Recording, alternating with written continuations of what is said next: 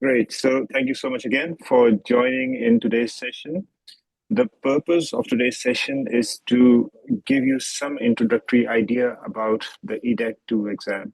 Now that you've crossed the hurdle of passing the MCQs, the part one, the bigger challenge that lies ahead is your Viva. And that's where not just your knowledge is tested, but your Viva skills is tested. Very key part of the exam. Not many of us are very good in Vivas, and that's why we are here to upskill you, to give you better know-how of how to face Vivas. Fantastic. Thank you so much. Keep placing your name and your location, and that will really help us understand the global presence of the audience. Greece, Turkey, Mauritius, India. Fabulous, fabulous. Today's session will be conducted by three faculties. That's one, including myself. My name is Danish Siddiqui. I'm a consultant anaesthetist in NHS in UK. I work in London, Imperial College, do neuroanesthesia there, and I work in two other trusts as well. So I share my roles there. I have been working in the NHS for the last 21 years, and I'm very well versed with the format of the exams in UK as well as in Europe. And for the last 8 years or more, we've been running these sessions, previously face-to-face, but since COVID, we've gone online, which is a great way of participating flexibly from the comfort of your room. And it has given us a very good insight of not just how the examiner is trying to understand your and decipher how much you know about the topic, but also to be confident in passing you. Because if the European Society of Anesthesia is endorsing you as one of their diplomate, one of their peers, then they need to ensure that you're someone who's safe. That is their foremost concern. So safety in your answers is always paramount. And then comes other things like having a structured and logical thinking, being able to present yourself in a very accurate and in a very cogent way where you don't use too many words, short sentences, all those things we're going to be discussing here. So back to our introductions again. Joining me are two of the faculties. Dr. Amrita Rath, who is Associate Professor in India in Banaras Hindu University, has been with us for at least 4 or 5 years. She is an excellent resource person. She will take a lot of clinical Viva. I'm probably going to mute for a second.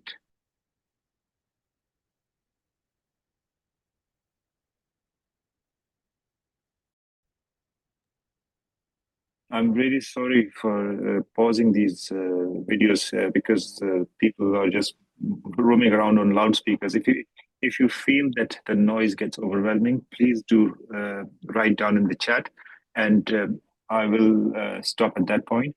Otherwise, I don't want to disrupt the flow of the session.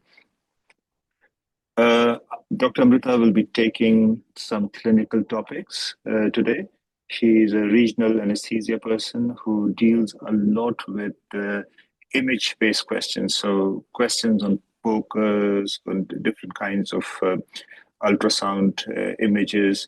She is the resource person for that. And she is joined by Dr. Dikshita, who's based in Dubai in Rashid Hospital, who will be taking a lot of your clinical vivas on maternity, obstetrics, and similar emergencies and stuff. So between the sessions that are split between the three of us will give you enough break. It's a long day for you guys, so we don't want to wear you out. We want to give you the right kind of information. We don't want to load you with trivial information. We want to keep it at the minimum, so you're able to take home the right message, enough message that you can work on for your preparation. So, as I said, just ignore the trivia. We will highlight which is the most important part and note down only the most valuable part of this session. Coming to the exam preparation part, the exam preparation, the exam has been evolving for the last at least 3-4 years. We've been noticing that it has been getting more difficult and more complex questions are being asked compared to previous years. And you need to step up the game and you need to be really prepared for this exam. It's no longer an exam which you could pass by 2 or 3 months of preparation. At least 6 months of preparation is really mandatory if you haven't really done any exams recently. So I would suggest give yourself a decent 6 months, where of those 6 months you need to do some good reading for about 2 to 3 months. You need to go through a lot of resources which are available, some books like Masterpass, Dr. Podcast. I don't recommend any specific book. See which one you like. But there are lots of resources. There are lots of online resources. There are lots of books available. So see which one you can pick up and which one you can take on from there. What I would definitely recommend in your exam preparation, to start with a list of topics. So make a detailed list of different sections of your syllabus. For example, for basic sciences, make a list of physics topics, physiology, pharmacology topics. When you go to general anesthesia, make a list of different system-based general anesthesia topics, emergency laparotomy, trauma, all these. Make a list of different topics that you can think of. We have lots of variety of scenarios on our website as well as on our courses, which you can choose from. Similarly, ICU topics are quite a lot as well. And I think some years ago on our WhatsApp group, I shared some core topics list.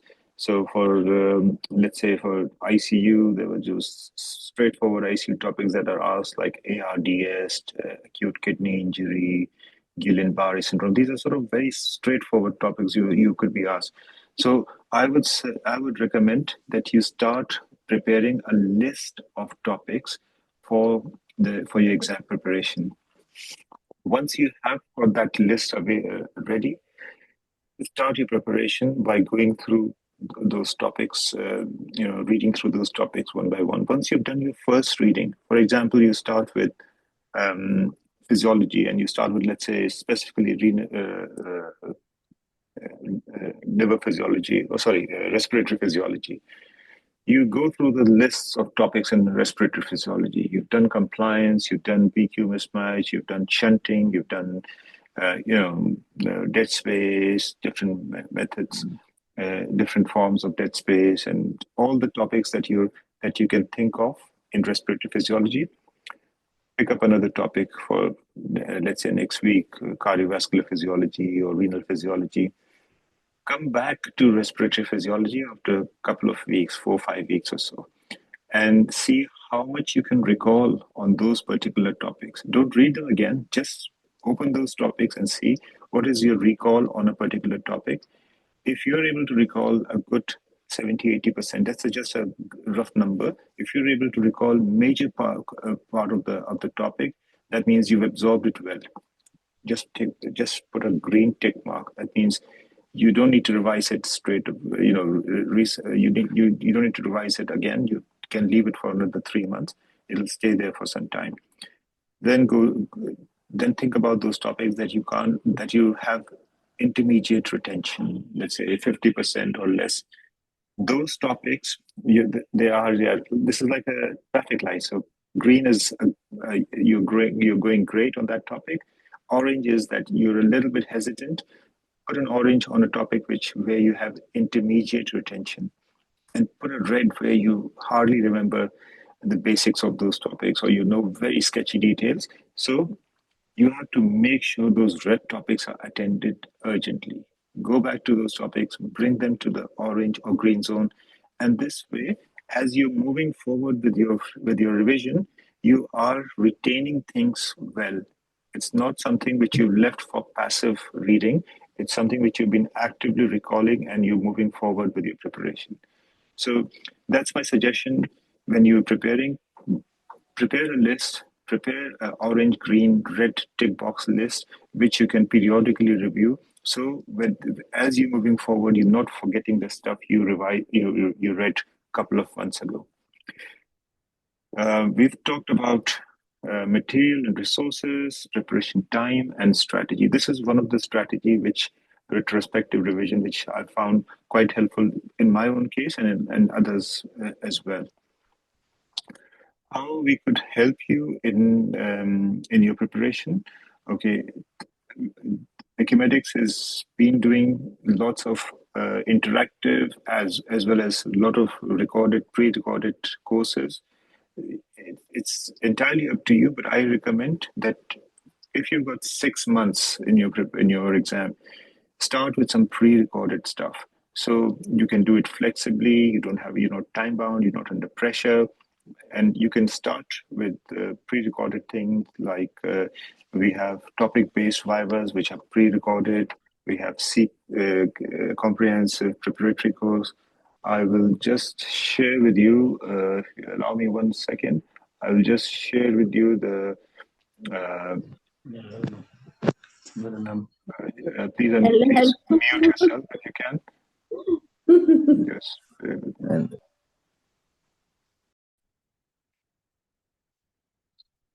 Here we go.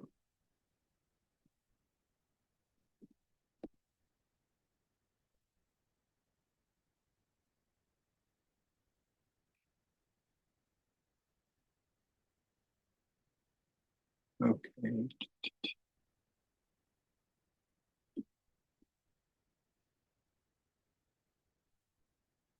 Okay, this is the website which I'm talking about. There are different courses. Ignore the FCI. EDAIC part 1 also you can ignore. This is a historical course of lectures. You will get a lot of passive learning from there. Small lectures structured around different systems, physiological systems, which is a good way to go through it passively. Comprehensive preparatory course is a very exhaustive course with lots of very large lectures.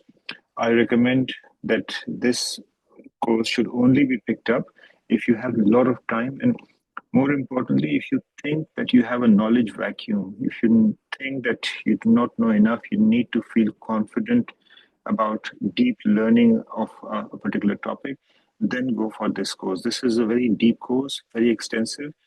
I don't recommend it to anyone picking it up 2-3 months before the exam. If you have 6 months or more, only then go for this course, extensive course. Viva as an observer, it's a course where there are pre-recorded Vivas, and this is again structured around the systems. And the best way to gain from these pre-recorded Vivas is to sit with a pen and paper yourself as the Viva is being conducted.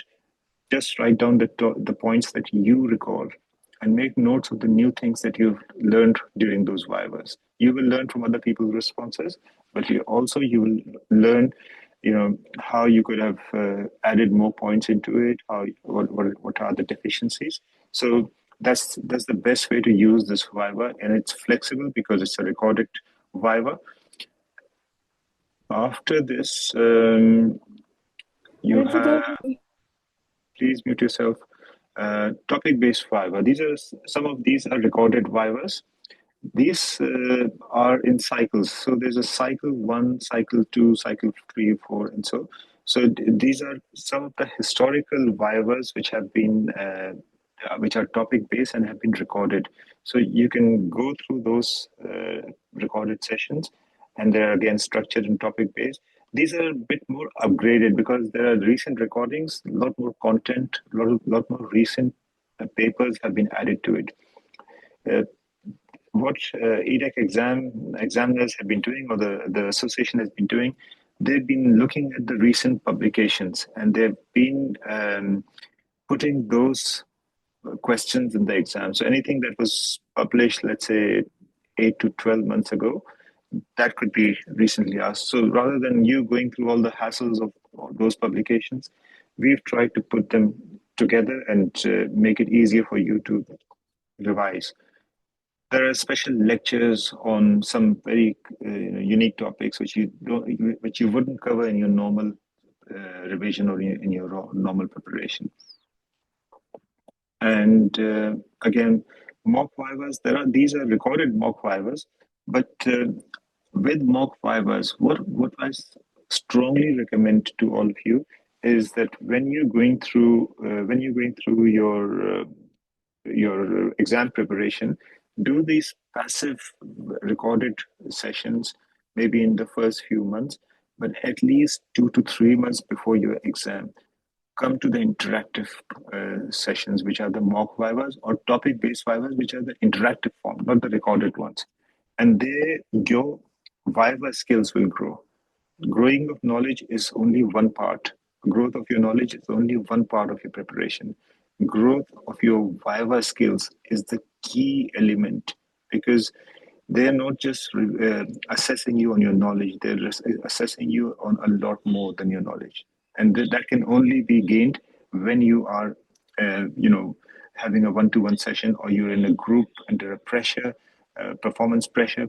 That's when it all comes out. So I strongly suggest that do not leave interactive vivas for a few weeks before the exam. Then you will panic. You need them at least 2 to 3 months before your exam.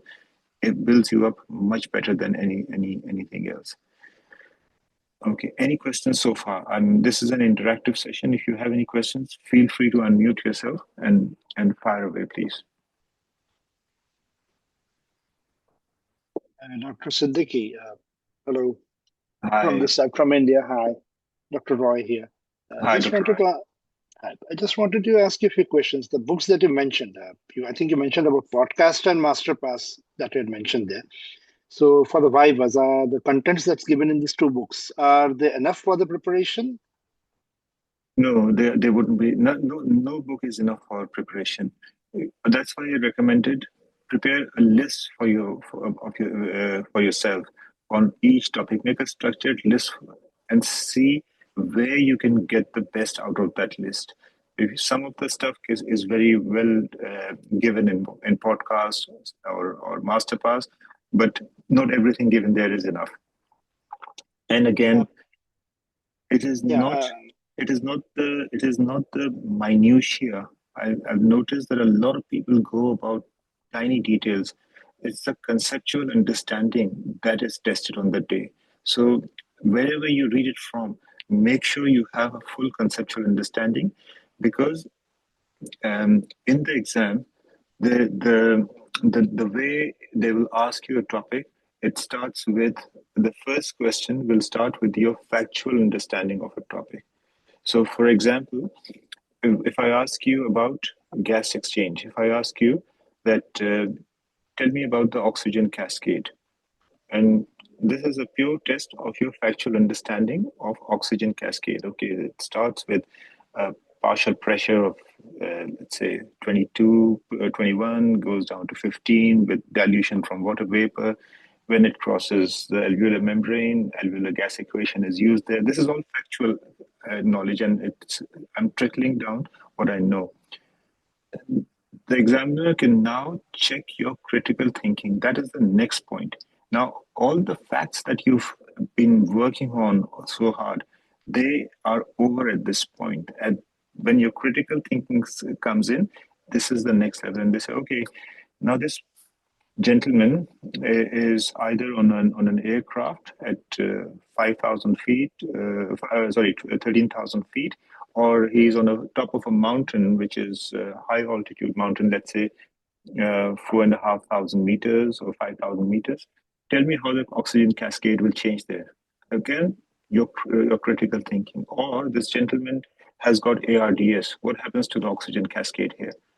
So that is next level of your thinking. after that, checking your critical thinking, they will want you to know how do you execute this concept in your clinical work. It's okay, you have now understood how the oxygen cascade works, how it is in different scenarios, how it varies with ARDS or on a high altitude scenario. You have a patient intraoperatively has started desaturating with a drop in CO2 as well. Tell me about what are the things based on your understanding of oxygen cascade that you can think about and you would work on. So as you see, what you initially thought was just an oxygen cascade can grow into such a big scenario in a stepwise manner. So if you know where I'm coming from, it is not just a small topic, but it is the extension of that topic that really matters in the exam. Yeah. So, sorry, please go on. Just one more question to ask you, Dr. Siddiqui. Are the examiners too fuzzy about numbers and data? I mean, that's what presented there. Are they too fuzzy about them? No, because they understand that your units may be very different. You may be measuring things in millimeters of mercury, and they might be measuring in kPa. So it is absolutely understandable that your numbers may not be, but yes, you maybe 10 to 15, 20% of the mark is absolutely fine. But if you're like 80% of the mark, they might be. I can understand. Yeah. But they're not very, very fussy about presenting, minute detail. Yes, but there are certain numbers they would want to know. Like if they're asking you about difference between laminar and turbulent flow, and they want you to know the Reynolds number. Yeah, I can So understand. they want you to know exactly what Reynolds number would depict which kind of flow. Mm-hmm. Okay, thank you very much. Thank you. Thank you. Any other questions, guys, please?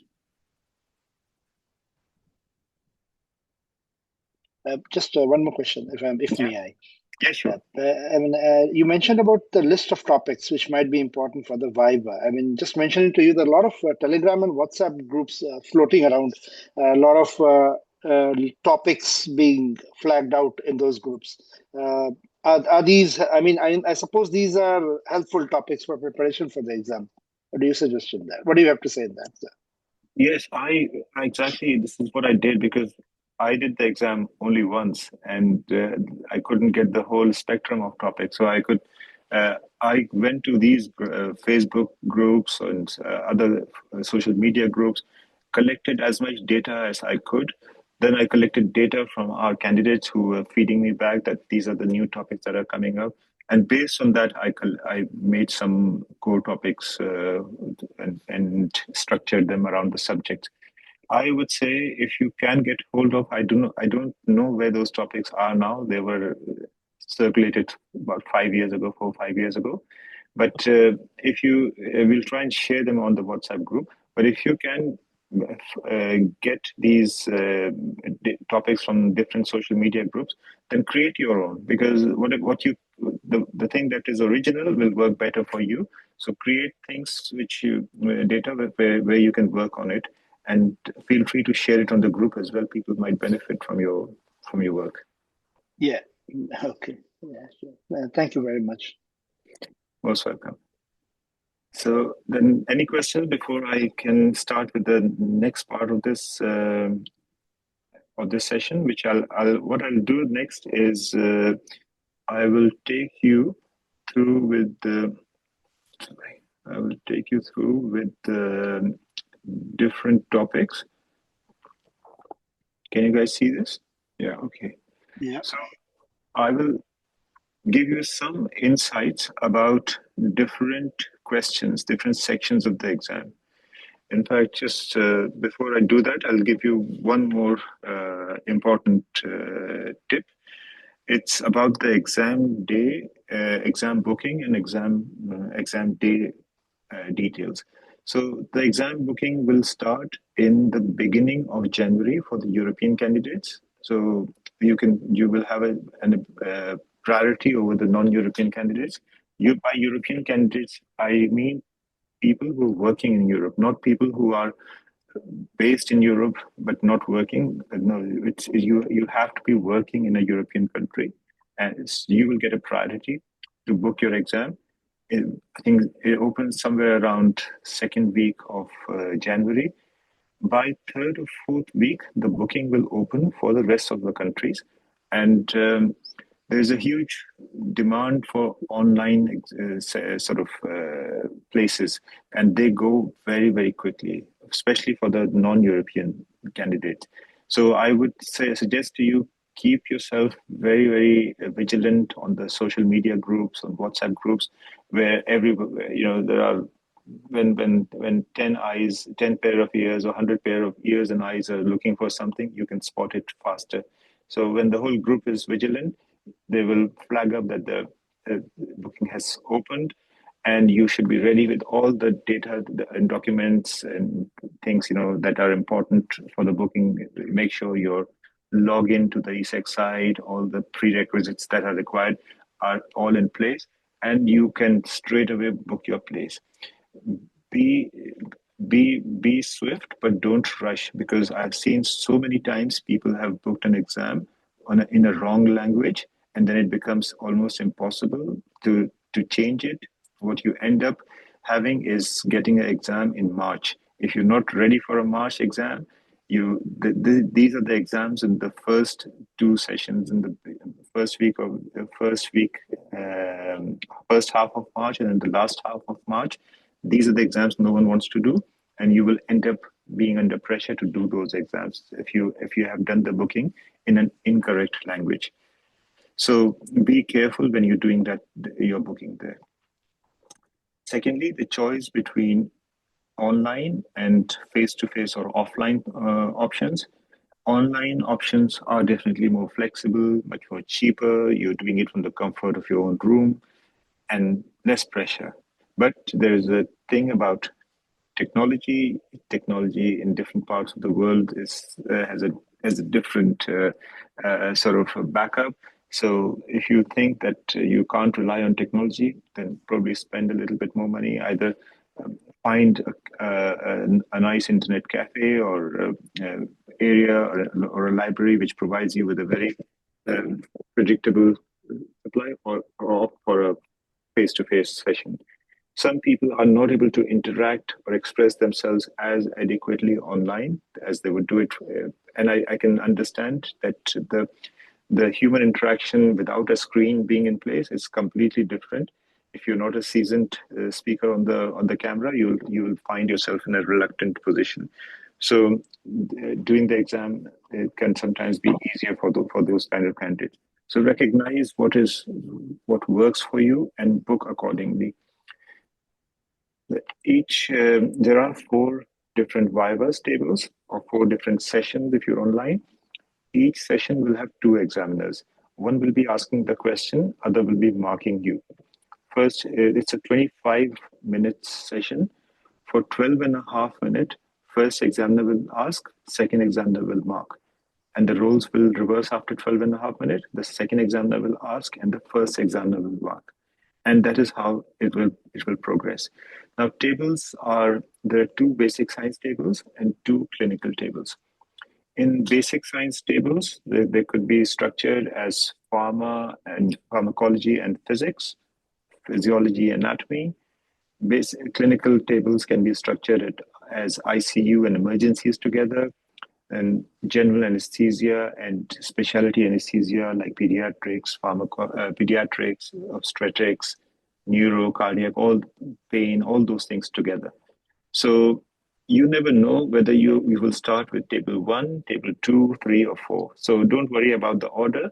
It's as long as you know how these are structured, that is enough. That is, I think, about how the exam day things are. You're expected to go in a formal attire when you're doing it face to face. Again, not depending on what is formal for you. You don't have to be wearing a tie stiff. If you're just in a jacket and shirt, that should be enough as well. Don't be too casual. Don't be in a summery outfit. When you're in a European country, reserve that for after the exam. And otherwise, examiners are generally very nice, very helpful, and they will want to help a candidate who's helping himself. So if you're someone who comes across as someone who's knowledgeable, but particularly having a bad day on that day, then examiner will try their very best to give you space, give you hints, so you can move forward. But if you're someone who's just frozen, not able to move forward, I'm afraid it would be very difficult for the examiner to take it on from there. Okay.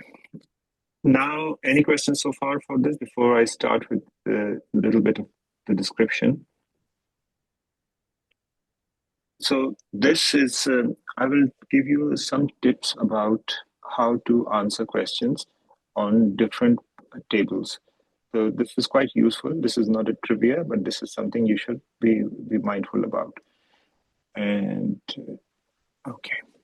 So if you're asked a question on general anesthesia, so make sure that you have understood with the examiner that this is what is being asked.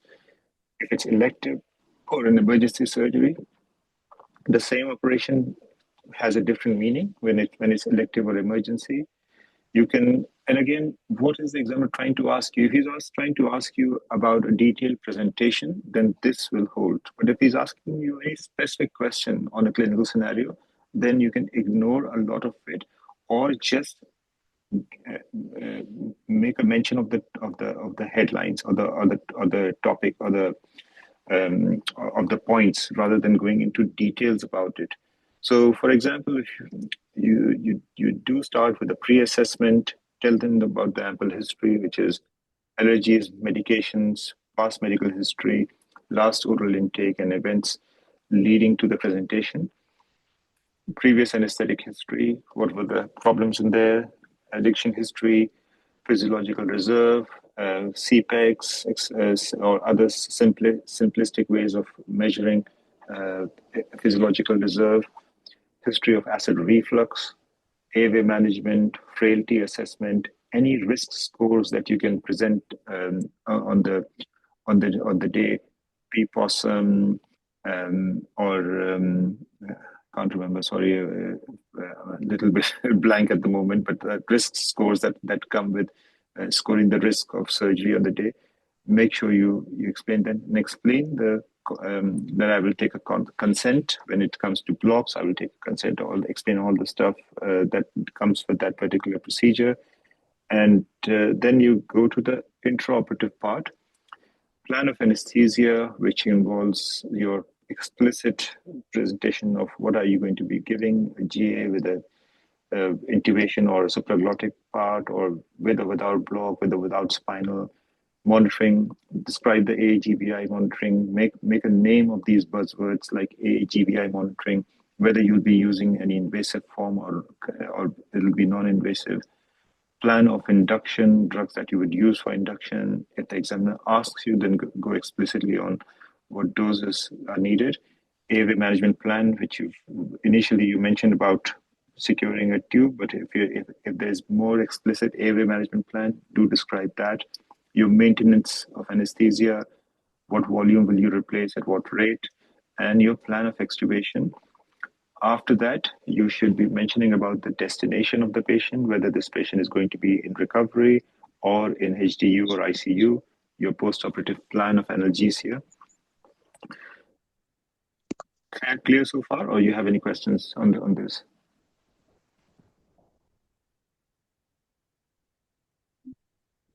Okay, let's move on. If it's a question on regional anesthesia, then it's very important to check the consent. Do mention about stop before block, which is a safety thing, which you will be marked for that. Then do remember to use the mnemonic slim rag.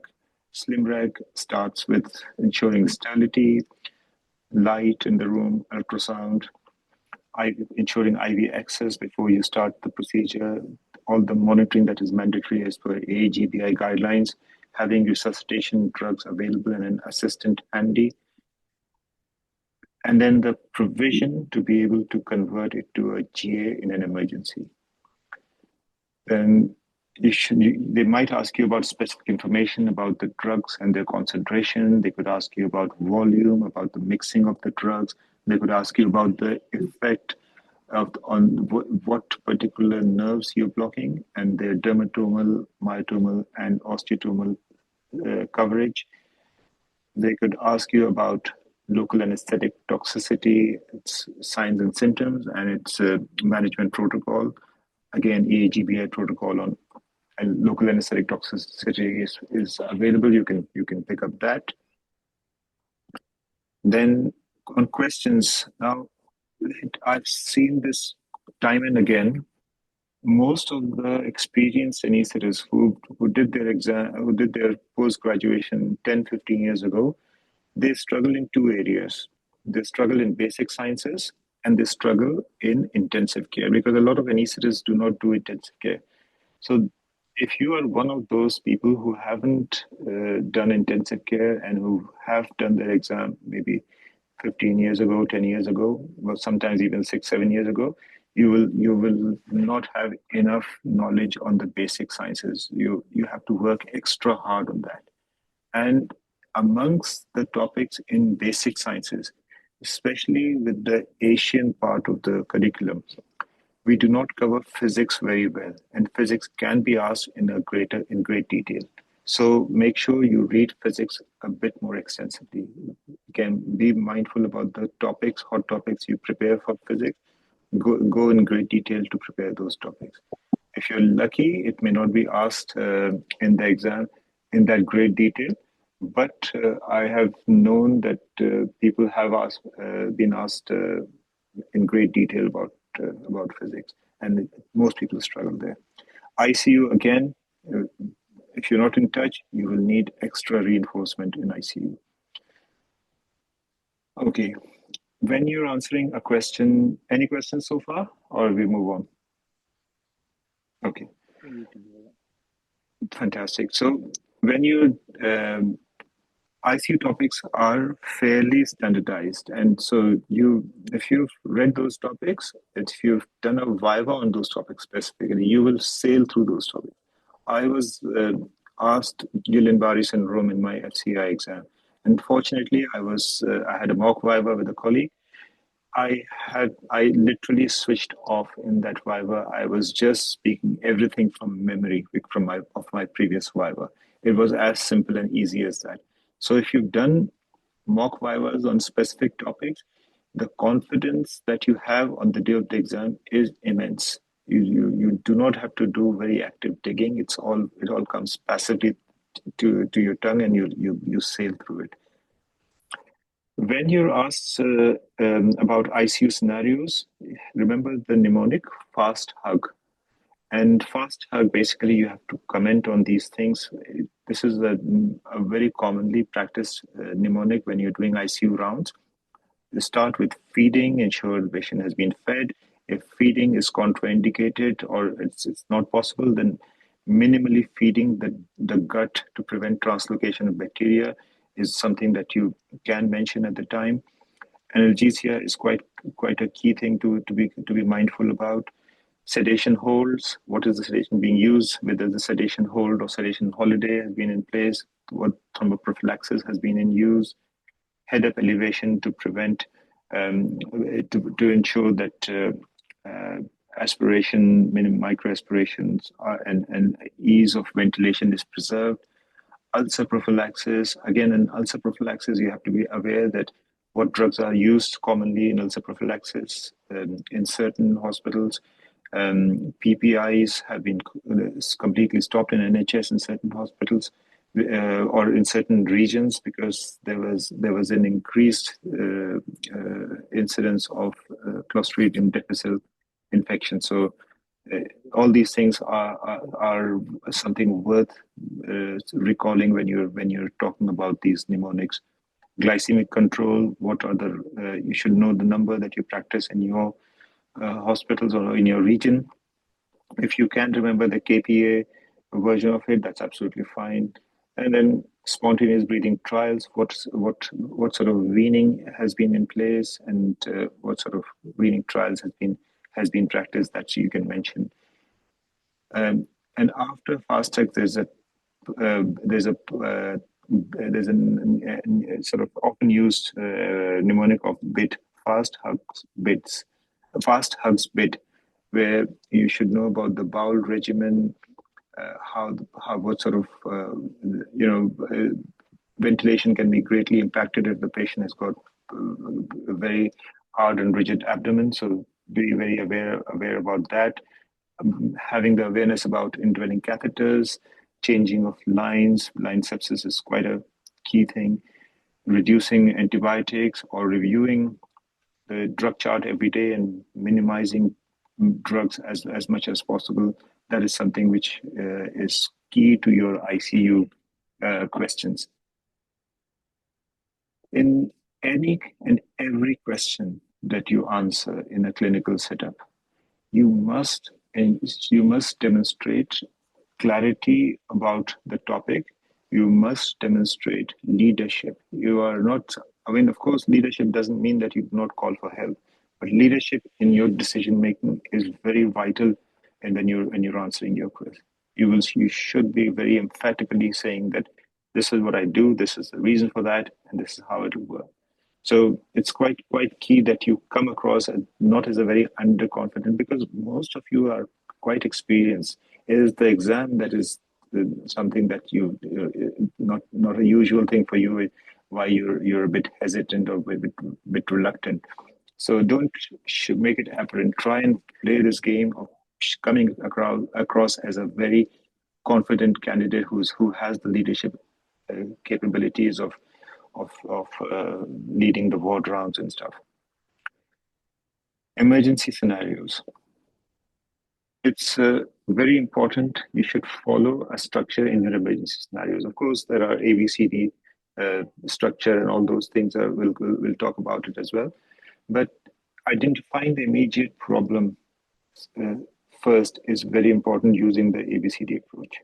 Once you have identified and addressed and managed the immediate problem with the ABCD approach, for example, if you had a problem with circulation, then ensure that you've done a pulse check, you've checked the blood pressure, you have inserted an IV line, you've put a urinary catheter to ensure that hypoperfusion has been addressed.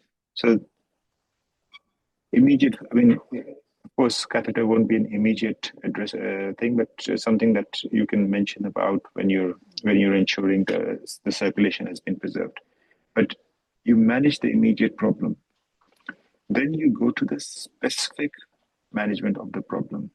So, for example, if you found a problem with circulation, you've done the specific management of bolus and inotropes, revisited and rechecked what impact it had on by giving fluid bolus, whether this patient is hypovolemic or this patient is septic, where is the problem, or is the patient vasoplegic because of sepsis, or is the cardiac failure pump failure that is setting in? What is the specific management that is required at the time?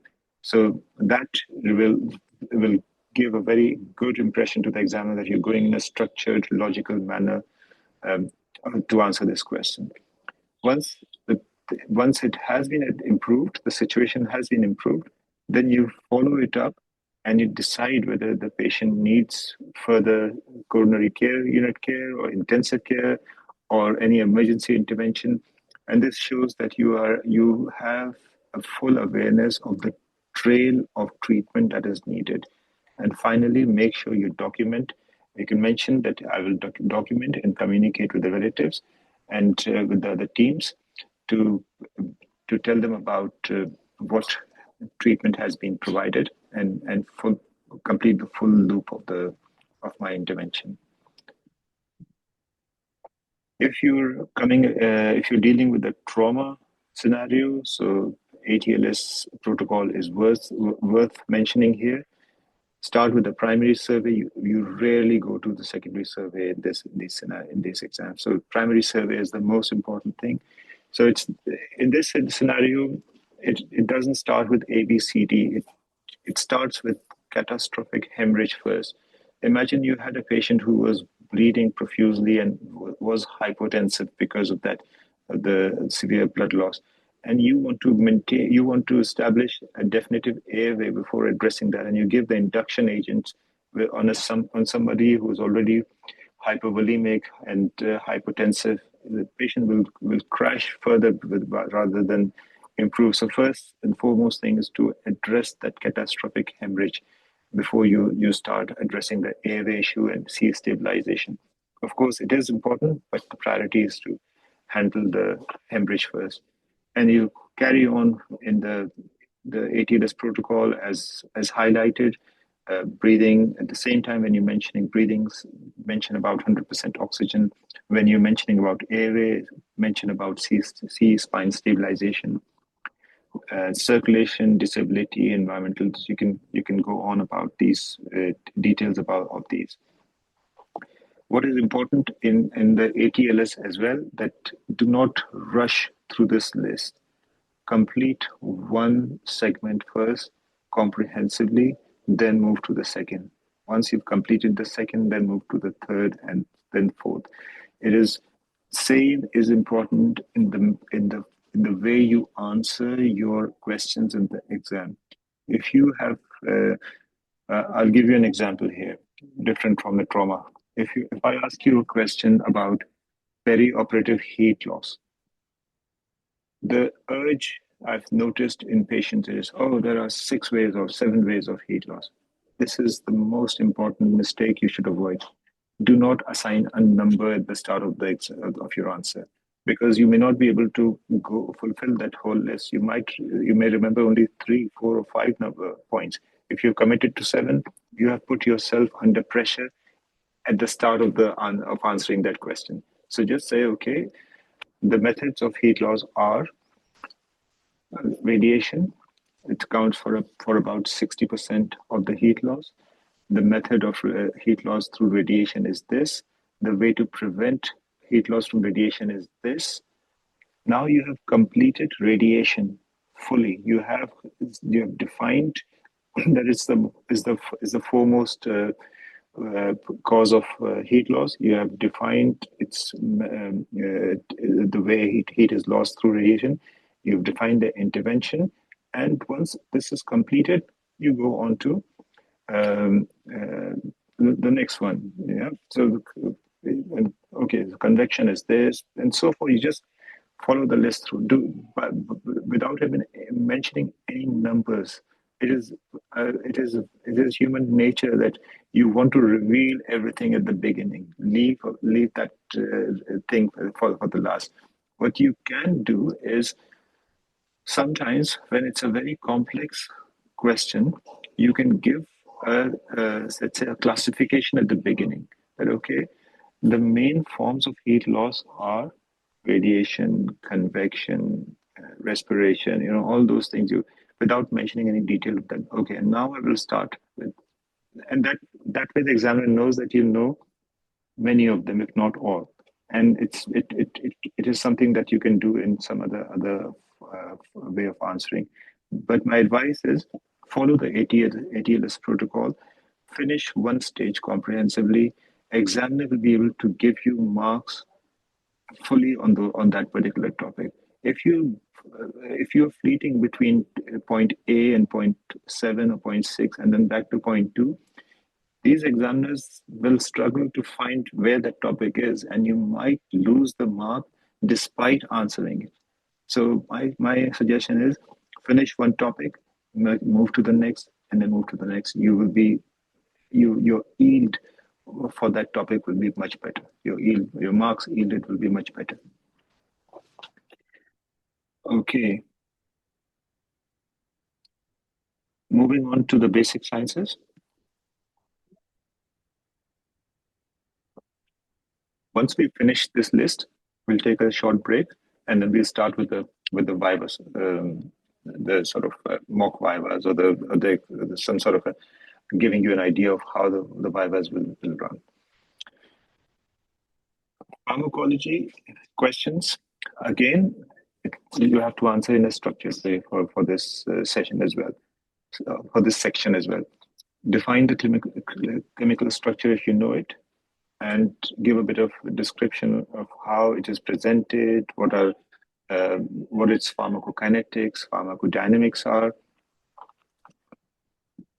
Again, if you're struggling to remember on the day, just say, okay, just try and remember, if I ingest a medication, how does it go through my system? Okay, it starts with oral consumption of a drug. There is that element of absorption, first pass metabolism, distribution, then once it's distributed, it's metabolism, it's elimination.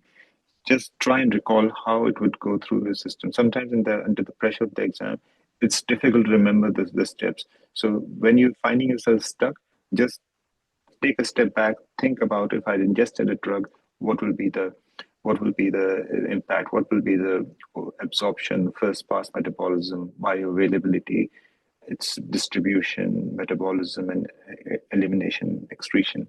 So those are the things you need to explicitly give about a particular drug. Then comes, once you have explained about pharmacokinetics and then the pharmacodynamics of the drug, then comes the side effects. What are the side effects that come with it? Then its uses as well. So you should know there are multiple uses of the same drug. For example, digoxin. It can be used for heart failure. It can be used for rate control in arrhythmia. It can in fast AF. So it's depending on what use what uses it has, you can define those things in the exam. Use of graphs, diagrams is extremely important, especially in basic sciences. Sometimes you might come across an examiner who is struggling to understand your accent, and you're struggling to understand his or her accent. In this situation, when you have an additional visual way of communicating by drawing a graph or a structure, or a diagram where you can explicitly explain yourself, make sure you draw big diagrams, make sure you label your diagrams well, and make sure that you talk when you're drawing. Do not be silent. Utilize that time when you're drawing the diagram by explaining what you're drawing at the same time. Because in this exam, time is of essence. You can't waste seconds, leave minutes. You can't waste seconds. Each second gives you marks. So make sure you are talking while drawing, and you're through and through you're just carrying on the conversation. So if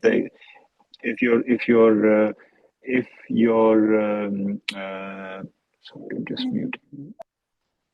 So if if there's any disruption in your communication, it can be very easily continued with the other form of visual aid that you have used.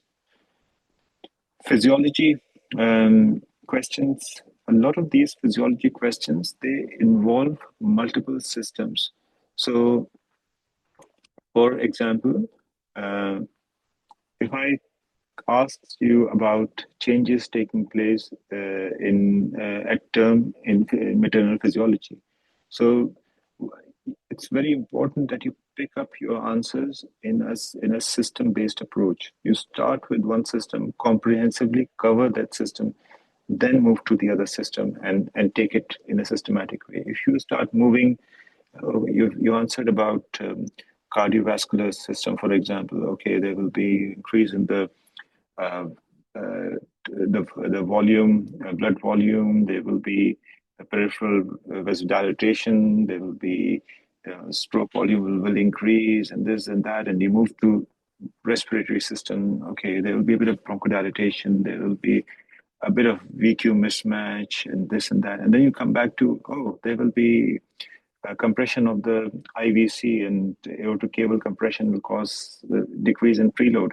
You're fleeting back and forth, and that doesn't help. So make sure you practice your answers in a comprehensive way. Cover the system fully. When you're reading these questions or when you're revising them, revise them comprehensively in a system-based approach. I give this example thing in a YouTube video. I gave this example as well. Imagine yourself preparing yourself for a journey, for a holiday, and you've got your suitcase in front of you, right? If the stuff in your suitcase is thrown without having an organization in place, firstly, you won't be able to put enough stuff in there.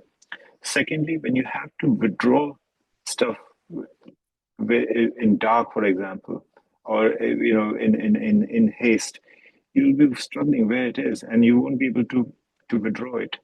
So, if you have a method in which you have packed your stuff, on your left side is all your toiletries, on your right side, let's say all your important documents of the plan for your trip. You've got your swimwear on this side.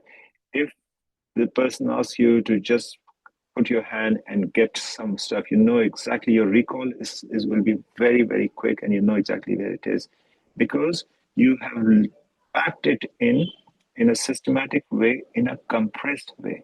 And by compressed way, I mean, if you remember classification of that topic, forget about the detail, just the classification. That classification compresses the topic so in a neat way that if you're able to pull out just the classification, you can easily expand on that topic. So pay heed to the classifications of the topic. That will be the vital thing for you to remember. And you can easily, you're all practicing those things on a daily basis. It won't take you seconds to expand it. So that is my suggestion. Pack the stuff in a neat, in a slick manner, in an efficient manner. Your brain can hold so much of information. Pack it in a very user-friendly way. So that is how, if you've packed it properly, you can unpack it very, very quickly. Your recall is the main thing that is important there. If your recall of that topic is not quick, you will struggle on the day of the exam. Okay. Physics questions, they are generally the killer questions. So you have to be very mindful about using diagrams, graphs, equations, all these things. What we've noticed that when a question, let's say, on pharmacology is being asked, it's quite effective that you're answering, for example, a question on inotropes or vasopressors.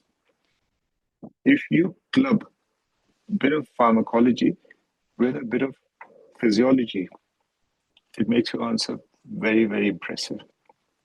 Just don't say that it's an alpha 1 or this. Just mention that this will have an impact on systemic vascular resistance, thereby improving the perfusion. You're not purely restricting yourself to pharmacology, but that additional info will have a place on your mark sheet. The mark sheet is not exclusively about pharmacology. There might be, so before the examiner asks you and loses those 5 to 10 seconds in asking the question, you have just uttered and secured an extra mark. And the more questions you ask, you answer in the exam, the more, or the more points that you give out in the exam, the more marks you get. So that is my suggestion about how to face these different kind of topics in the exam, starting from clinical topics to, I haven't covered any specialty specific topics yet, but we can certainly cover it as we go along. But this is my general suggestion to you, how to face general anesthesia, ICU, physiology, pharmacology, and physics topics. Any questions so far before we go for a little break, about 10 minutes, 15 minutes break, and we reconvene?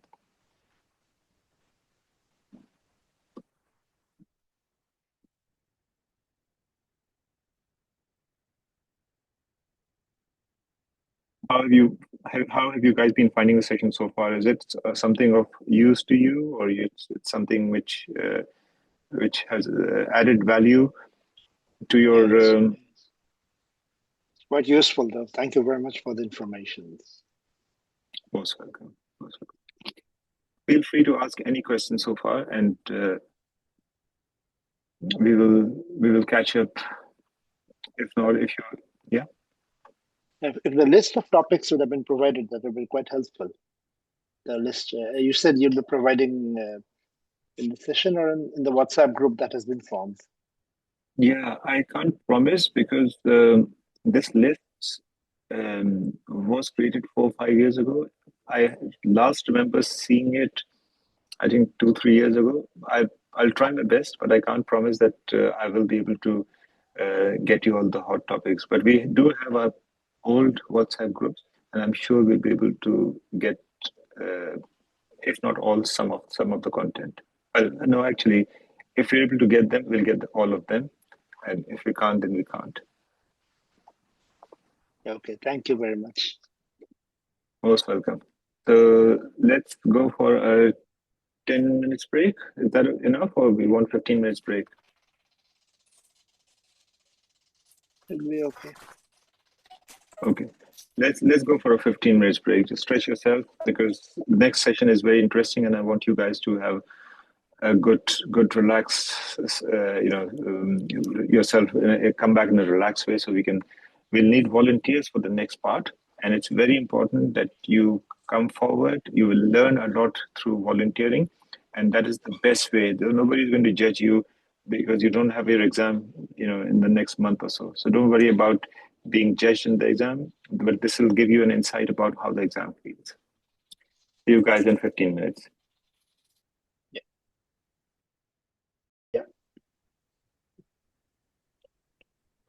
Let me just put the timer on so you get an idea of the time scale of the exam as well. And bear with me for a second. Okay. So, Dr. Roy, can you please explain to me the different cardiac output monitoring techniques that you use, that you're aware of? Cardiac output monitoring techniques can be based on for certain principles as well. So one of the principles that we follow is the fixed principle, based on which it can be divided into a dye dilution technique and the thermodilution technique. 2D echo measurement for the cardiac output monitoring is also used. 2D echo and thoracic impedance measurement is also another way of cardiac output monitoring. So basically, we can divide it into this ways. The first two that I've mentioned, that the thermodilution and the dye dilution, is based on the fixed principle. So, which is basically the any substance or a dye in case of the dye dilution, and we use warm saline in case of the thermodilution technique. So basically, the amount of heat or substance entering into a body and the amount of substance or heat leaving that body divided by the total duration of time. And if a graph is curved based on that, so we get two peaks in that graph. One is the first peak, where the substance or the heat enters the body, and the second might be because of the recirculation. A specific thing I would like to mention here is that this second peak is not seen in the thermodilution. It's seen more in the dye dilution. And the area under the curve is the cardiac output. We can see that. Okay, very well answered. And you corrected yourself by saying that the second peak is not present in the thermodilution technique. It's only present in the dye dilution methods. It's very good try. And all I would say that when you're answering a question like this, you can start your answer by saying that there are invasive, non-invasive, or semi-invasive methods of cardiac output monitoring. And that categorizes that, okay, there is a list under invasive techniques, there is a list under semi-invasive and non-invasive techniques. And that just enables you to expand a lot more. During that technique, you can explain the principle on which it's based, or the equation, Stewart-Hamilton equation or fixed principle. You can explain the details based on that. And that just enables you to expand your answer into many spheres. So if you would like to restart your answer by giving this classification, have a try in this way. So cardiac output monitoring can be basically, invasive and non-invasive. That's what we're talking about. Yeah. What are the invasive techniques that you're aware of?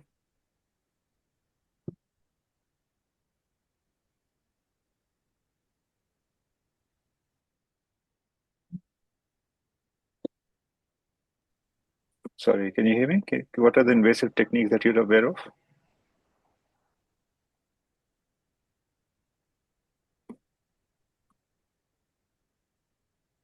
Sorry, hello? Yeah, can you hear me, Dr. Roy? Yeah, I can hear you. I was saying, what are the invasive techniques that you're aware of? So invasive and non-invasive ones. Yeah. And can you elaborate on the invasive techniques, please?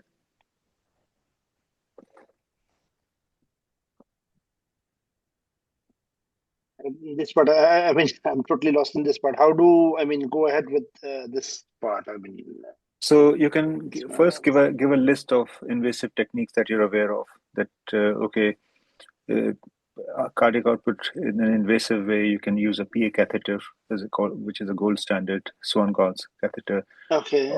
That is one invasive technique. You could use an arterial line, and you can interpret it with pulse contour analysis. That's another But that's an invasive. in. Those are like coming like indirect ways. I mean, indirect ways of measuring the cardiac output. The arterial line and all. These are the peripheral. Yeah. Regarding I mean, do we start with the principles or we just, make the classification invasive and non-invasive in that way? Again, the how you want your Viva to go is depends on how you.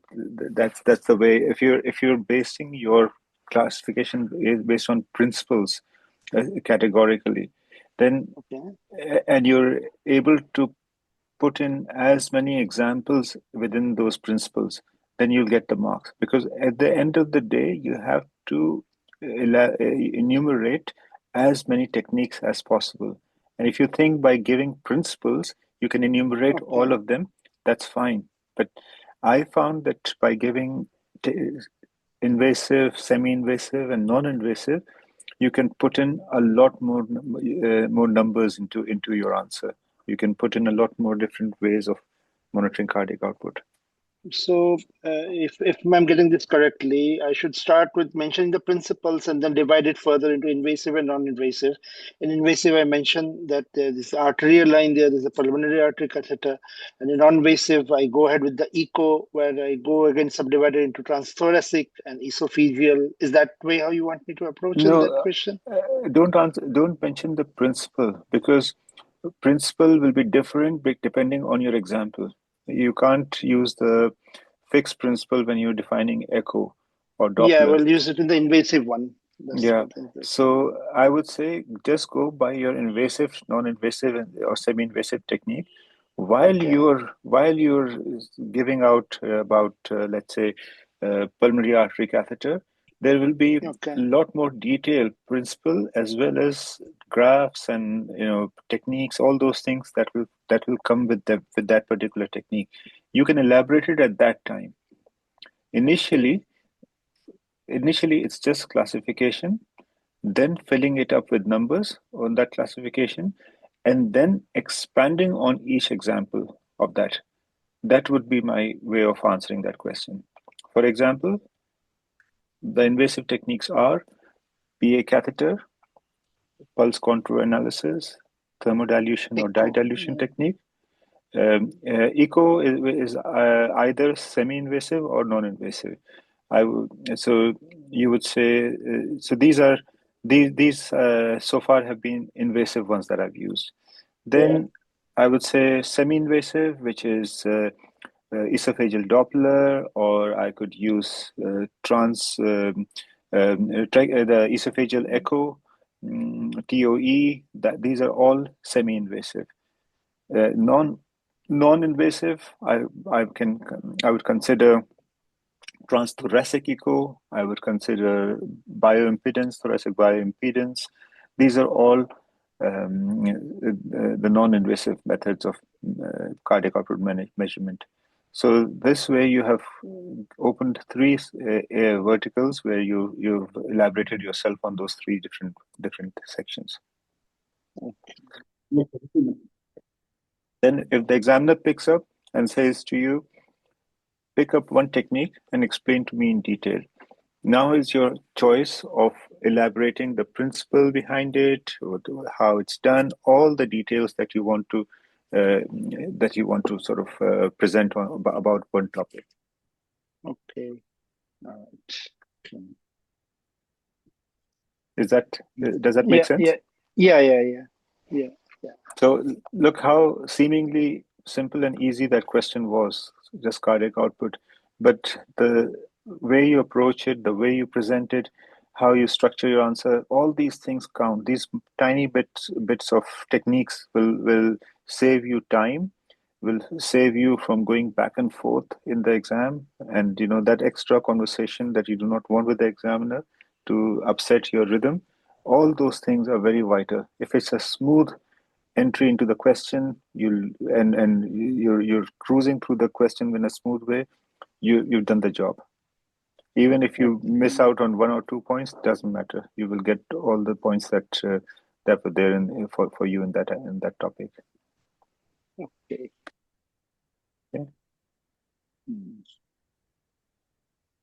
Okay. Let's give you a little diversion in this.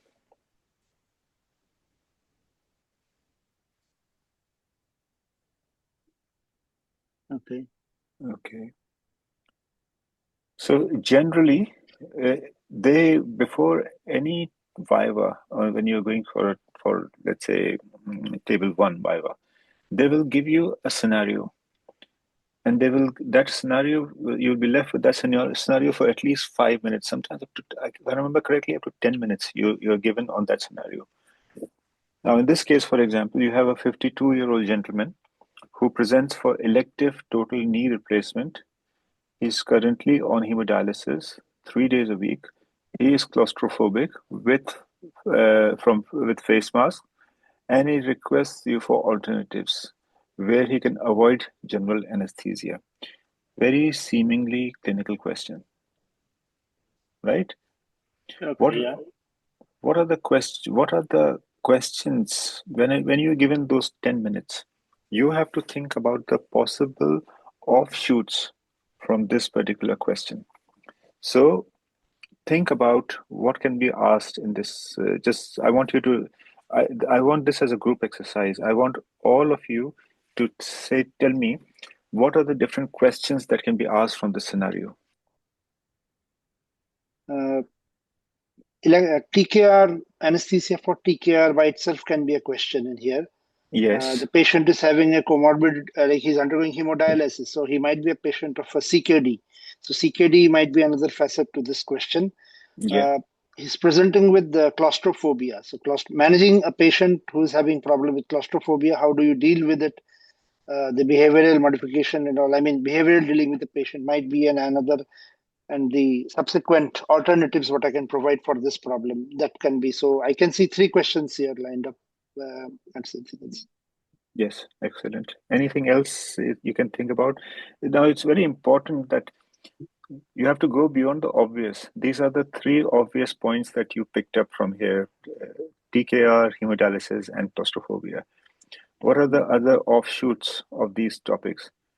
So, for example, hemodialysis, different techniques of hemodialysis and hemofiltration, and impact of those things, electrolyte imbalances, fluid overload, use of anticoagulants, mechanism of action of anticoagulant drugs. Those are all extensive questions on hemodialysis. Total knee replacement. What are the nerve blocks that can be used for what are the pain pathways that would be activated in this case? What are the consequences of post-op pain, and what are the things that chronic pains that are associated, conditions that are associated after this surgery?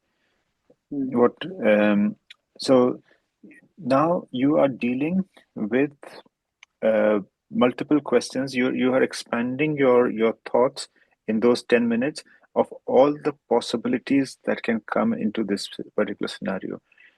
If this was the same scenario can be offered before a clinical question, and the same scenario can be offered before a basic science viva. And can you imagine that if you're given this scenario in a basic science viva, it'll be so much harder to unpack the basic science questions that can come out of it. So I'll give you an example. Typically, what they might start with, they say, okay, you've had this scenario, you have this patient with being on hemodialysis, and unfortunately, he's missed his hemodialysis before the surgery, and he's presented with hyperkalemia. Can you tell us what is the normal level of serum potassium in a body, and can you tell us how would you manage hyperkalemia? That's one way of starting this viva. Yeah. So let's start with this as a pretext. Tell me about hyperkalemia. What is the normal serum levels? What are the problems with hyperkalemia? How would you manage it? Hyperkalemia is basically the elevated potassium levels in the body. So normal potassium level come to around 3.5 to 5.5 milliequivalents per liter.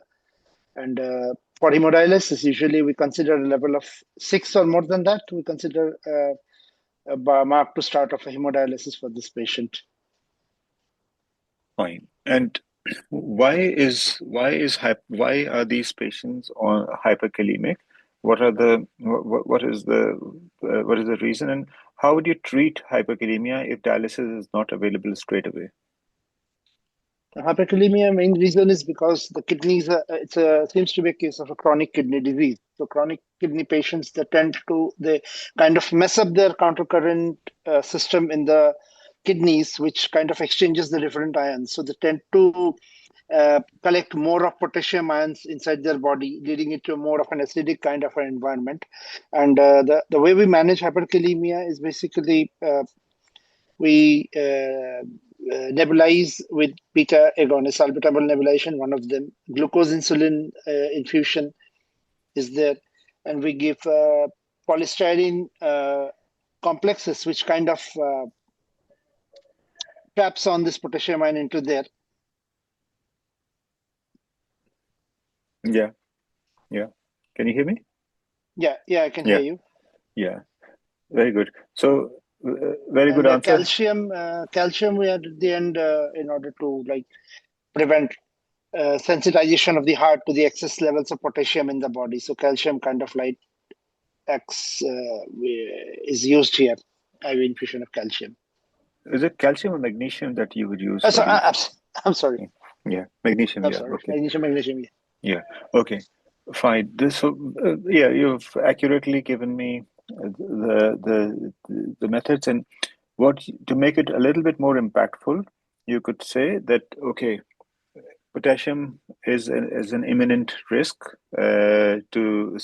especially in terms of causing arrhythmias. So there are two ways of addressing it. One way, which is immediate, is to move the calcium intracellularly without changing the total content of move the potassium, so not calcium. Move the potassium intracellularly without changing the actual potassium content. Just moving it from extracellular to intracellular compartment can be achieved by beta agonist inhalational or by use of glucose insulin infusion. Yeah, protecting the myocardium by giving magnesium. In order to reduce the total potassium content, we can use resins, which you just mentioned, which are slower acting, but will actually have longer lasting impact. Longer time, yeah. So, but that is something we can initiate and wait for them to work while short-term methods are ongoing. And we know that acidosis will cause hyperkalemia.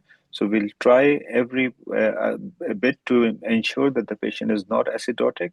If a little bit of alkalosis is possible, we will offer a little bit of alkalosis So sodium bicarbonate, which is not ideal to manage hyperkalemia, but can be one of the methods to ensure that potassium moves inside the cell. So this way, you have given mechanisms, you have given options, different, short-term, long-term stuff, and it's made your answer a little bit more fuller in terms of securing marks. And given the examiner an idea that this candidate has not just a list of points, but has a full understanding of their uses as well, where the indications where in what scenario that it can be used.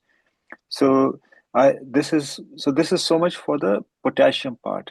Now Sorry, just want to let one thing. I think I said magnesium for treatment. I think it's calcium. It's not magnesium. I would like to correct myself. It's use it's of calcium for its use of calcium for hyperkalemia, for membrane stabilization of the cardiac muscles.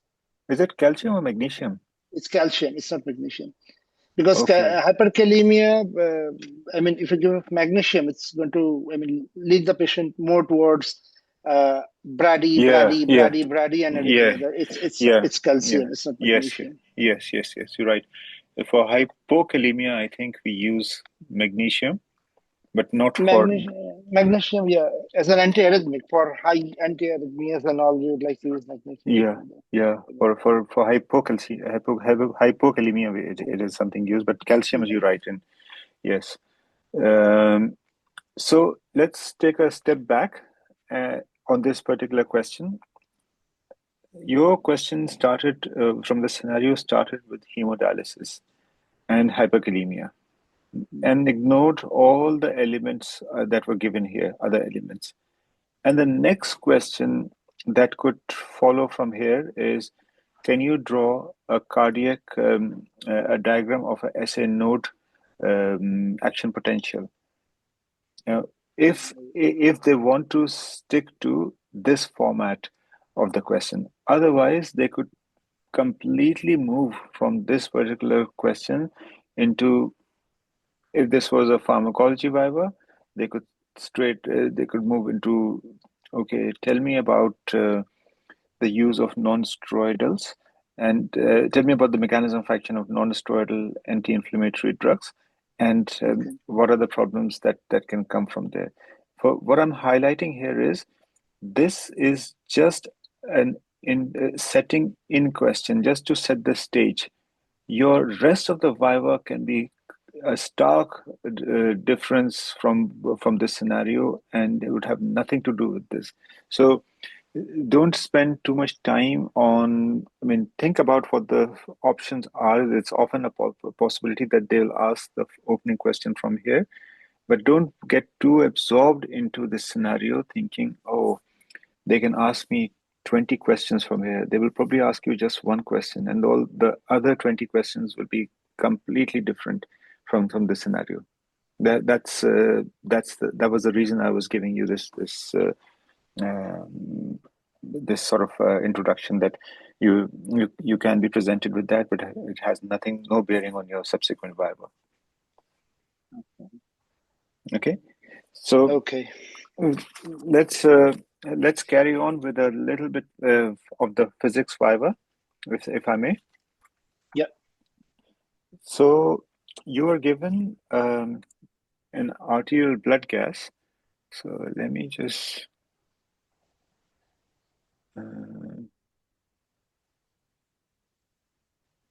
you have a blood gas here, arterial blood gas here. Can you see the numbers here? Yeah.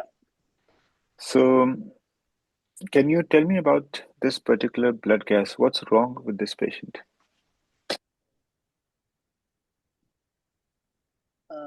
It's a uncompensated metabolic acidosis. Yeah, more related seems to be the lactate is quite high. Bit of underperfusion going on in there, bit of anaerobic respiration going on in there. So it's a decompensated metabolic acidosis with increased lactate. Okay. Now Sugar is this also raised. Yeah, sugar is also okay. raised. Yeah. Yeah. Okay. They imagine they could give you this gas as a starting scenario as well, or they could introduce this blood gas picture in the Viva. If it Okay. if it were to be introduced in the middle of the Viva, they would want to know details about what is happening here, what are the conditions that could cause this, how would you manage it. But if this came again as a starter question or the pre introductory sort of scenario where you're given 5-10 minutes to think about it, Yeah. the kind of questions that could follow from here, let's start with them. As I said earlier, that the the subsequent questions that might start may have very brief bearing with this, and may go in completely different direction. So my question would be, if I've given you 10 minutes on this, that from this blood gas, can you tell me what are the indices which are directly measured and what are the ones which are interpreted?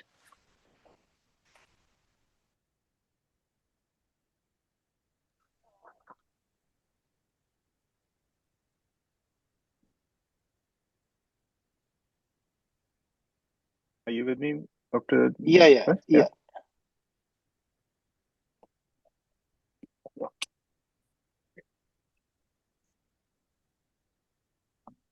By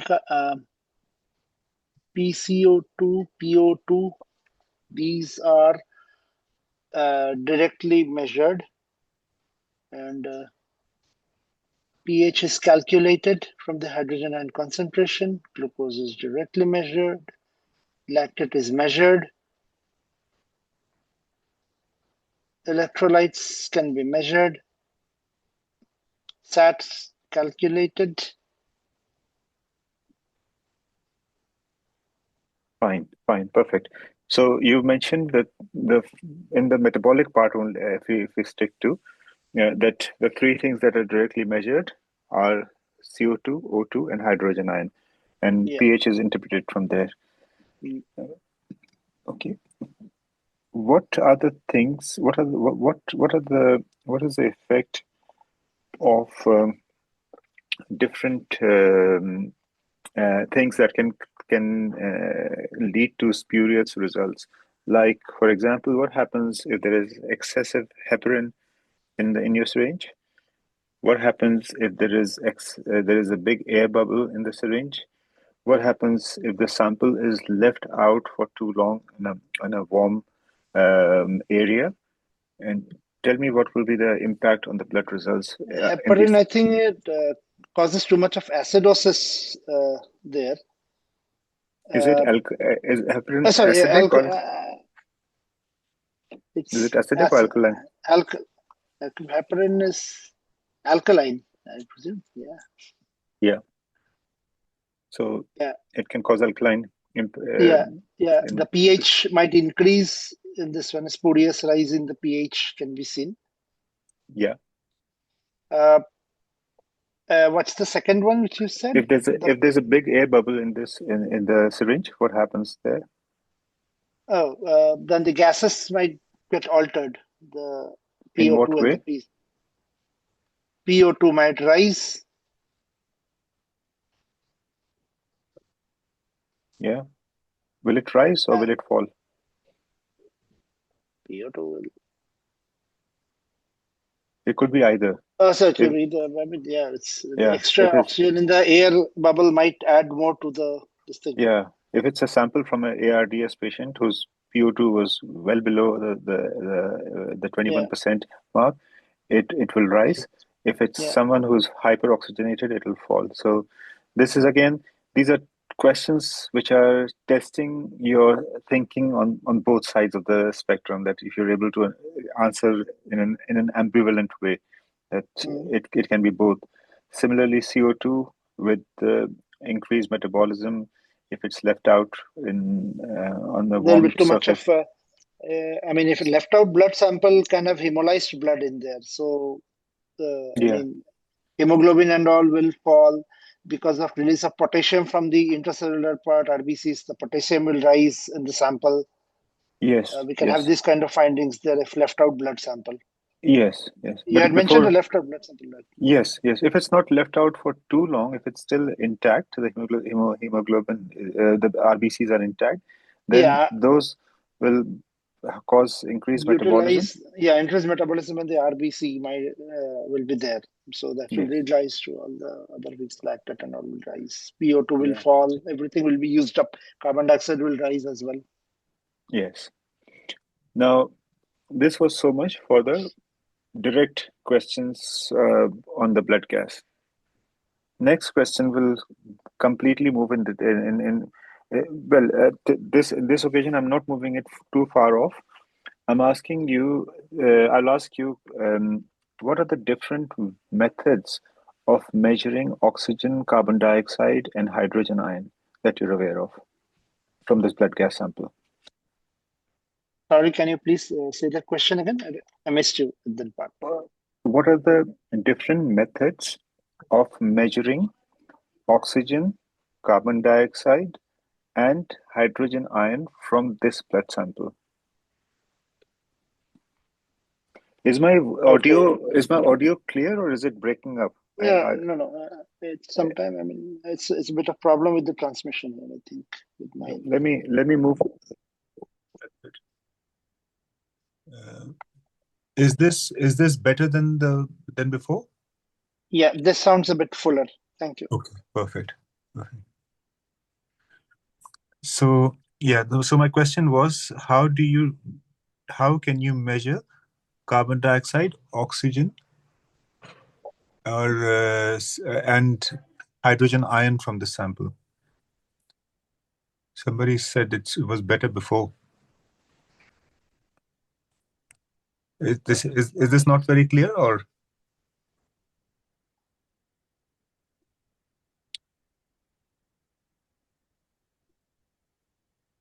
Yeah, please carry on. Yeah, Dr. okay. So measurement of oxygen from a blood sample.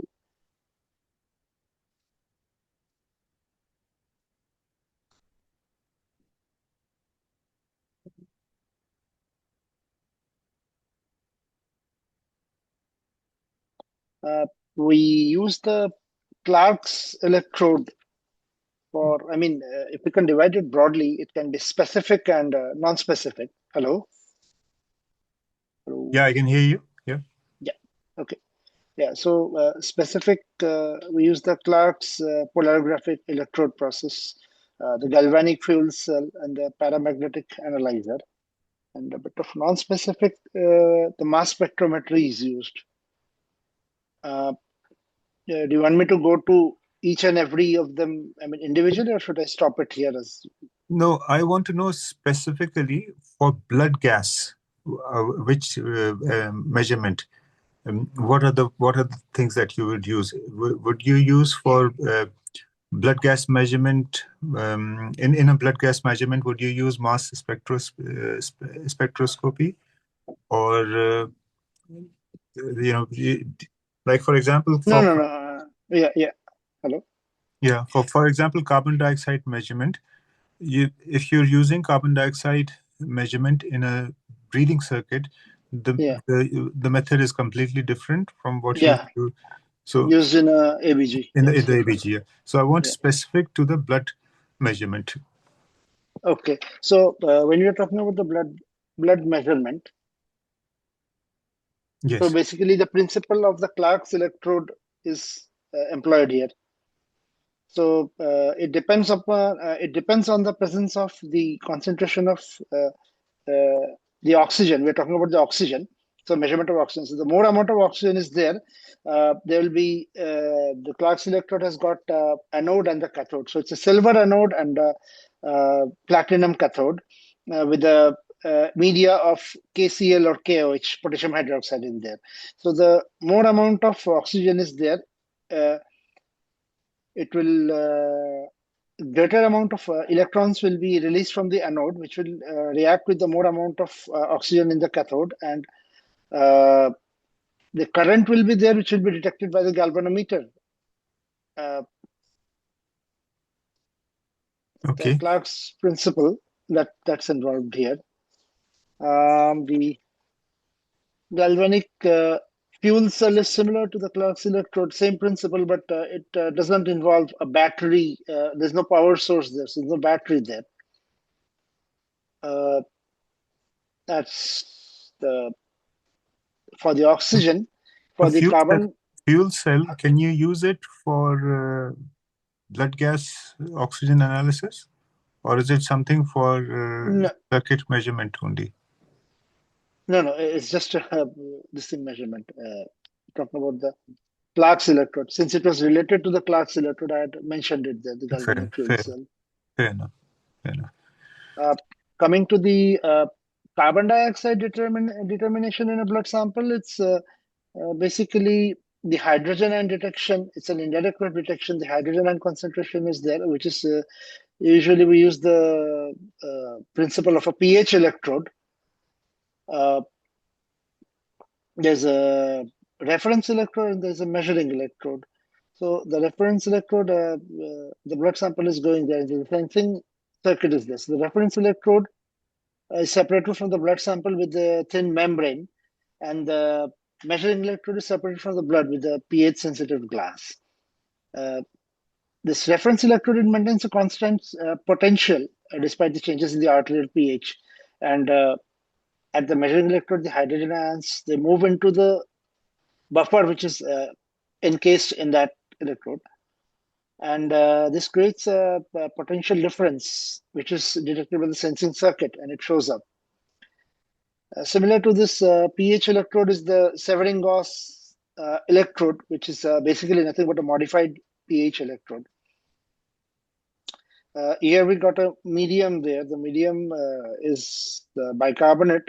So here we have got the reference electrode, which is a silver chloride electrode. The measure electrode is ensheathed within by a hydrogen-sensitive glass body, and the media there is a bicarbonate. So carbon dioxide moves from the blood sample into the bicarbonate. Reactions there, bicarbonic acid formation breaks up into hydrogen and bicarbonate. The hydrogen ion moves through the sensitive that hydrogen-sensitive glass body into the cathode, and the sensing circuit that detects the change in the circuit, and that's how it detects the hydrogen ion concentration and indirectly the carbon dioxide that's there. Excellent. In the brain, when you're talking about the interpretation of pH and carbon dioxide, what happens? Does the hydrogen ion directly diffuse there, or no? Hydrogen is basically impermeable. So basically, it's the bicarbonic acid moves in, breaks out into hydrogen ion concentration that happens inside. Hydrogen ion by itself cannot pass out of it. So there's the concentration of hydrogen ion keeps on rising there. It's the reason. That's the reason. So by itself, hydrogen ion from the blood cannot move into there because it's impermeable to that membrane. Perfect. Okay. So in this particular Severing-Gauss electrode, what causes the disintegration of these electrodes? What happens with the use of these over time? What is that element that has to be replaced to get more accuracy in the results? Sorry, I didn't get you. What did you say? These electrodes, they degrade over. Yeah, they degrade over time. And so, which component is there that causes the degradation? It's that hydrogen-sensitive glass which is covering the cathode that keeps on wearing off with time. Yeah, and why does it do that? Why does it wear off? Is there something that specifically happens there? It's the constant use and wear and tear process. That's because the carbon dioxide moving into the bicarbonate, forming the carbonic acid, and then, that's the constant wear and tear process that's happening there. The mesh gets coated with the bicarbonate, and that kinds of what about hampers with. what about the protein involved? Yeah, there's a protein diffusion from the deposition of the from the blood, which is there, which happens there. So that kind of clots, clogs the pores, and that interferes with the data from interpretation and the hydrogen ion formation by the circuit. Fair enough. Fine. Okay. Let's stop here. Now, how did you feel about these questions? Were they very straightforward questions, or did you feel you were being caught out? There was a sort of a feeling that they're trying to trick you into asking questions, or the topics were pretty much straightforward. What we would have, one would have read for the exam. But like the presentation, the way the examiner asked the question, he wants to know about severing oscillatory, but he wouldn't ask you directly what's a severing oscillatory. He'll just try to, drive you around, take you for a ride, and bring you to the destination, kind of. Yeah. To sabotage you. Yeah, because you have a very sound knowledge on basic sciences, and I can see, compared to average candidates, but still it takes. No, my presentation, what I feel personally is that when I'm trying to, just like when you're asking me the question, I don't know whether the age is catching up with me or not. I'm not sure, but like it's suddenly recollect something and present it in front of the examiner who's examining you. It becomes a bit tricky when you are just taken around for a ride and suddenly you arrive at the question and okay, now you answer this question. I'm just answering this from an examinee point of view. What I feel, I have the problem I might be facing. That's what. Yeah, that's very true. It's the turnover of these questions is so fast that your detachment and reattachment to another topic is where you get stuck. It's very difficult to just switch yourself on and start thinking about this new topic in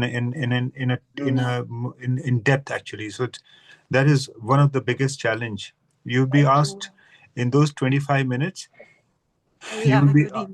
You will be asked about 5 main questions, 5 STEM questions, and out of those 5 STEM questions, there will be 5 at least sub-questions. So roughly about 20 to 25 questions in those 25 minutes. So you can imagine that how rapid the turnaround is in these. And that is why use of small sentences, small sort of sort of succinct language as possible, or presenting it as a bullet point, that is something which is something to be learned in these exams. May I ask you something? Yes. I have been answering for the last few minutes. So what would you interpret from my, the way I answered and all?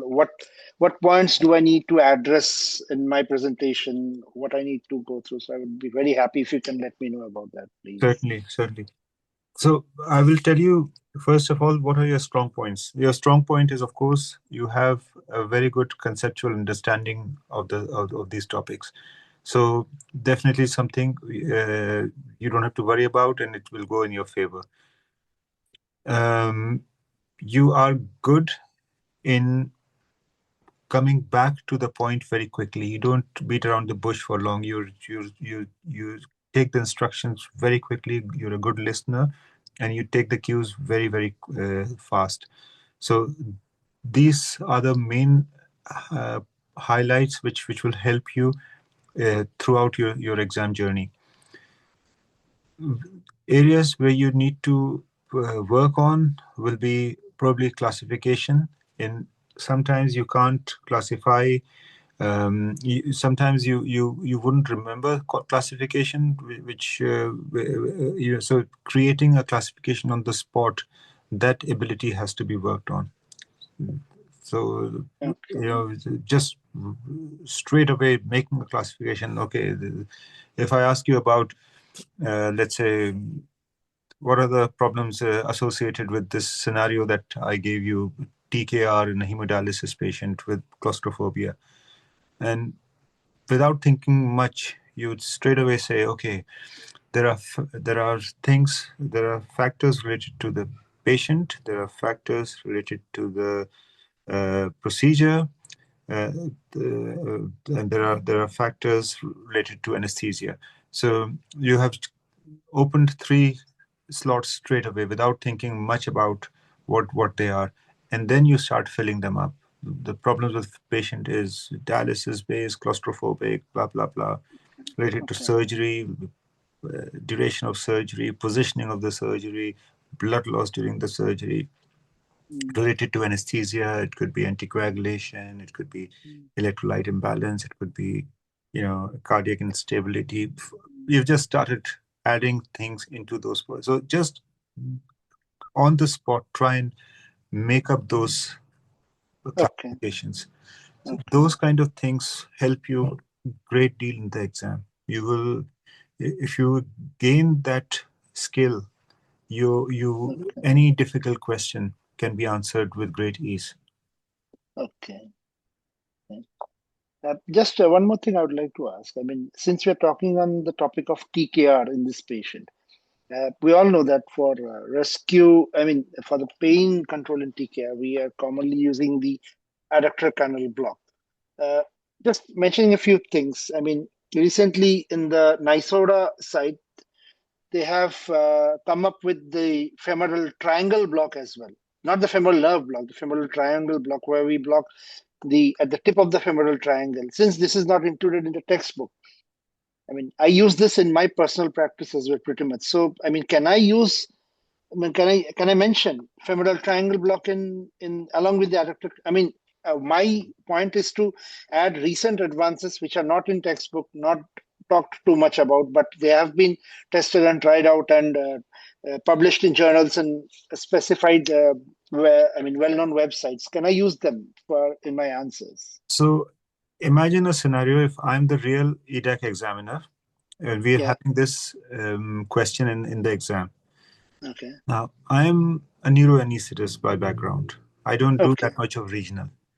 I have not visited these recent guidelines about femoral triangle block. And you presented to me saying that this is the recent NYSODA guideline, which I use regularly in my practice. It will never go down negatively because I am clueless about it. I will take your word for it. If you were the cardiac anesthetist mentioning me principles of or practices of cardiac anesthesia which you deploy, which I have no idea about, I've just been given a question to ask, I will be guided by what you are saying and what your practice is, as long as it doesn't appear too bizarre. If you would just say that I put a spinal stimulator in my TKR, I would think twice about it. But this seems very logical that you're giving a NYSODA guideline, which you use in your cases regularly. It will always go well. So it's a good idea to talk about things which are recent and talking it from your own experience. Definitely a good approach. Okay, thank you. Most welcome. Any questions from the rest of the audience so far? It's been very quiet. It looks like it's a dialogue between me and Dr. Roy only. The more you ask, the more you gain. So, you can get video recordings of such conversations on YouTube, but again, don't treat this as a video recording. Treat it as an interactive session.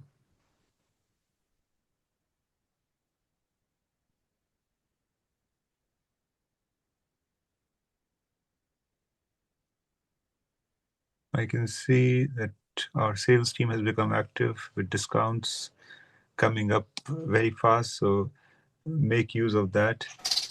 But any questions so far, guys?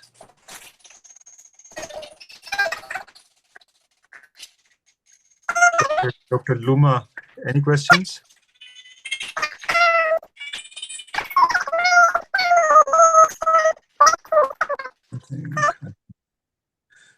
Okay. No questions so far, I take? Who wants to present for the next one? Was it the books and materials? Okay, yeah. So if you didn't join at the beginning, we had a discussion about the material and resources. And we've talked extensively. I think you'll have to go to the recording rather than us,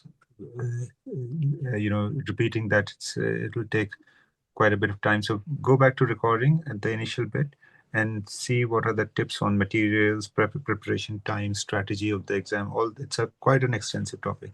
So if you missed out on that, I recommend go back to see the recordings. Hi, sir. Good afternoon. Hi, Dr. Shilaya. I thought you'd take about another half an hour, but that's good. That's great. I think you've come in. No, I mean, I thought it was 1 o'clock UAE time. It was. I think I probably overstretched my session. That's okay. I was listening for the last 10 minutes of your session. Yeah, Dr. Roy has been very good with his answers and with his right questions about that. Absolutely. Yeah. Absolutely. And in fact, his last query was also quite genuine. I mean, we do face such situations wherein we might be practicing as per the latest guidelines, and that might be so it's better to say that, this is the recent guidelines and this was what being practiced earlier. We could say, put it forward that question as that way, I think, for the regards to the TKR. Perfect. So I think I will introduce you to Dr. Dikshita, and I will stay in the background now. Dr. Dikshita Chetty, she's practicing in Rashid Hospital in Dubai, which is a major trauma center.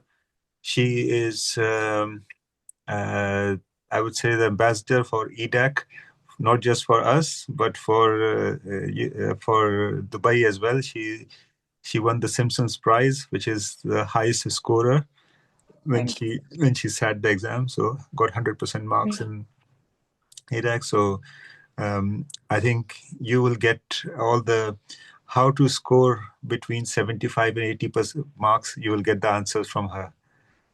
Sounds great. Thank you so much, sir. I mean, I think that was not required in the beginning part of it. Yeah, no pressure at all. I'm sure most of us want to reach up to 70 marks out of 80, but yes, those who are aspirants can certainly ask those questions here. So over to you, Dikshita, and I'll stay silent in the background. Again, I would encourage as many of you to volunteer. If you're feeling shy, then Dr. Roy, please feel free to continue volunteering. You're an excellent volunteer. So I read Miller's 2025. Guys, Miller, don't touch these books for this exam. If you touch Miller, how do you think it covers all the material? Yeah, it was a great book, but if you have to revise quickly. It's a fast-moving exam. If you've read a topic from Miller, do you think you can talk about that topic for 1 minute or 1.5 minutes, just concise it in 1 minute? You can't. Don't go to those nuclear bomb kind of books. Those are not needed. Just play with smaller weapons that you can use on that day.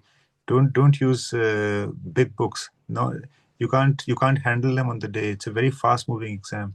Forget about all the big books in this exam. This is a very practical exam. It's good to have that knowledge, no doubt. I wouldn't say never read Miller. Do read it at some point in your training, but your strategy has to be completely different.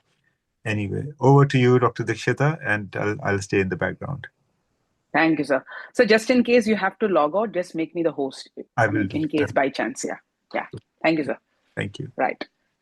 Okay, good morning, good afternoon to all. And once again, welcome to this session.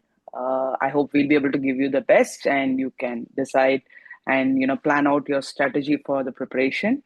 I'm sure all of you are going to book your slots in the month of March end or April, if I'm not sure, the slots for the part 2 examination. So unlike the examinations which we have faced earlier, this, I think sir has already explained about all these things. But what would be my light tip is that answer as many as you can in the most precise way and do not stretch your time. because you stretch your time, you lose the time for remaining questions. I mean, this is out of my own personal experience, because the more you answer, even if you have not answered a couple of questions, it is taken over. I mean, depending upon the other questions you're answered. I think that's what really helped me score my marks, because I still remember there were many questions wherein I could not give my opinion or the answer for whatever it was. And then I remember coming back and sharing with Danish sir that, sir, I don't know how I did, but I know I didn't answer quite a lot. I still don't know what's going to be the score. And when I got the score, I was asking, sir, is it out of 100? I don't know if you remember, sir, this. I remember that, I was like, I hope you've not scored 85 out of 80. So that's what I'm trying to say. So the point is, like, even if you lose on some questions, do not lose your hope. Do not get yourself halted over there. Catch up on your train fast and then go again with the remaining questions. That's the biggest tip I would give for all of you. And even if the situation is very unfamiliar for you, just use your own clinical practical knowledge.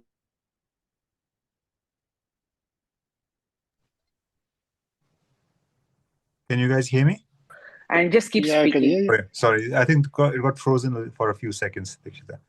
That's right. Oh, okay. Carry on. It's fine now, sir? Yeah, it's fine now. Okay, great. So even if you're in any unfamiliar situation, try to use in the knowledge which you have been practicing all this while, and try to extend it to this particular scenario and reflect it over there, so that you'd not be completely mute in a particular question, and elaborate on it, extend on whatever you've done all these days, so that is somewhere matched to what is expected from you. Okay, right. I think I'll do a few topics on general anesthesia and ops. Okay, so without losing much time, can we have some volunteer over here so that we can go ahead with it?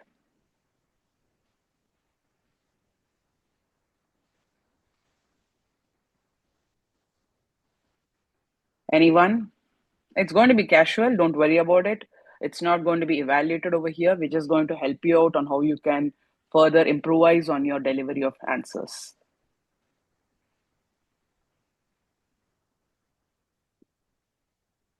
Five seconds to go before Dr. Roy becomes the volunteer. Oh, that's me again. Anyone? Just giving the benefit for everyone.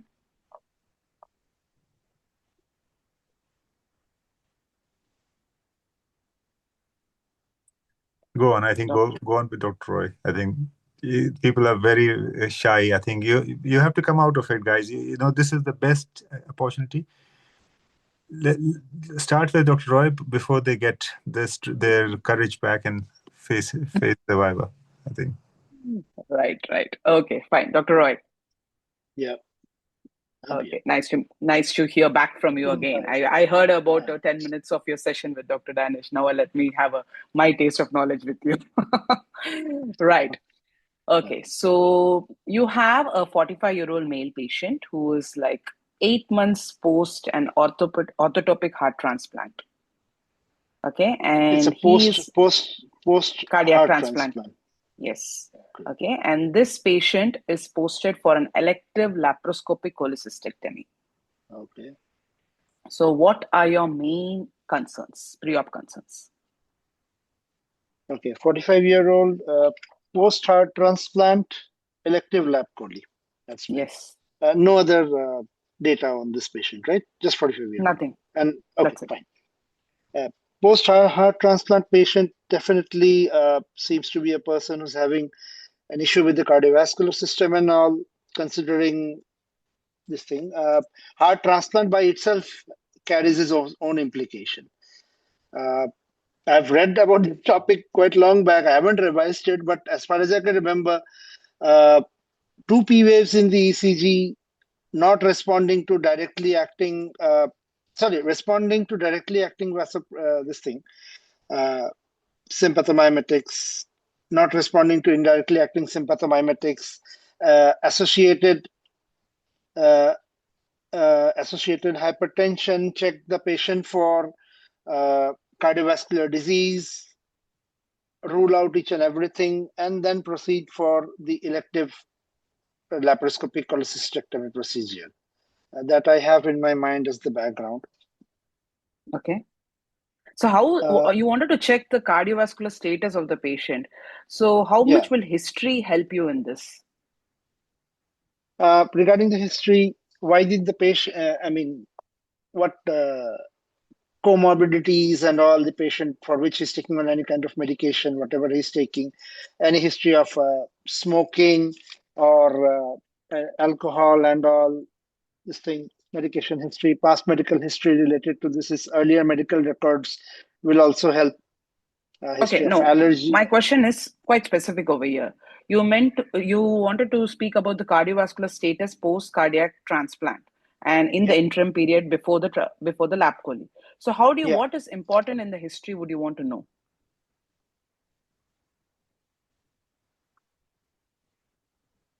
Sorry, what in the history you want me to? Yeah, in the history, what are the questions you would want to ask this patient?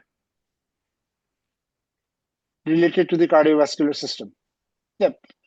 Anything. This patient is post-cardiac transplant. So between the post-cardiac transplant status and the lap chole, what are the important questions you want to know?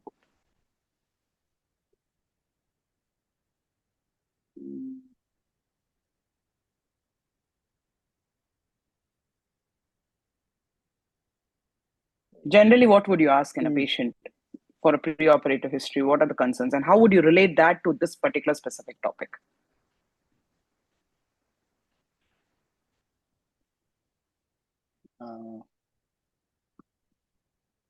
Cardiac status of the patient, usually take the history and all, do the examinations, get the tests done. That's how we find out about this patient. I agree with your sequence of evaluation. So in the history, what do you want to know? In the history, after the heart transplant, how is he doing? What kind of medications is he on? Look into those medications. What are them for? Usually this patient might be on antihypertensives. They might be on, anticoagulants and also all the status and everything should be correlated with the patient and everything. What else class of medications do you think they would be on? Sorry, your voice broke up there. What did you say? What are the group of medications do you think these patients would be on? Okay. Diuretics will be there. ACE inhibitors can be there. Calcium channel blockers. So, related different to the antihypertensives that the patient might be taking and all. Okay. Any medication like diuretics for congestive cardiac failure and all, if the patient is on anything. So all those things I would like to find out. And these things have to be, inquired from the patient from the history. He is post-cardiac transplant patient. Anything else do you think will be more important here?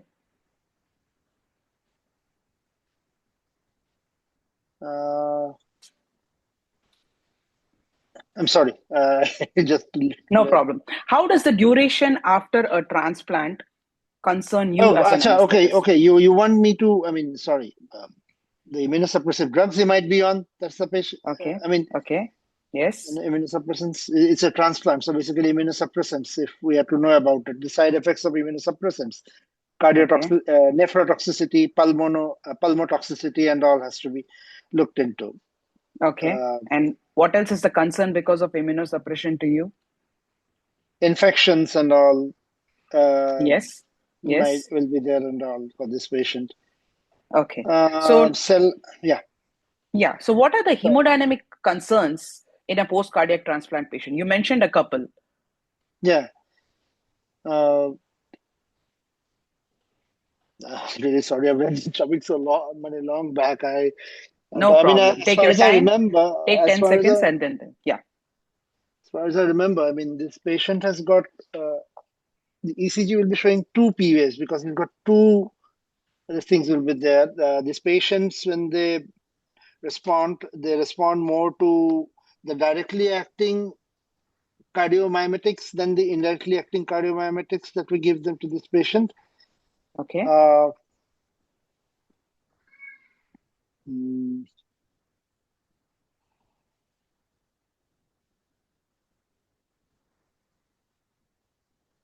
Okay, so one is the direct acting cardiomyopatics, right? So in other words, when there is a bradycardia, which drug would you prefer?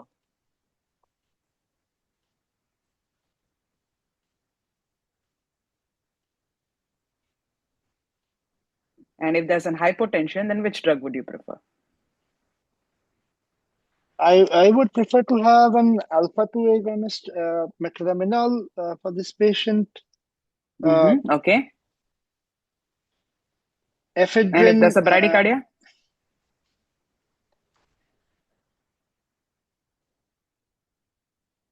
Right. So apart atropine from wouldn't. Atropine, sorry. Yeah, tell me, doctor. Atropine wouldn't work in this patient. Agreed. So I would like to go for isoprenaline base of a drug for this patient for bradycardias and all. And for hypotension, I would like to use something which is more alpha related, like metronidazole, phenylephrine. Okay. So yeah, these would be my concerns for bradycardia and hypotension in this kind of patients. I would like to use this kind of drugs.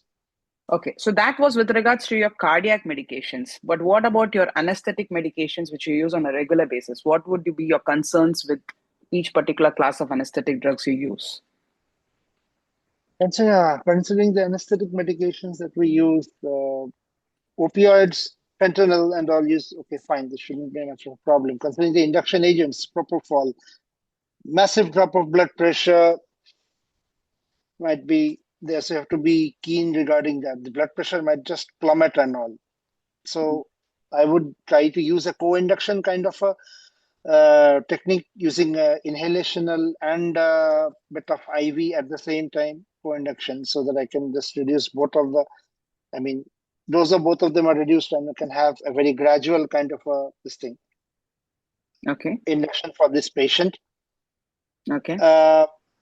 Considering muscle relaxation, depolarizing or non-depolarizing, whichever I use, I don't think there is any concern regarding to the heart, although it said that succinylcholine might sometimes cause a bit of tachycardia in patients, and muscle relaxants which we don't use obviously now, pancuronium and all, which are sympathomimetic. Don't know their interaction in this. We don't use pancuronium nowadays. So pancuronium has a sympathomimetic drug. Does it have a sympathomimetic effect? Yeah, it causes tachycardia, pancuronium. That is because of the sympathomimetic effect? Oh, no, sorry. It's more related to the histamine release. I'm sorry. No problem. Okay. Anything else? Increases heart rate. That's in that way. That's the point. Okay. Right. Okay. Maintaining the anesthesia and oxygen.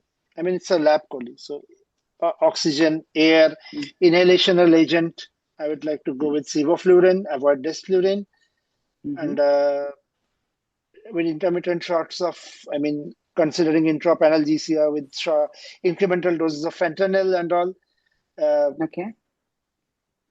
What about your concerns with reversal agents?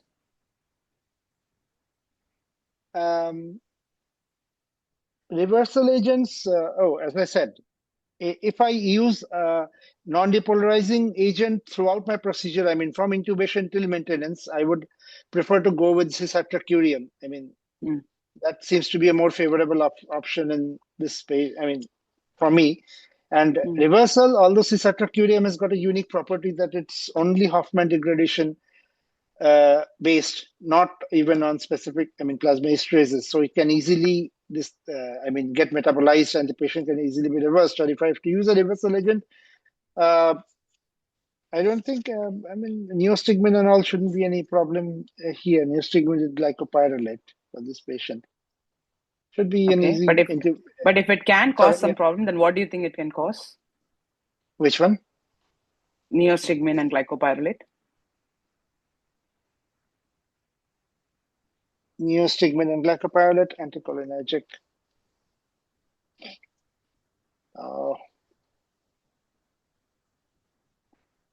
I'm sorry. No problem. Okay. So overall, what are your hemodynamic goals in this patient? avoid tachy and bradyarrhythmias, maintaining a stable blood pressure throughout the mean arterial pressure range. I would like to keep a mean arterial pressure above 65, ranging to somewhere between 85 and 90.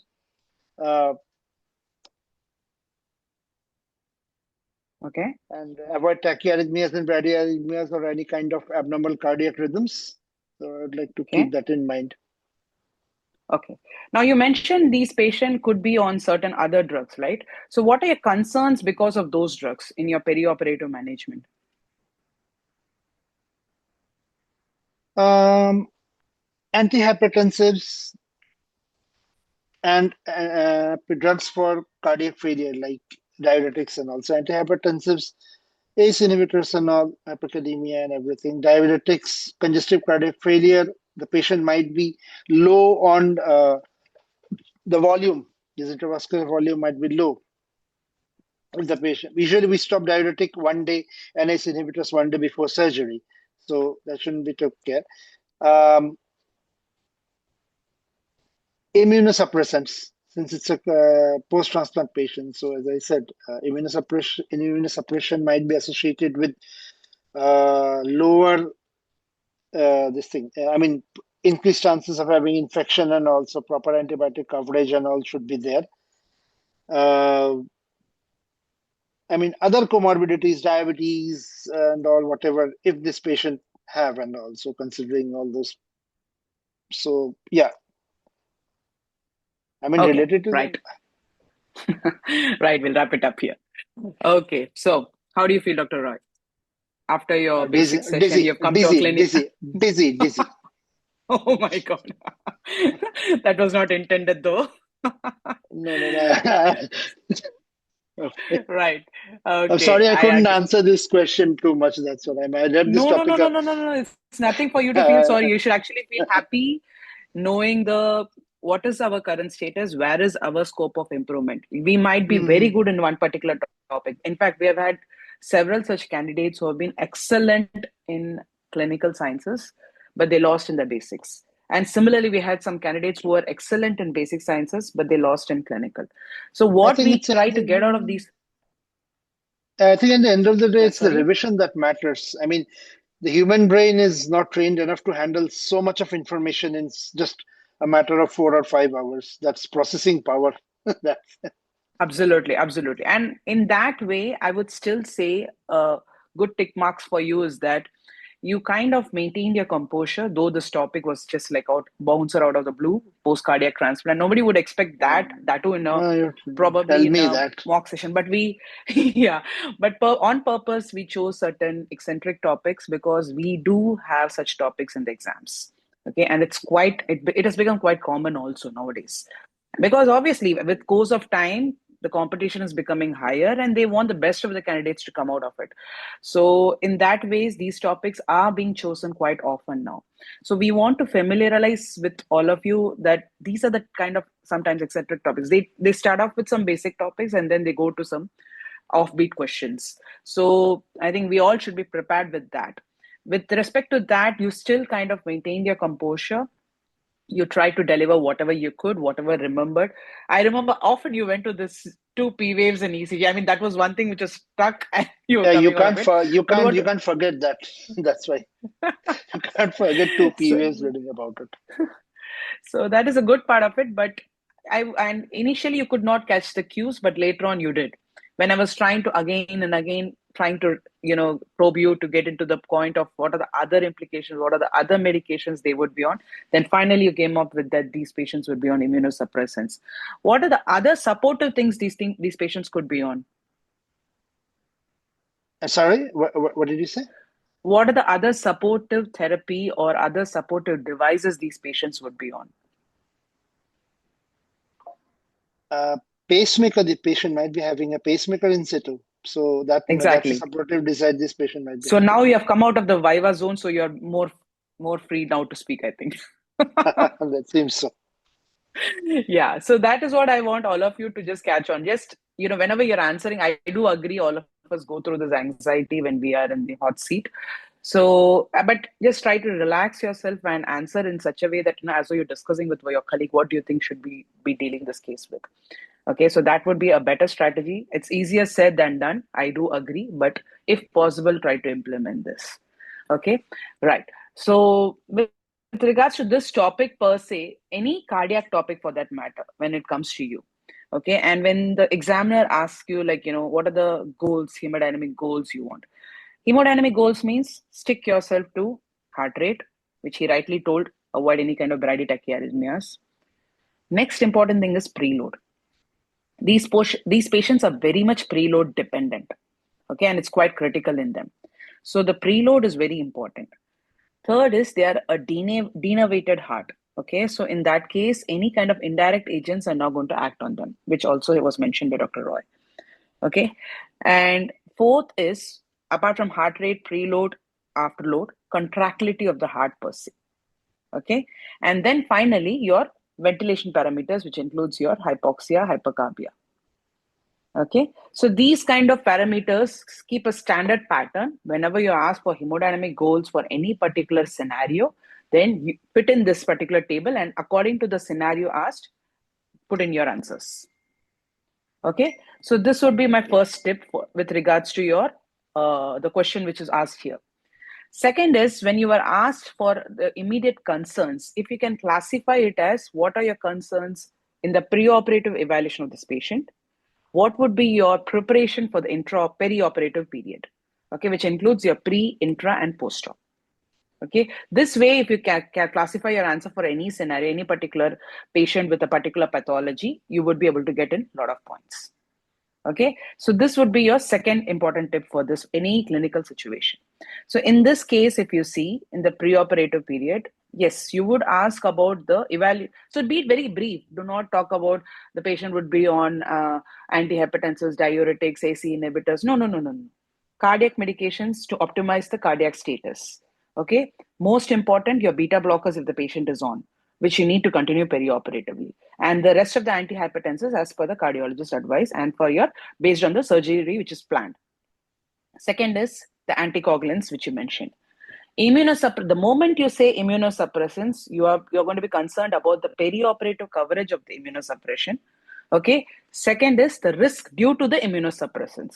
So due to the immunosuppressants, they can have some organ effects. They can have any kind of cellular cytopenic effects. Okay. Or they could have, they could have pancytopenia, and they could even cause your gingival hyperplasia. They could cause nephrotoxicity. You need to evaluate the other organ functions. Okay. So so perioperative immunosuppression coverage, risk of infection, and the effects due to the drugs per se. In fact, when they use drugs like calcineurin inhibitors and all, you have to prevent any kind of hypocarbia also, because that itself can be a trigger for seizure if the patient was also a seizure disorder. So these kind of, delicate things, if you tell, it's very nice, but if you miss on this, it's fine. But at least you should know the broad perspective of what you're going to do with each particular class of drugs. Okay, so that would be with regards to your preoperative concerns. And apart from that, these patients, because they are denervated, they do not present with ischemia-related clinical effects. Okay, so you need to properly evaluate the current cardiac status. And that is more common with allogenic vasculopathy, which is more common with longer duration post-transplant. So that is where the duration of transplant is also in the immediate acute period, less than 12 months, you're concerned with the immunosuppression, acute graft rejection, infection and all. In the post, more than 12 months, you're concerned with the allogenic vasculopathy, thereby causing the masking of your ischemia symptoms. So these are the various points you would look forward in the pre-op period. And this patient could be on a pacemaker. So the current pacemaker status, has to be completely, that is a separate topic per se. But if you at least say that these patients could be on a supportive device like pacemaker, then accordingly you have to answer for it, right? And then the intra period, any time when you're asked about the preparation, I would go for advanced AGB monitoring along with the standard 5 monitoring. I would go for additional monitoring if required, depending upon the current cardiac status of the patient and the surgery planned. Okay, so this way, any answer, any pathology, any surgery, you can say everything, the standard statements. Okay, and then if the examiner asks, okay, what additional monitoring do you want? Then you can say upon it. Okay, so this is, what I'm trying to say out of this particular mock session is that you should prepare a standard set of statements which you could use in almost all the answers, and then fit in additional specific points. For example, even if you use a crisis, if you're facing a crisis, then you would go with your ABCD management, then the general management, okay, and then finally your specific management, and then post-management care. So this would be your broad classification of answering the particular question. Okay, so that is with regards to this particular topic. I mean, when we are going to do this topic-based session in detail, we usually share that particular articles concerned to that topic, and we discuss more in detail. So it becomes more of a revision and a mock Viva session. Okay, so this is how we usually do in our proper topic-based sessions. Okay, so we will, and with regards to one of the candidate who had posted a question saying that, would Miller's 2025 be really effective? See, to tell you honestly, I have not read 2025, the latest edition of Miller's. So, but what I could suggest you is that with our experience and based on the success stories we have had, learning a particular topic, researching the recent article for it would rather summarize all the books, okay, and all the other articles and per se for that particular topic. I think that would be a more refined way of preparation rather than for the basic sciences. Of course, you have to go through the books. There's no other option for it. But again, if you have some articles for it as well, then that can be applied more clinically. And nowadays, even in the basic sciences, that we are doing a lot of lateral integration of the topic. So I think overall, we need to integrate your topic and look forward to it as a clinical topic. Right? Okay. So how do you feel, Dr. Roy? After my feedback, how do you think would this particular preparation help you, and how would you think this could help you in your clinical practice as well? Yeah, I mean, definitely it's going to help. It's going to help me. That's what it is. It's a nicely thing that we have put in. So yeah, now, I mean, yeah, definitely it's helpful. See, the point is, we all know, okay, we all have been excellent practice we're having for the last so many years, how many ever years all of you have. But it's about when it comes to an examination, how do you deliver it? And that's what we are here to help you. So, I mean, we've all gone through this in our own ways. I'm sure we'll be able to succeed further with your batch as well. Right. Okay. Danis, sir, are you there? If you are there, you can put in your feedback. I think he's a bit busy. Right. Okay. So we'll go to the next candidate. Who wants to go next?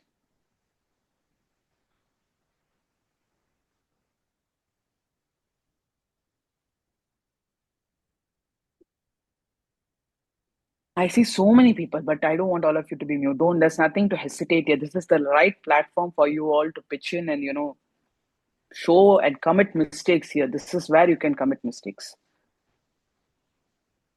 And that way, I'm very glad for Dr. Roy, who has been volunteering quite a lot. That's the first step for success. Now. I'm quite tired now. I would not like to volunteer for the next one, please. Dr. Anik, I think we have had a discussion earlier. If I'm not wrong, if you're free, you can. Yes, ma'am. Good afternoon. Yeah. How are you? Fine. Why are you being mute? You are an excellent performer. Everyone is senior to me, right? I think so here. No. There's nothing called senior junior here. We are all in the same platform now. Okay. So are you okay to go ahead with this session? Yeah. Yes, ma'am. Perfect. I think you don't have any other option. I've just pulled you in. Right. Okay. So just a second. I will share my screen.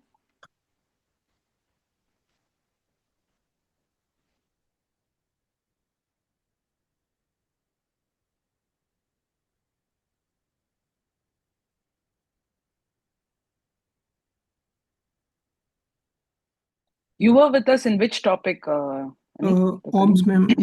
OBS Viva. OBS, okay. Okay. Then in that case, I will not ask you OBS. Okay, ma'am.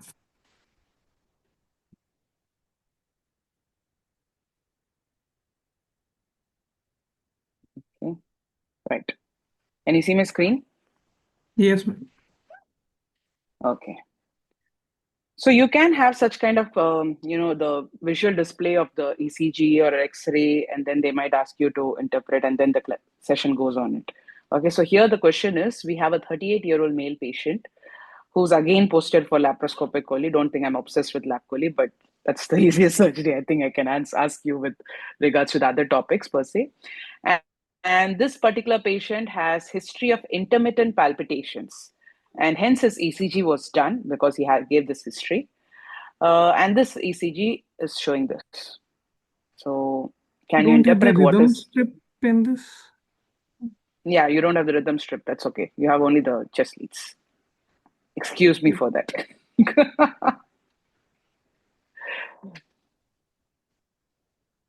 So what do you see in these chest leads? Anything atypical?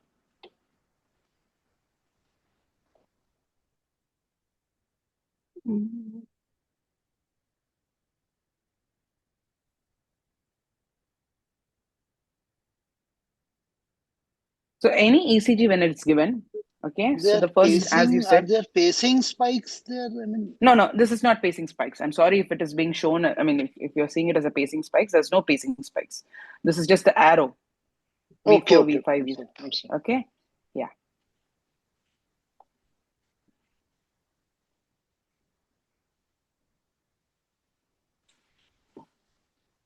So whenever you're seeing an ECG, as he rightly asked for the rhythm strip, okay, I agree with you. But okay, so you would speak first the rate, the rhythm, the axis, then the particular waves. Okay, so what do you see in this particular ECG? Basically, if I had the rhythm strip, I would have commented on the... In this also, I can comment. This looks like... Yes. Firstly, ma'am, rate, this looks like QR and RR interval seems normal. So it's regular RR interval. So rate would be 300 divided by 1, 2, 3, 4. Approximately, what do you say? Around 70 to 75 beats per minute, the heart rate seems. Okay. And then after that, I can see, I'm not sure, but I feel there is augmentation of like PQRS. Then if I can take a... No. Let me help you with it. What do you see here? Augmentation seems like... is it IABP? No, not IABP. IABP, would you see the changes in ECG? Not in ECG, yes. Not that is yes.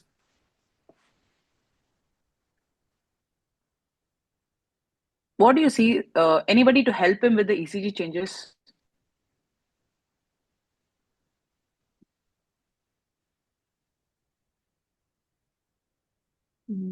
Hello.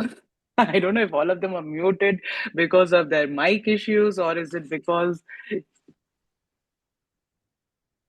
Dr. Roy, do you want to just help him with the ECG changes? If you're aware of it, if you're able to... Maybe, can you hear me? Yeah, yes, Doctor. Hi. Thank you. Please come. Hi. But I'm just answering on this one. So I will just try. I think I see the delta wave in the QR complex. It's like, Perfect. I think it's the whole Parkinson-White syndrome.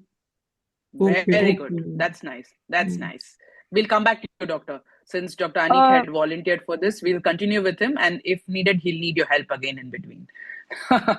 Okay. So, Doctor, can you please introduce yourself, by the way? Because I'm not able to see the name right now as I'm sharing my screen. My name is Angelia.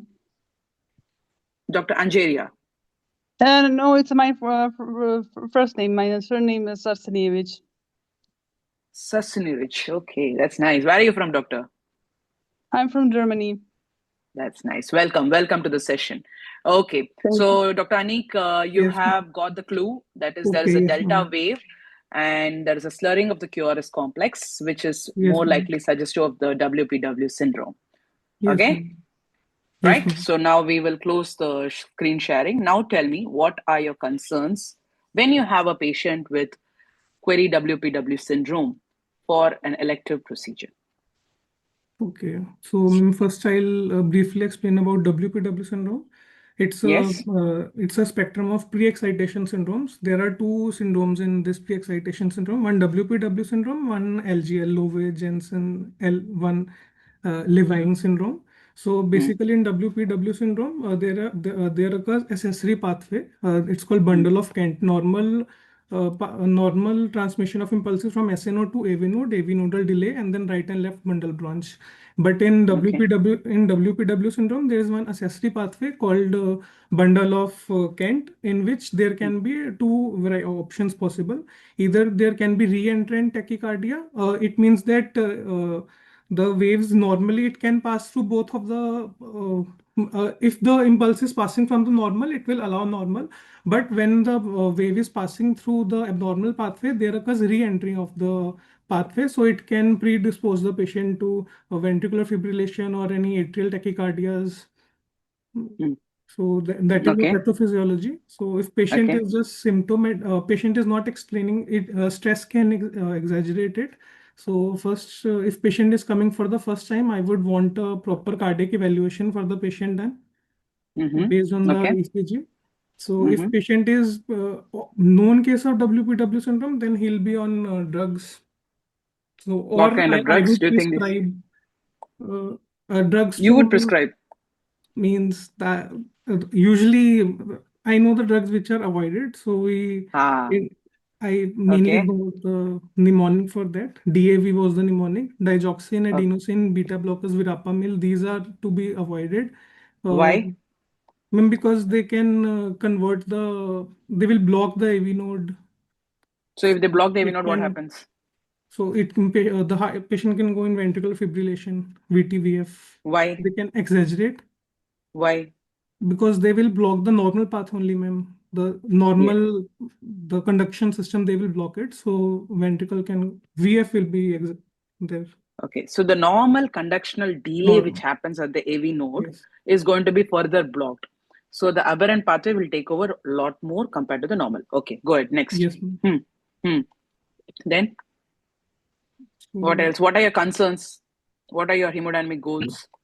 Yeah, as previously only told, my hemodynamic goals in this patient would be to maintain normal heart rate, to avoid any tachycardia or bradycardia, to maintain coronary perfusion pressure, maintain mean arterial pressure within normal limits, and then provide adequate surgical relaxation to adequate field. Patient is planned for hemodynamic to minimize the hemodynamic changes at the time of gas insufflation, to keep watch for the hemodynamics to watch for the rate of gas insufflation and the associated hemodynamic effects, to watch for the urine output monitoring, temperature monitoring, and okay. So you wanted to avoid adenosine, verapamil, digoxin. So then what would you use if you have an arrhythmia?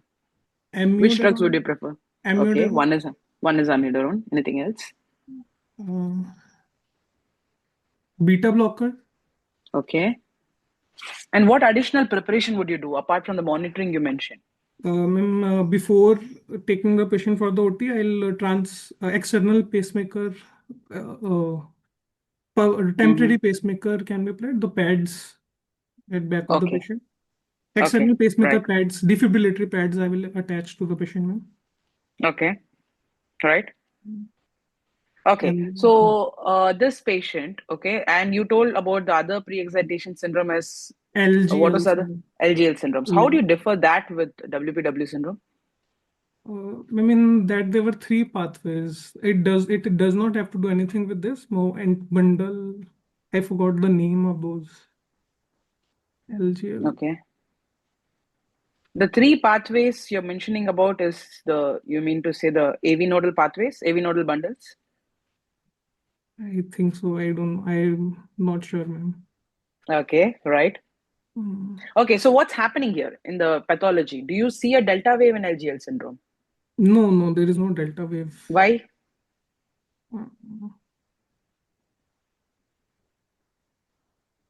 I cannot recollect. I've read this. I cannot recollect LGL.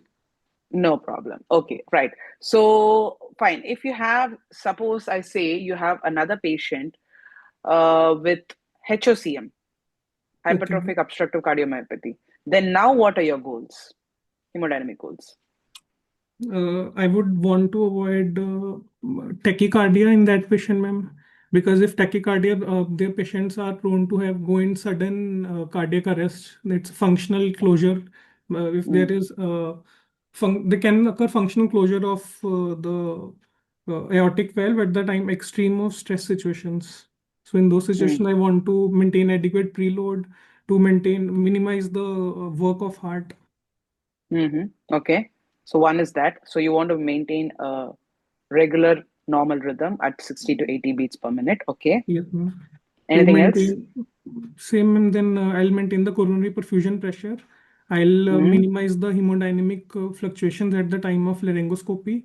The main points in the perioperative period that are points of hemodynamic are at the time of laryngoscopy, hemodynamic fluctuations are increased. Or the patient, I'll maintain a proper depth of anesthesia during the OT, and Just adding. if I'm extubating, I'll extubate in deep, or I'll minimize the work of heart in that. Right. Okay, we'll stop it here. Just may I ask one thing? I mean, may I ask? Yes, please, Doctor. The principles of HOCM and the cardiac principles are similar to that of which we follow in mitral stenosis? Somewhat similar. Okay. Somewhat similar. See, the point is, overall, as I mentioned, you will be talking about the rate, rhythm, the preload, afterload, contractility, okay, and the coronary perfusion. So in the case of your mitral stenosis also, you should avoid tachycardia. Same, you have to avoid tachycardia and HOCM. It's full rhythmic, slow and tight.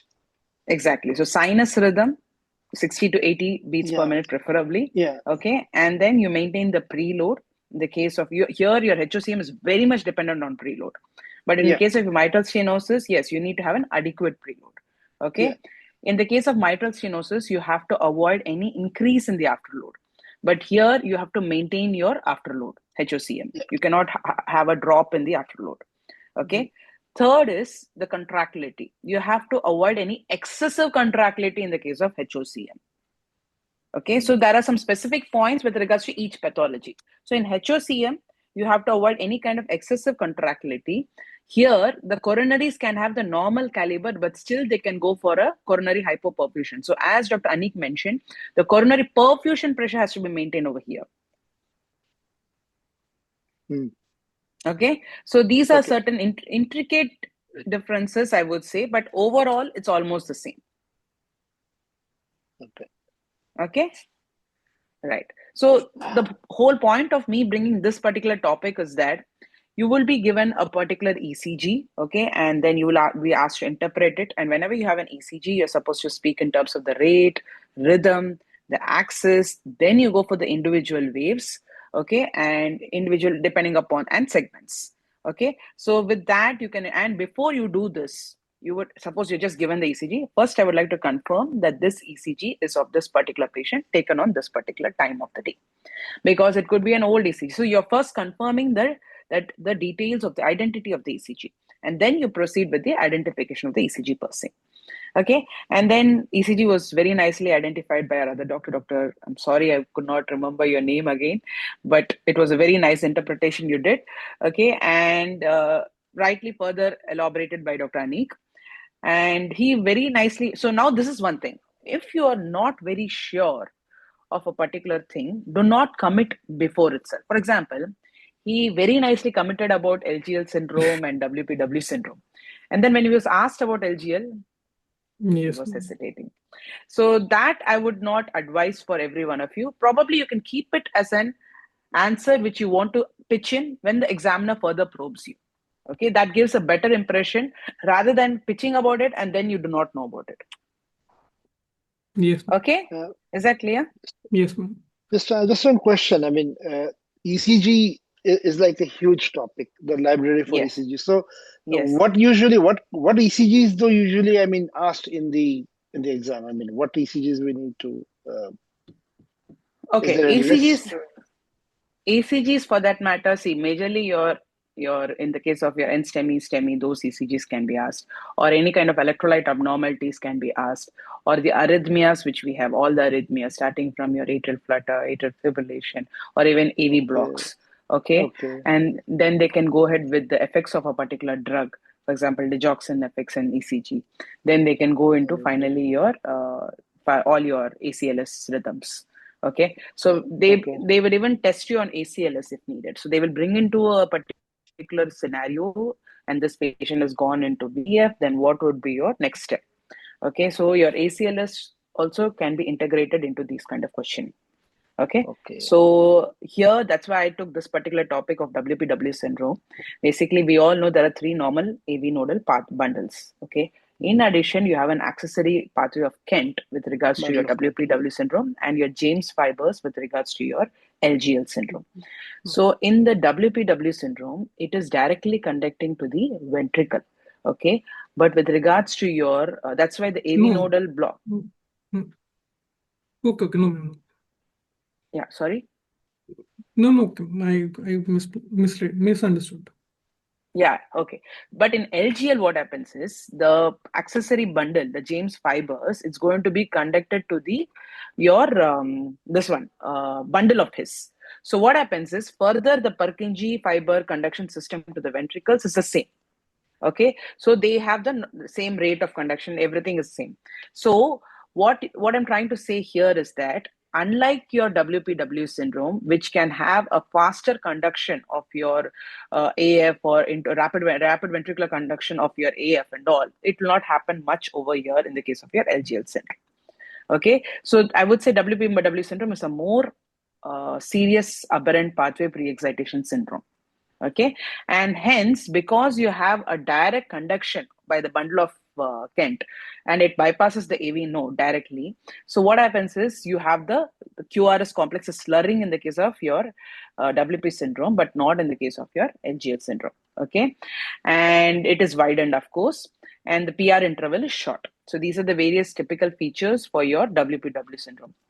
Okay, now coming on to the implications for it, yes, the history-wise, you're supposed to ask this particular patient if any history of any syncope or family history of any sudden cardiac death.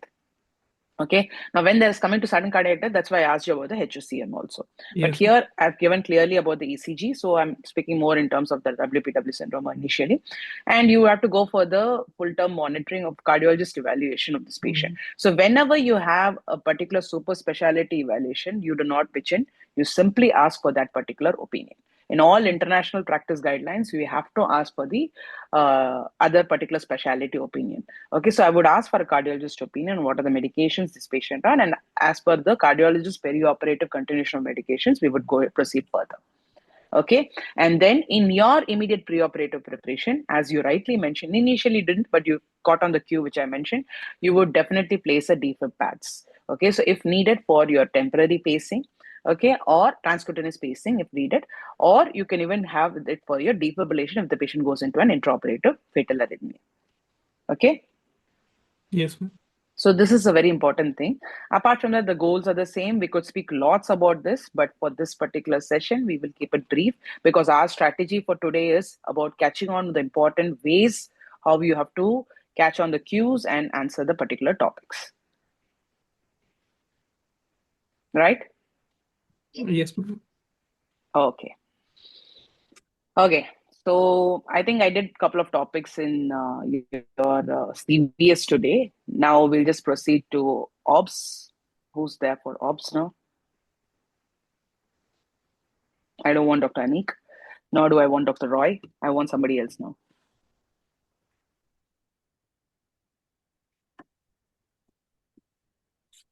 Come on.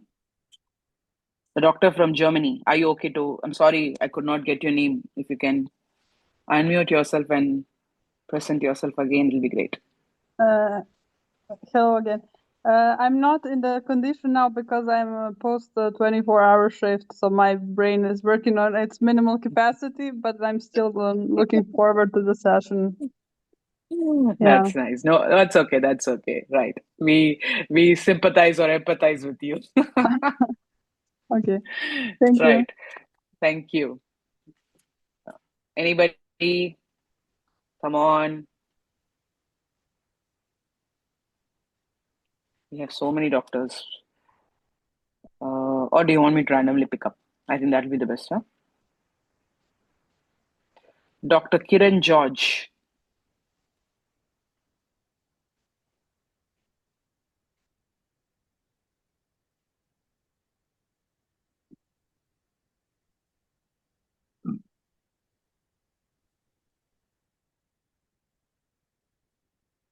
Oh my God. I don't want people to leave because of this. Huh? Anybody? Come on. It's a very simple topic, a very practical topic.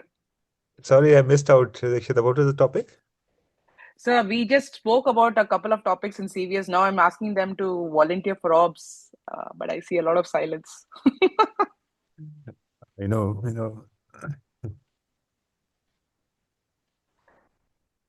This is Yeah. Nigar.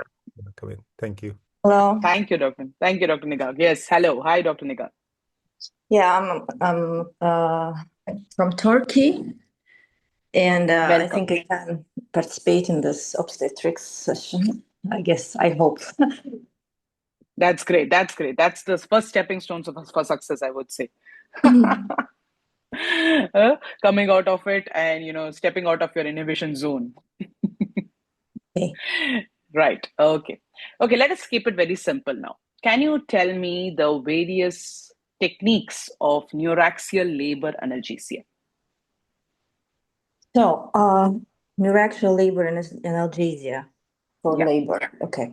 Actually, the main point here is the stage of labor, I think, because depending on the stage of labor, we can choose the what to do, actually, how to proceed.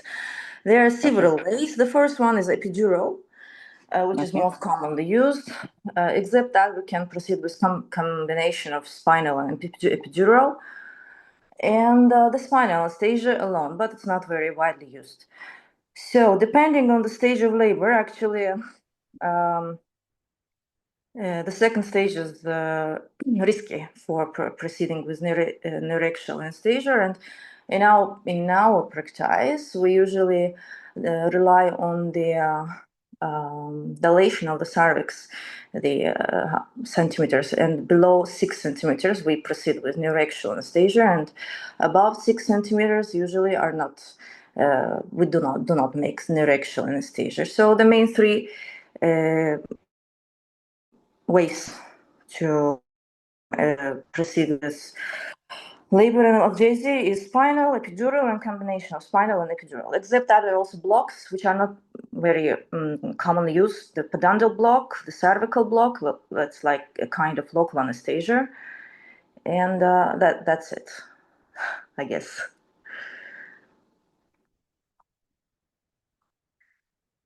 Hello?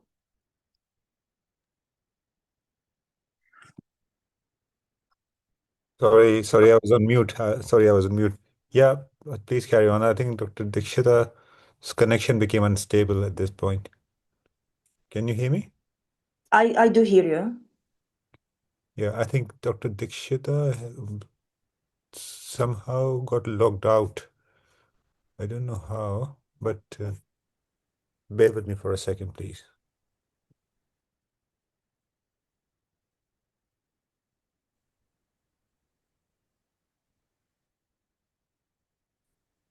Okay. Thank you. Yeah, sorry, Dr. Nigar. I think her network somehow played up, and she's about to join in 1 second. Okay. Yeah, you can. Sorry.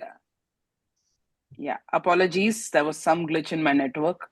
You're welcome. So, ma'am, Dr. Dikshita, as I told, there are three main points in neuraxial anesthesia, which are epidural, spinal, and combined spinal epidural. And except that, very less commonly used techniques are cervical block or pudendal block.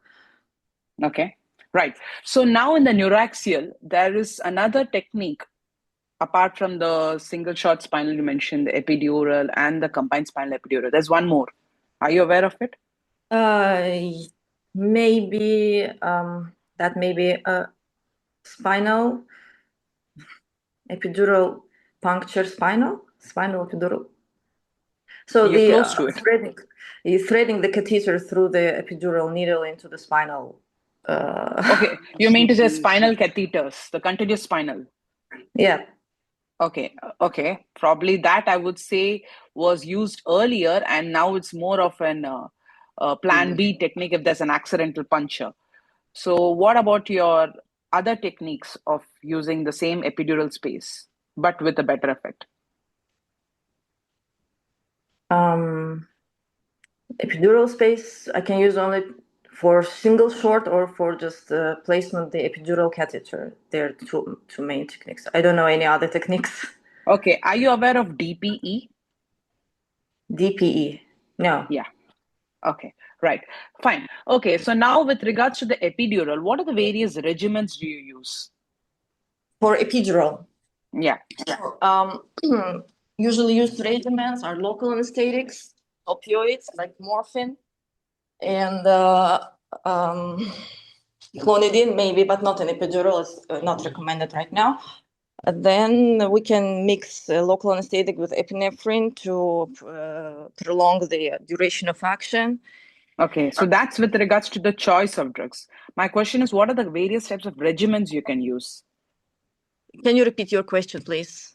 Okay, the question is, what are the various pattern of your drug you can use, the drug usage, the regimens? I'm not asking the drugs per se. I'm asking the method you would use. Like, for example, earlier you had basal only, right? Epidural. There was a continuous basal infusion.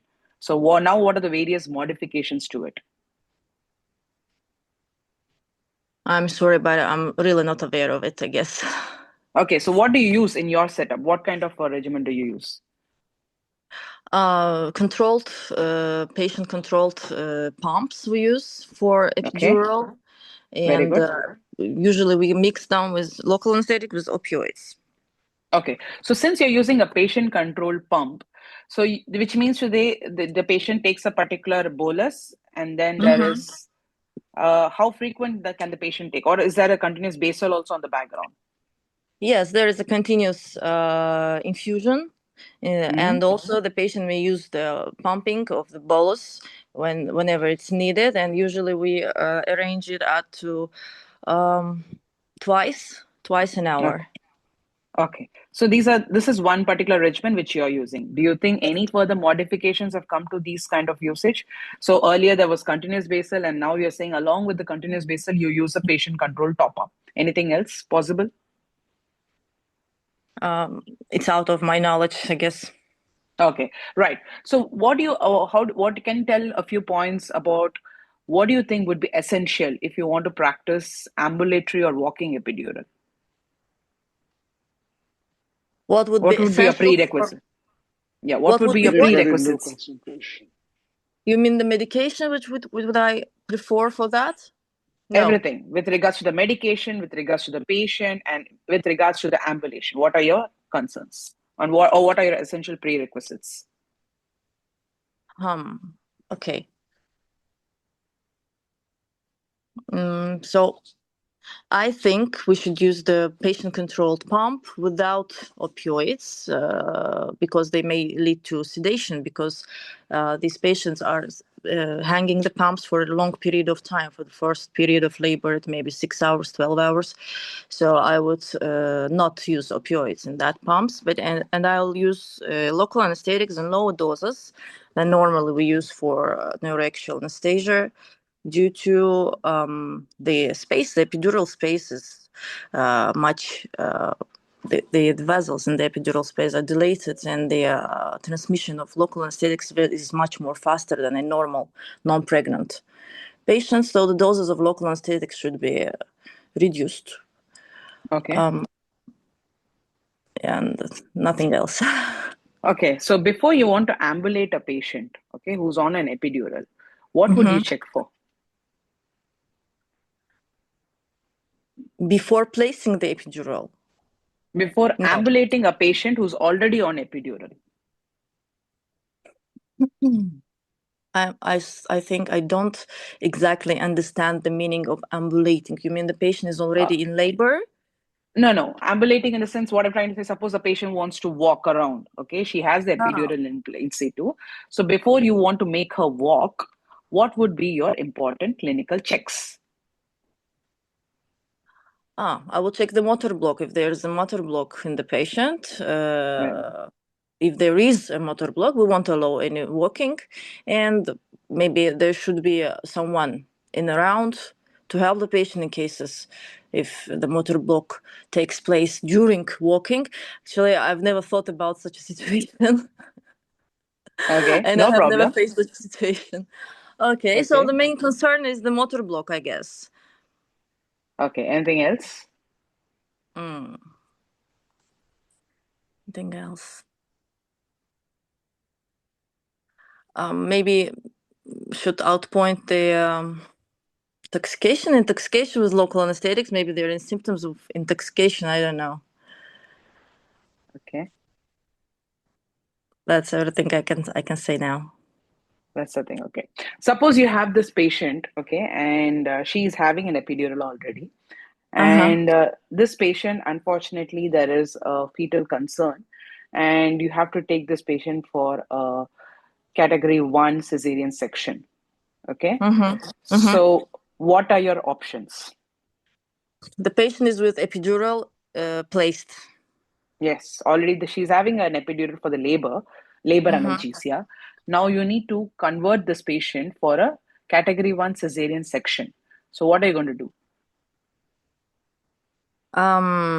So in this case, I think the emergency is important. As long as it's emergent, and even if we make a bolus dose through the epidural, this will take at least 15-20 minutes. So I think I would proceed with spinal.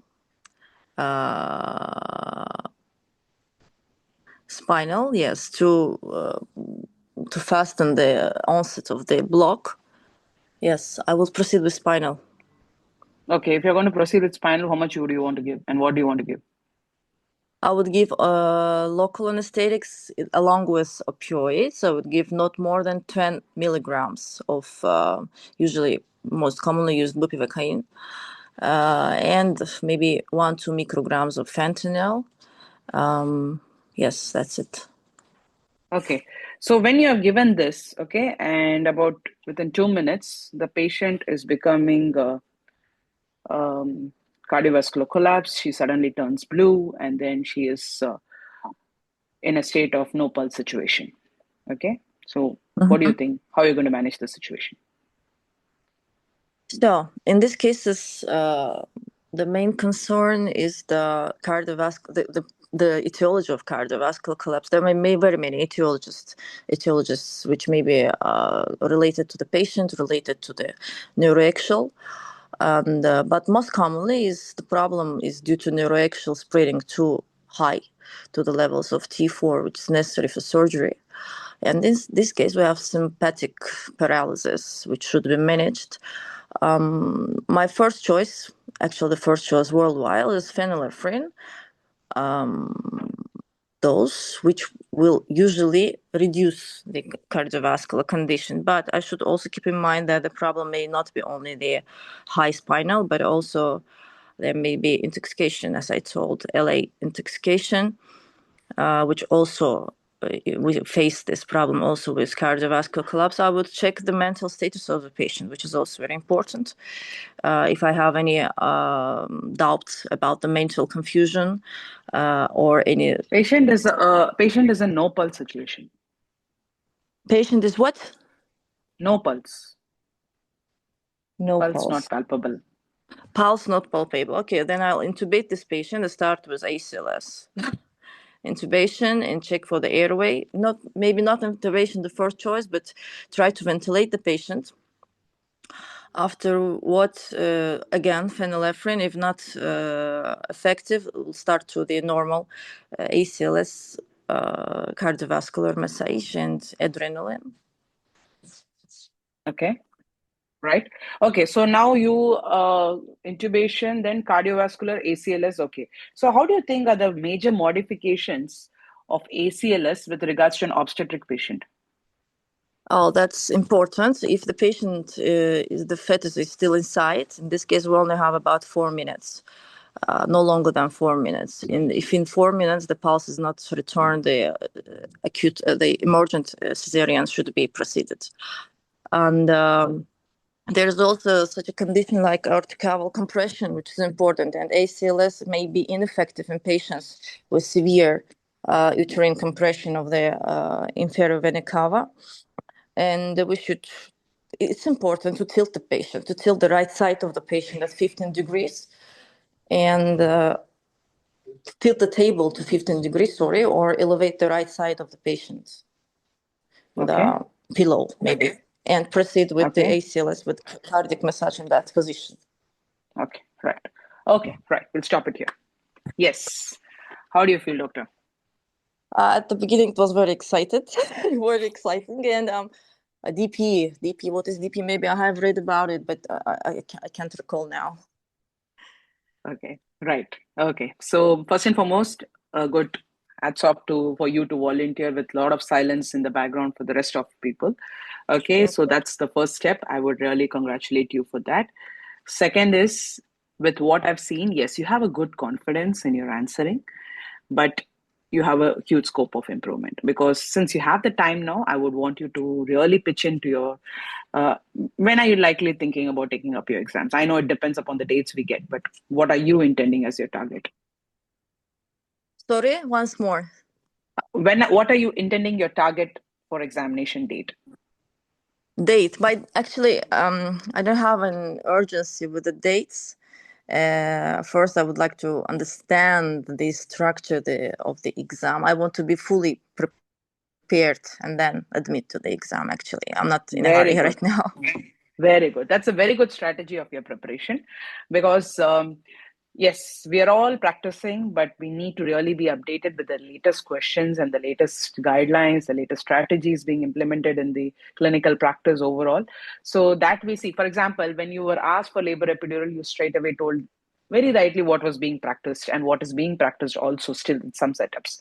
For example, as you said, the CSC, the continuous basal with the patient bolus, okay, or sometimes it could be just a physician bolus. So basically, if you see the evolution of your labor analgesia, it was a continuous basal, okay, followed by physician administered boluses, followed by a continuous basal with patient administered bolus. Okay, so that's a patient controlled epidural analgesia.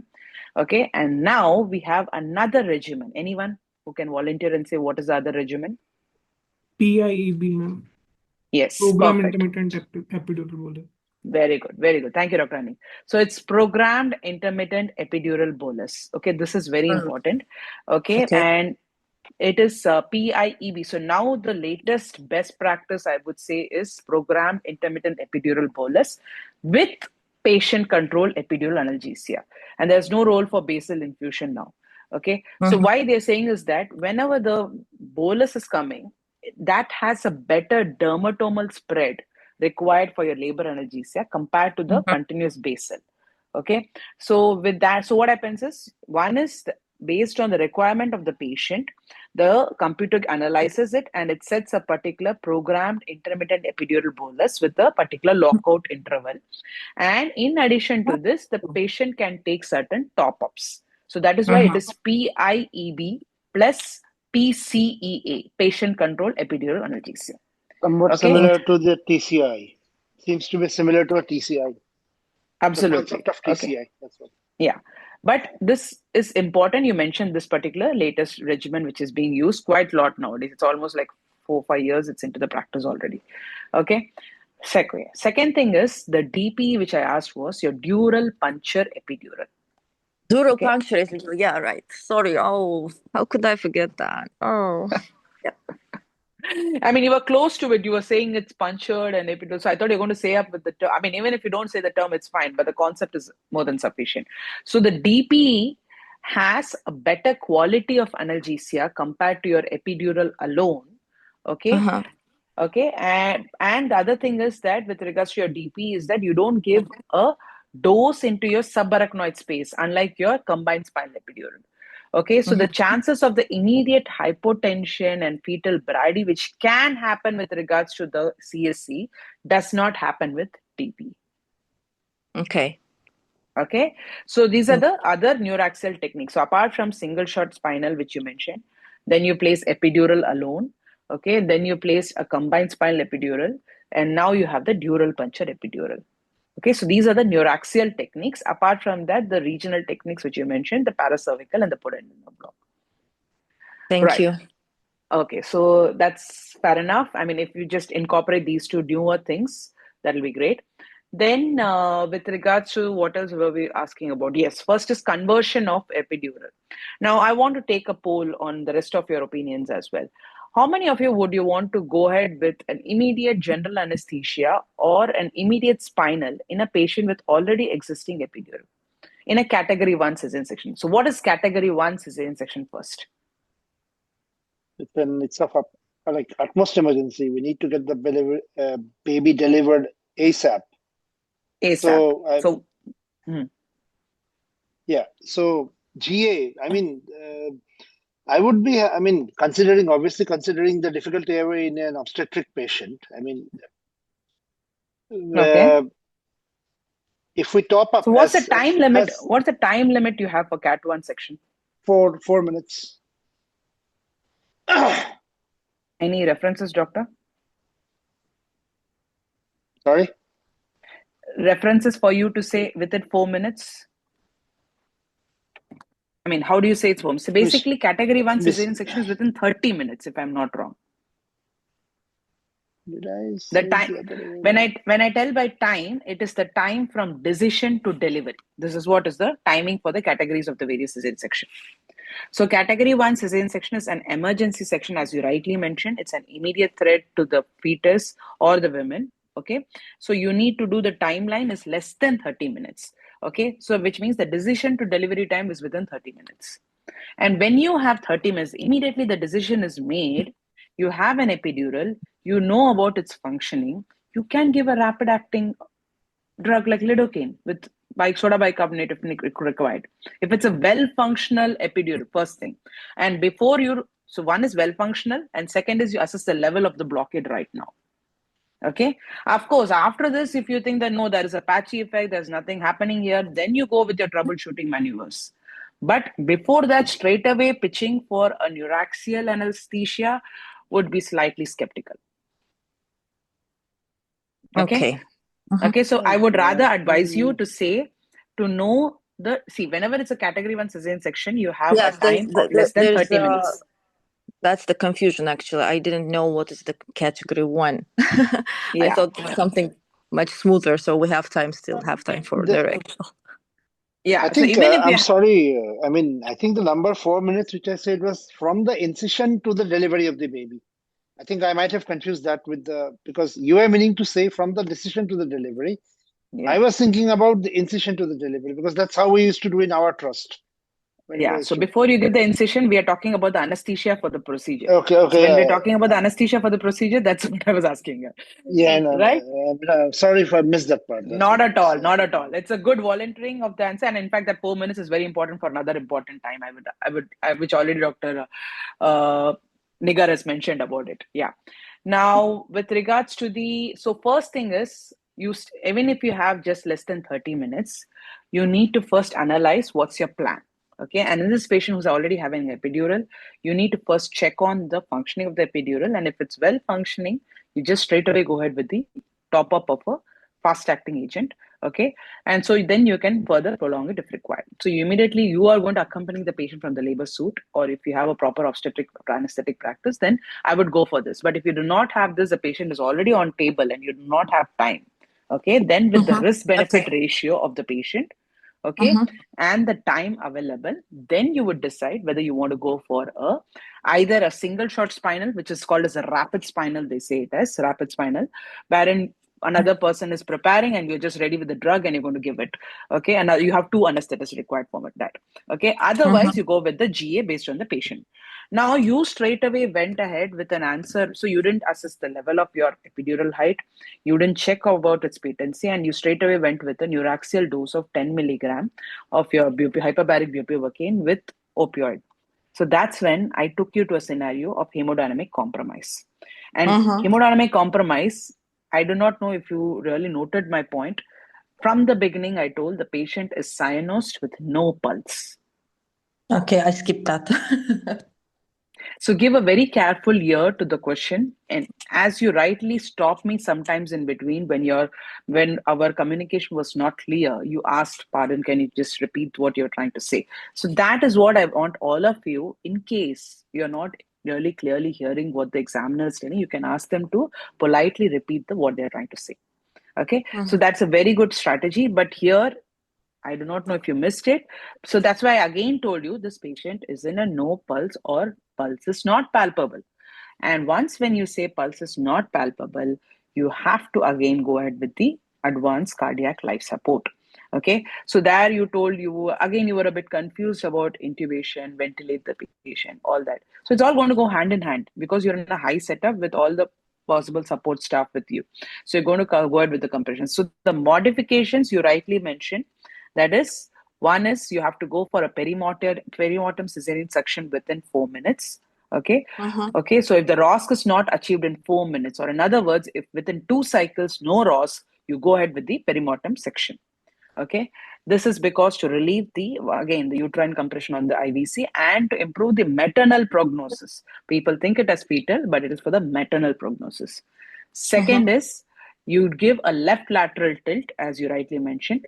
Third is the early airway intervention. Unlike the normal ACLS, wherein if you just support the airway and give an assisted breathing or the ventilatory the controlled breathing just with bag mask ventilation, here you need an advanced airway placement in a very early stage because of the 2 important problems of aspiration and obstetric difficult airway. So you need a senior obstetric anesthetist to establish the airway as soon as possible. Okay, definitive airway. So these are the 3 main modifications with regards to your ACLS guidelines compared to the normal adults. Okay, now that is one thing. Now, after this, we are going. So that is why I took you to a scenario. So this is how they will usually take. They would not stick to a particular. I was though earlier planning to ask more about analgesia. I took you to a topic of conversion of labor analgesia to a category 1 cesarean section. Then since the drug you gave, I took into a situation of hemodynamic compromise. So there, very rightly, you told about the first. So you went to the differentials that time. So you went to, it could be a case of high spinal or total spinal, or it could be a case of last, very rightly told. It could be an obstetric cause also. Yep. Okay. So you have to rule out. So these are the other questions they can ask you. What are the other possible causes of the maternal compromise? Okay. So you have to think about the obstetric causes. It could be a cardiac causes in a patient who's undiagnosed. Okay. So these are the other questions they can put forward to you. Okay, so you would go ahead, so be clear about the question you're being asked. Suppose you see that the examiner is not very convinced, because when you went ahead with phenylephrine and ephedrine and all, when I was talking about a situation of no pulse, I was a bit... I skipped that word, no pulse, and cyanosis. I didn't hear it, really didn't hear it. I just told it's a complication of spinal. The examiner is trying to ask about the spinal complications or maternal problems which may occur at that point of time. Yeah, so it's per se, and they could even probably take you into a topic of amniotic fluid embolism straight away from here. So these are the various possibilities or how they can take you. They will not stick you. So you have to keep your mind really cool and open enough to grasp whatever the examiner is trying to ask you. Thank you, ma'am. Thank you so much. That was a great challenge. Not at all. I mean, that's what we are here to help each other. Right. Okay, so I think we gave you a glimpse of the general topics and the ops topics. Danisa, are you there on board? I think if it's fine, it's been quite a long session. We'll take a short break, and I think Dr. Amrita will pitch in.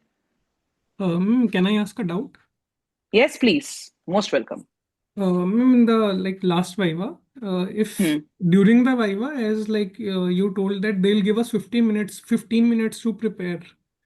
So, yes. Will that scenario occur? If I went blank before the Viva, or we'll have some time to know, okay, we'll be knowing, they'll ask us about WPW, or some cardio Viva will be there, or some ECG will be there pertaining to WPW. So would it come all of a sudden to us, or we will be getting the ECG beforehand? No. You will get the ECG. The question is usually first displayed, and then you get a preparatory time, and then you set into the, you pitch into the final examination room. Okay. That was the only issue. If they... Am I right, sir? I mean, is there any change in the pattern? Yeah, often the presented data that only takes maybe 1 or 2 minutes of your Viva. and they quickly switch over to a completely new topic. So that is also, as he was asking, that will I be caught completely? Yes, in this exam, you will be caught unaware very, very frequently. This is an exam where questions will turn around very quickly. So even if you get 5-10 minutes for the first question, for the second question, you won't get any time. So be ready for that quick turnaround.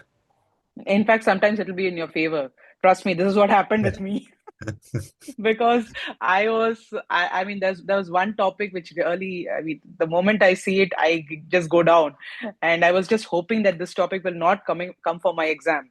I was telling to my Amrita Di and Dr. Danish also the same thing. I mean, I really don't want one lung ventilation to come in my exam. And in my exam, the first topic was one lung ventilation. I still remember. So I was like, "Oh my God, this is the last thing I've ever wanted in my life." So that's what happened. And then luckily, it was just about.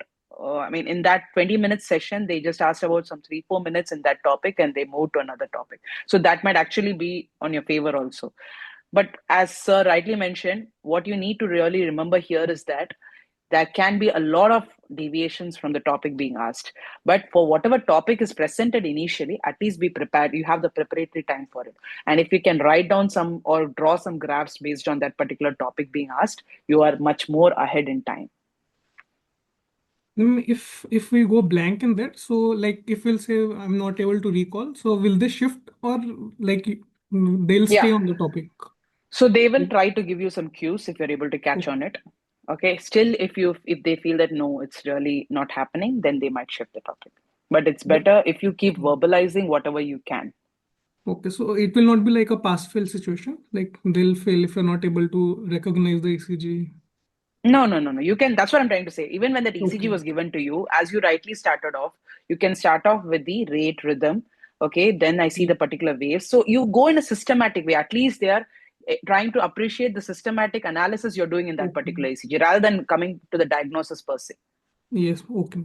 There is a mark for everything. Diagnosis has 1 mark or 2 marks, but there is a mark for recognition of rate, recognition of access, all these things. If you at least say those things, even if you miss the diagnosis, you may still pass the station. Okay. Thank you, sir. Thank you, ma'am. Thank you, Dr. Great. Well, thank you so much, Dr. Dikshita. It was fun having a bit of obstetrics revision and all the emergency scenarios. I don't do obstetrics, so it's always quite a welcome change. It's Thank you, sir. Thank you. I mean, in fact, trust me, even I'm like just now updating myself because being a trauma center, it's been like really 4 years of obstetrics, but really we need to be updated about all these things. true. Great. So as you guys can see, this scenario has been, the tide has been gradually building up. So you started with me, who was very sort of slow and soft. Then the energy levels rose up to Dikshita, where there was a little bit of turbulence. Now the final part is going to be the most turbulent one, and I want you guys to brace yourself for the impact. So take a little break, have a coffee, and Dr. Amrita will join us in the next 10-15 minutes or so.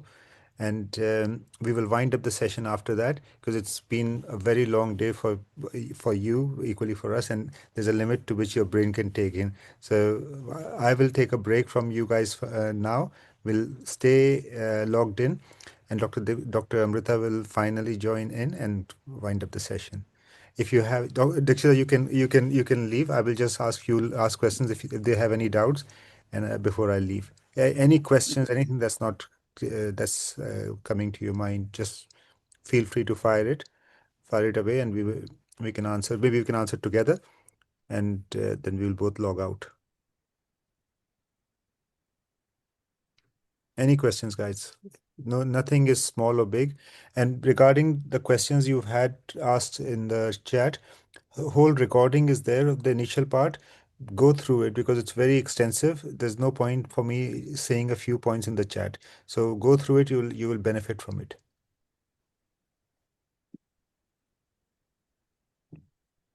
Oh yeah, and sir has posted nice updates on the Cat 1 and nice guidelines. I just saw it. Yeah, I thought I just sent the screenshots and some web links. Perfect. Great. I think I have one short question. It's also about the book. It's from Michael Morgan, Clinical Anesthesia.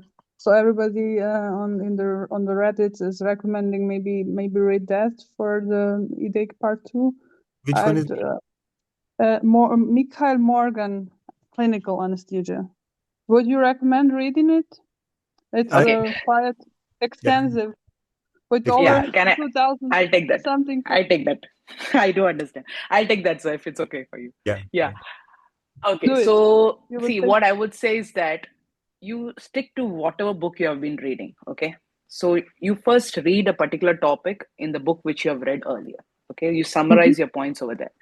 Then I would say just do a short, and that's why we are here to help you, okay? So what we do in our courses is that we usually, whatever topic which we are going to discuss, we get all the international guidelines, the articles for it, so that you don't lose much time on it, okay? And when we are discussing, we highlight those particular articles and we display it with our screen sharing, and we discuss 5 minutes about that particular topic from that article. So after that, if you have the time, I mean, if you have an extensive preparatory time, then you can go through that article as well. So this would be my suggestion for you. That is, you stick on to the book which you prepared for, apart from the books we suggested in the beginning of the session. Okay. And those clinical topics, if you can summarize, and finally you write down your points on one particular platform, so that when you're revising, you just go through that. And you don't revise 3-4 books for one particular topic. Okay. So maybe it's best to revise with guidelines at the end. Short before the exam. That's what I'm saying. So you can either incorporate those guidelines into your Morgan book, or you incorporate your Morgan points into the guidelines article. Okay. Thank you very much, madam. Thank you.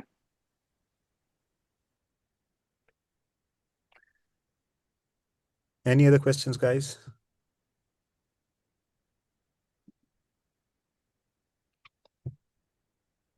I think it's a time for a nice coffee or tea. Where preference. That's perfect silence. They have to gear up for the next. We wake you up properly. We will leave you with this. I will make Dr. Roy as the, I think. Sir, if you want, I can be here until she joins. Are you sure? Yeah, I'm fine. 10 minutes I can be there. I'll call her also now. Okay, fine. I will log out then. And you make me the host here. You are still the host, I think. No. No.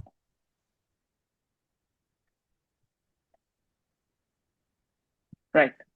I'm the host now. Perfect. Thank you very much. Okay, we'll start in exact 10 minutes, sir. Yeah. Thank you, sir.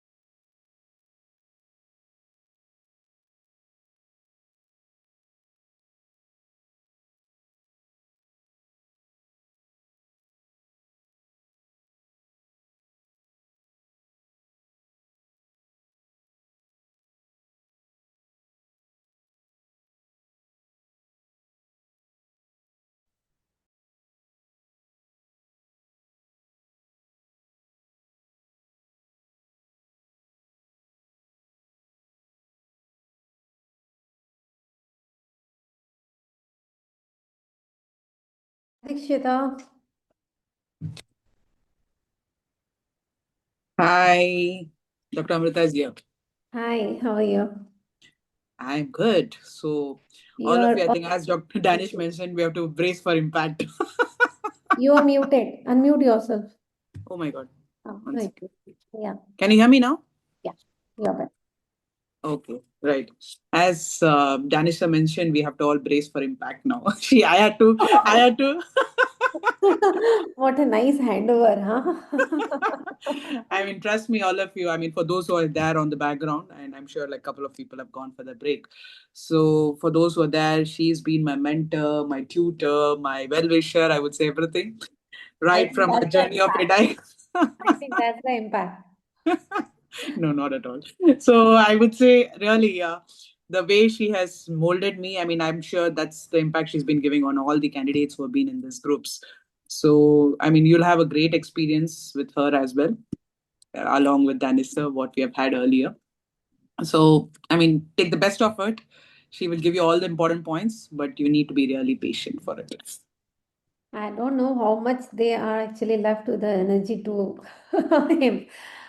Yeah. So I think with your session we'll be wrapping it up. Anyways, Danish will be pitching in probably by the end of the session. Yeah.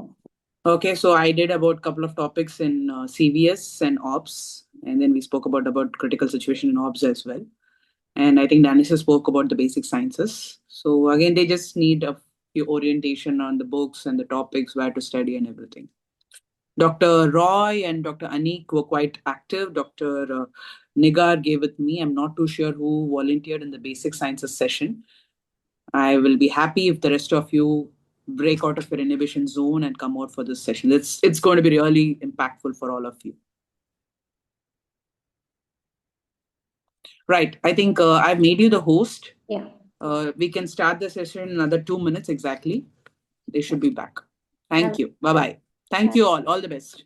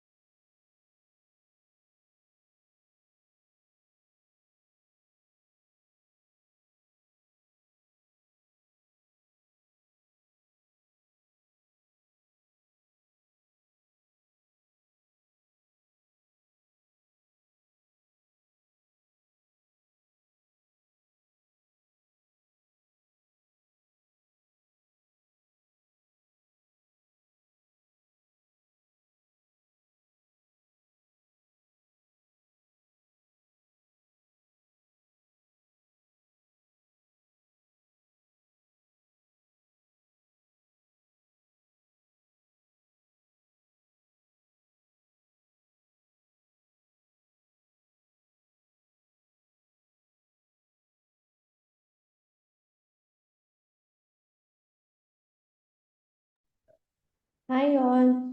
Yeah, are you guys back?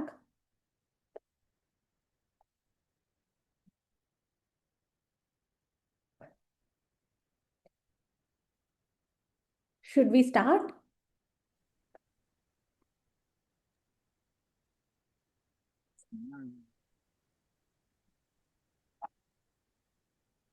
Hello? Hi. Okay, may I know who is volunteering for the case for the next discussion? As I have the feedback, I'd love to have new people on board so that the discussion can go even more fruitful. Yeah. So may I ask anyone to volunteer from the group?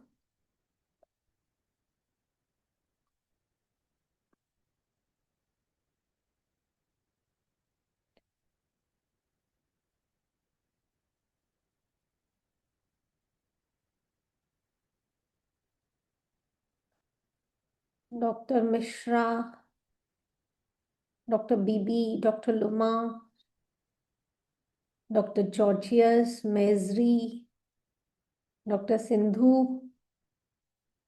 Yeah, please come up so that we can start without any delay.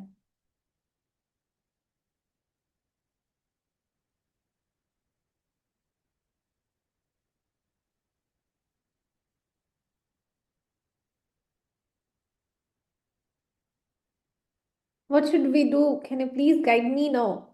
If this is just a mock Viva, no? So anyhow, you have to come up, else how can we do the session? No matter like whatever the result comes, it's better to face at least. And this is what I feel. Dr. Roy, are you ready? Yeah, I'm here. Okay, should I start with you? Yeah, it seems we don't have any other option, don't we? This is what it looks like. Anyways, fine.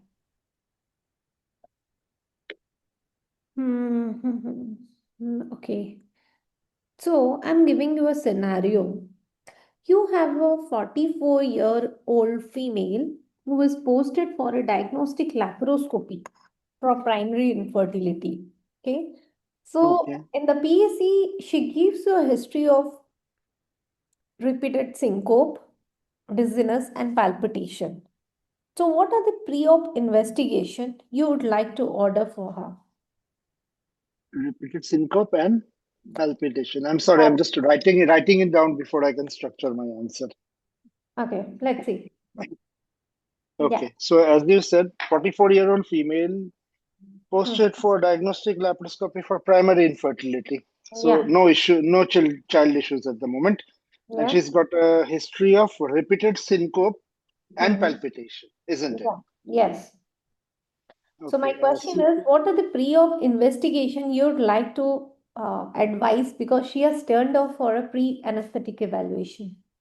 I mean, along with the standard pre-anesthetic investigations, we'd like to advise for any kind of patients coming for an anesthetic checkup. I would put more stress on the cardiovascular aspect of this patient. I would definitely advise her, along with the ECG and the echo, I would at least want her to do a history of syncope. So, investigation wise, a 24-hour Holter or a 48-hour Holter to just have a look into this thing. Sorry, look into her cardiovascular rhythm status of this patient, electrophysiologically, how she's doing. I would any other pointers in the history? I mean, that's it. No, I mean, no other history No, wise. the opening question for you, what are the investigations you are going to order? I have not Yeah. asked anything for the further Okay. evaluation. Just what are the investigation you'd like to order in the PSC? Yeah. So as I said, regarding this thing, along with the normal investigations, what we Normal for means what? What do you okay, mean by okay, normal? okay, okay, okay, okay. All right. So basically, it's a complete blood count that we want to see. The renal function test, the liver function tests for this patient, the ECG, echo, chest X-ray for this patient. Along with that, the coagulation profile for the patient. I would like to have a look into that, serology and everything. Along with that specialized cardiological investigation, I would like to advise for my patient. As I said, ECG and echo. I would also like to advise for a 24-hour halter or a 48-hour halter for this patient. So you did a 20, as ordered, you had this ECG with you. Can you read this ECG? And tell me what is this arrow pointing to?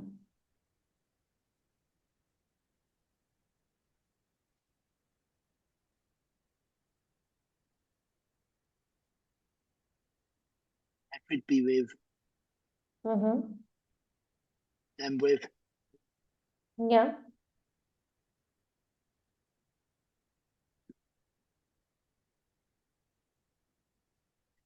First question just reading the ECG. Hello? Yeah, I'm on you. I'm with you. Yeah, go ahead. Reading the ECG, rate seems to be 1, 2, 3, 4, 7, 70 to 75-ish. Rhythm, normal, regular rhythm. I can see, as you pointed out in the ECG, I can see a bifid P wave here. What is that called? M wave. It's an M wave. What is that called as? What does it indicate? Bifid P wave.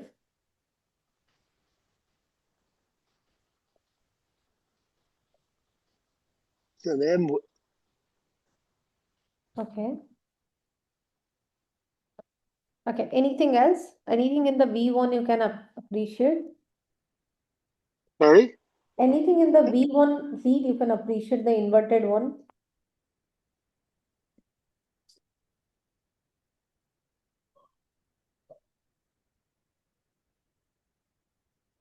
The V1, it's an M. Okay, Mr. Willow, right, left. Okay, fine. So next since you wanted an echo, this is the echo for you. Can you tell me how there's a big mass in the... First, which view is that?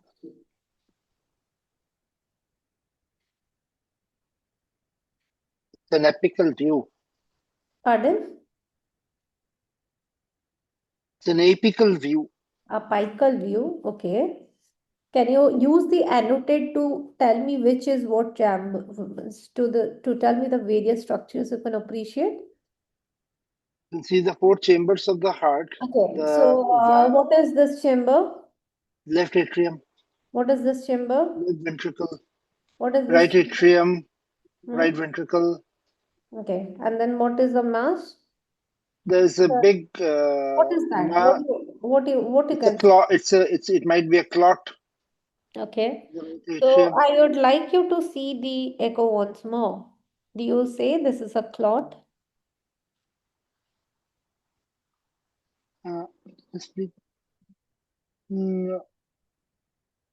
It's more like a mass appendage from the small coming off.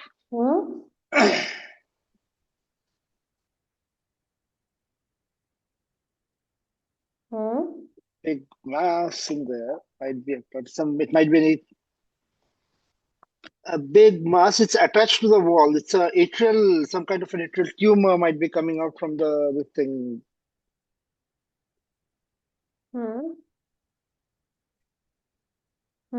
Yeah. So what do you call this condition as? An atrial mixoma. Okay. Suppose this is a case of atrial mixoma, and now you have got the ECG with you. You have got the echo with you. So she has turned up for your PAC. What is the what you're going to write? Whether you're going to take up this case or you don't want? I would like to first get a cardiological evaluation done. Cardiology says this is atrial mixoma. So as an anesthesiologist, what is your say on such situations? She has turned up to you for a diagnostic laparoscopy with a atrial mixoma.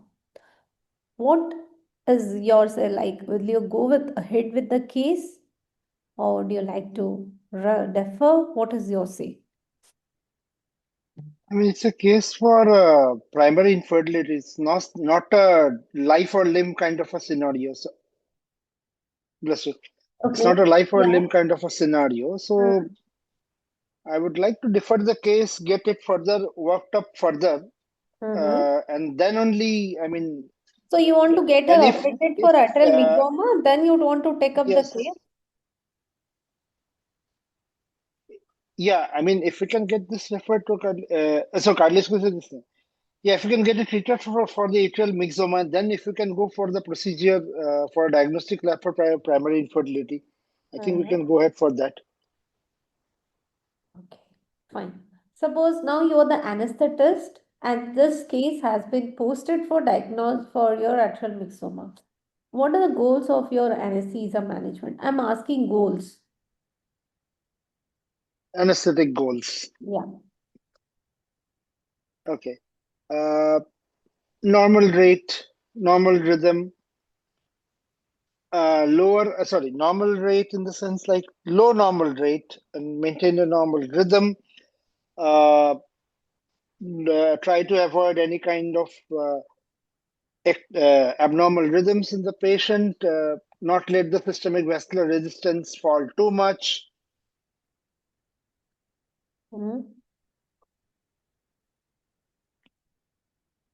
Not too much of an afterload. Will not allow the afterload to be, I mean, rise too much. I mean, maintain a normal afterload for this patient.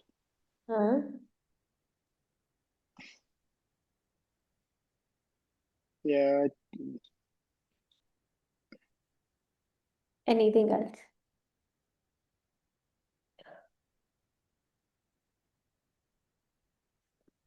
Okay.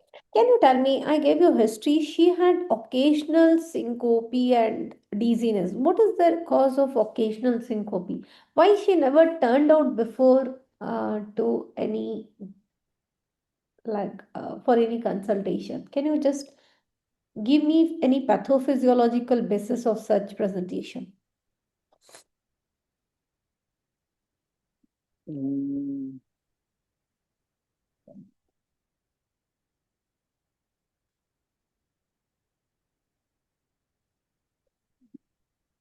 I'm sorry. I can't. Okay. What are the anticipated difficulty while you deal with such case? Like if intraoperative, what are the possible complications which you are afraid, which is very specific to atrial mixoma?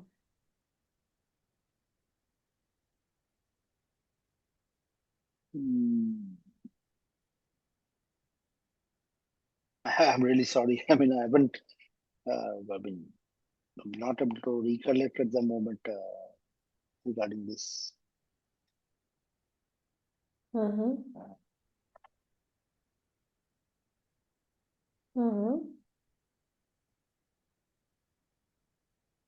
Okay. What are the monitors you wish to have intraoperatively? Standard EGB guideline monitors, invasive arterial line, transesophageal echo for this patient. And do they still, I mean, I'm not into cardiac anesthesia, but do they still put in atrial mixoma? We can't put in a pulmonary artery catheter because it will be in the line of the catheter. We can't put it that.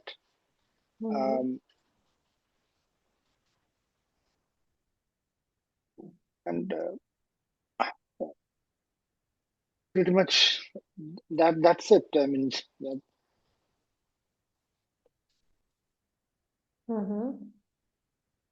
Okay, fine. So, intraoperatively, suddenly the patient had hypotension. Okay. So, you decided to have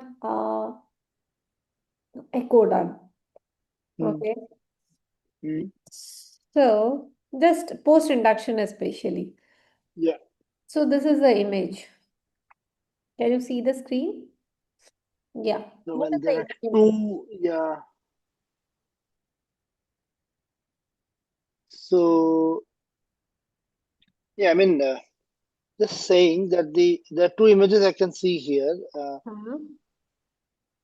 So you're saying So what is this view first? It's like the coronal, this thing. Forgot the name of that view.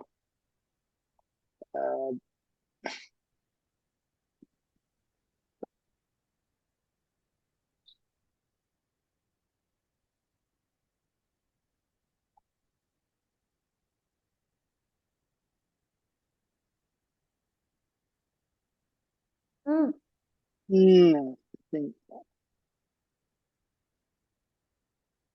the ventricles are, I think she's a bit Can you tell me? hypovolemic, is she there? Okay, first we need to know which view is this. So first you tell me what is the left side view, what is the right side view?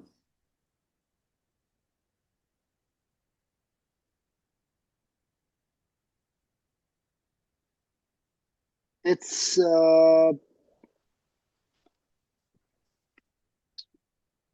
is a parasternal, not a long axis, it's a short axis. Okay, short axis view. So what are the chambers you can appreciate here? Can you tell me what are the chambers you The see? ventricle, the Which right and the left ventricle? ventricles, the left ventricle and the right ventricle. So you Left can ventricle is a left ventricle. only the left ventricle you can And see? the right ventricle. And the The right right ventricle. ventricle. Which is predominant ventricle which you appreciate? Left. Okay. So can you tell me what is the difference between left and right image then? Or both are the same?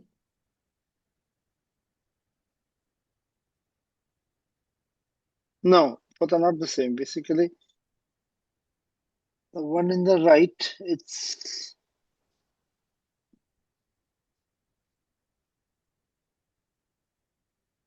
Yeah, I can see very nice answers in the chat box as well. You can come up. I know echo is never easy, but you can give it a try. Yeah, all of you can write in the chat box. So you're saying it's a left ventricle. So why there are two images? What each of them depict?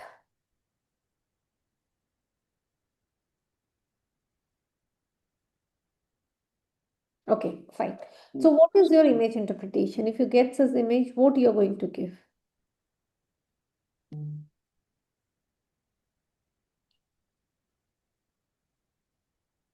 The patient had hypotension.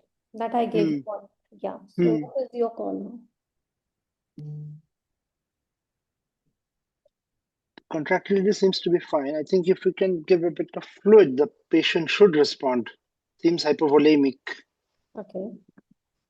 Okay. So you had measured something about that you had put an invasive line, right? So this is the A line. So can you tell me what are the information you can get from such image? Sorry, I mean it just broke down there. Can you just repeat the question? What are you? The question is, you mentioned you will put an intra-arterial blood pressure monitoring, if I'm right. Yeah. So this is the A line graphs. Okay. So can you tell me what are the information you can obtain from such graph? Systolic upstroke, diacritic notch, and the area below the curve is the cardiac output. Mm-hmm. Mm-hmm. Okay, what else?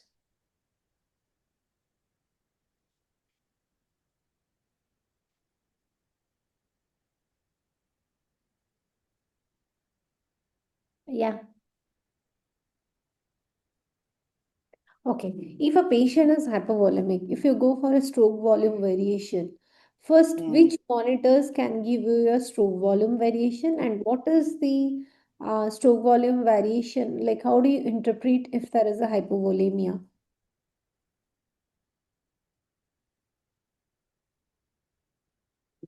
To be frank, I'm really sorry. I have to read about this topic. It's been long. It's been long time since I read. I'm really sorry. I'm not. So anyone else would like to pitch in and just help him out, because this is just one a demo class, nothing serious. Or this is not our main exam. So if anyone else Do you feel like you can help him out? You can pitch in. Dr. Nigel, Dr. Angelina, I think she was nicely answering in the chat box. Angelique, yeah. Well, Yeah. maybe I'm here. Hi, Yeah. Angelia. Maybe I can try. Yes.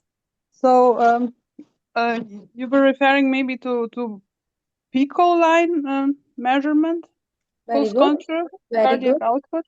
Yes. So we are normally for hypovolemia, we would like to assess the dynamic parameters. Very And good.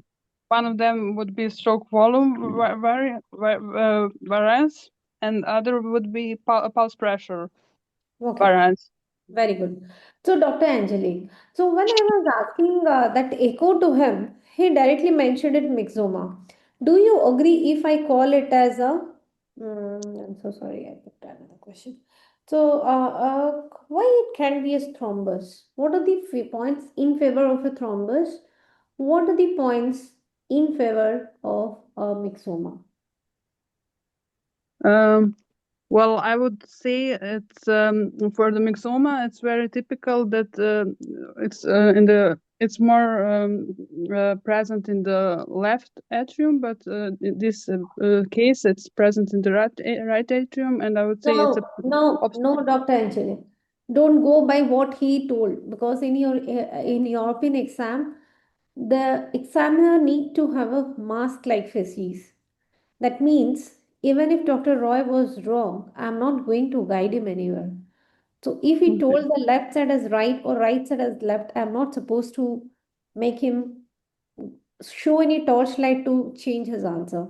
Okay, but You because it answer was as confusing me, because yes. you were like if You tell me you as if this okay. echo has been put to you in your exam. What is your answer? Don't go by I would say this is mixoma in the left atria, and it's obstructing the mitral valve. Very good. And why not thrombus? How clot or thrombus will be different from mixoma? I think because of the echo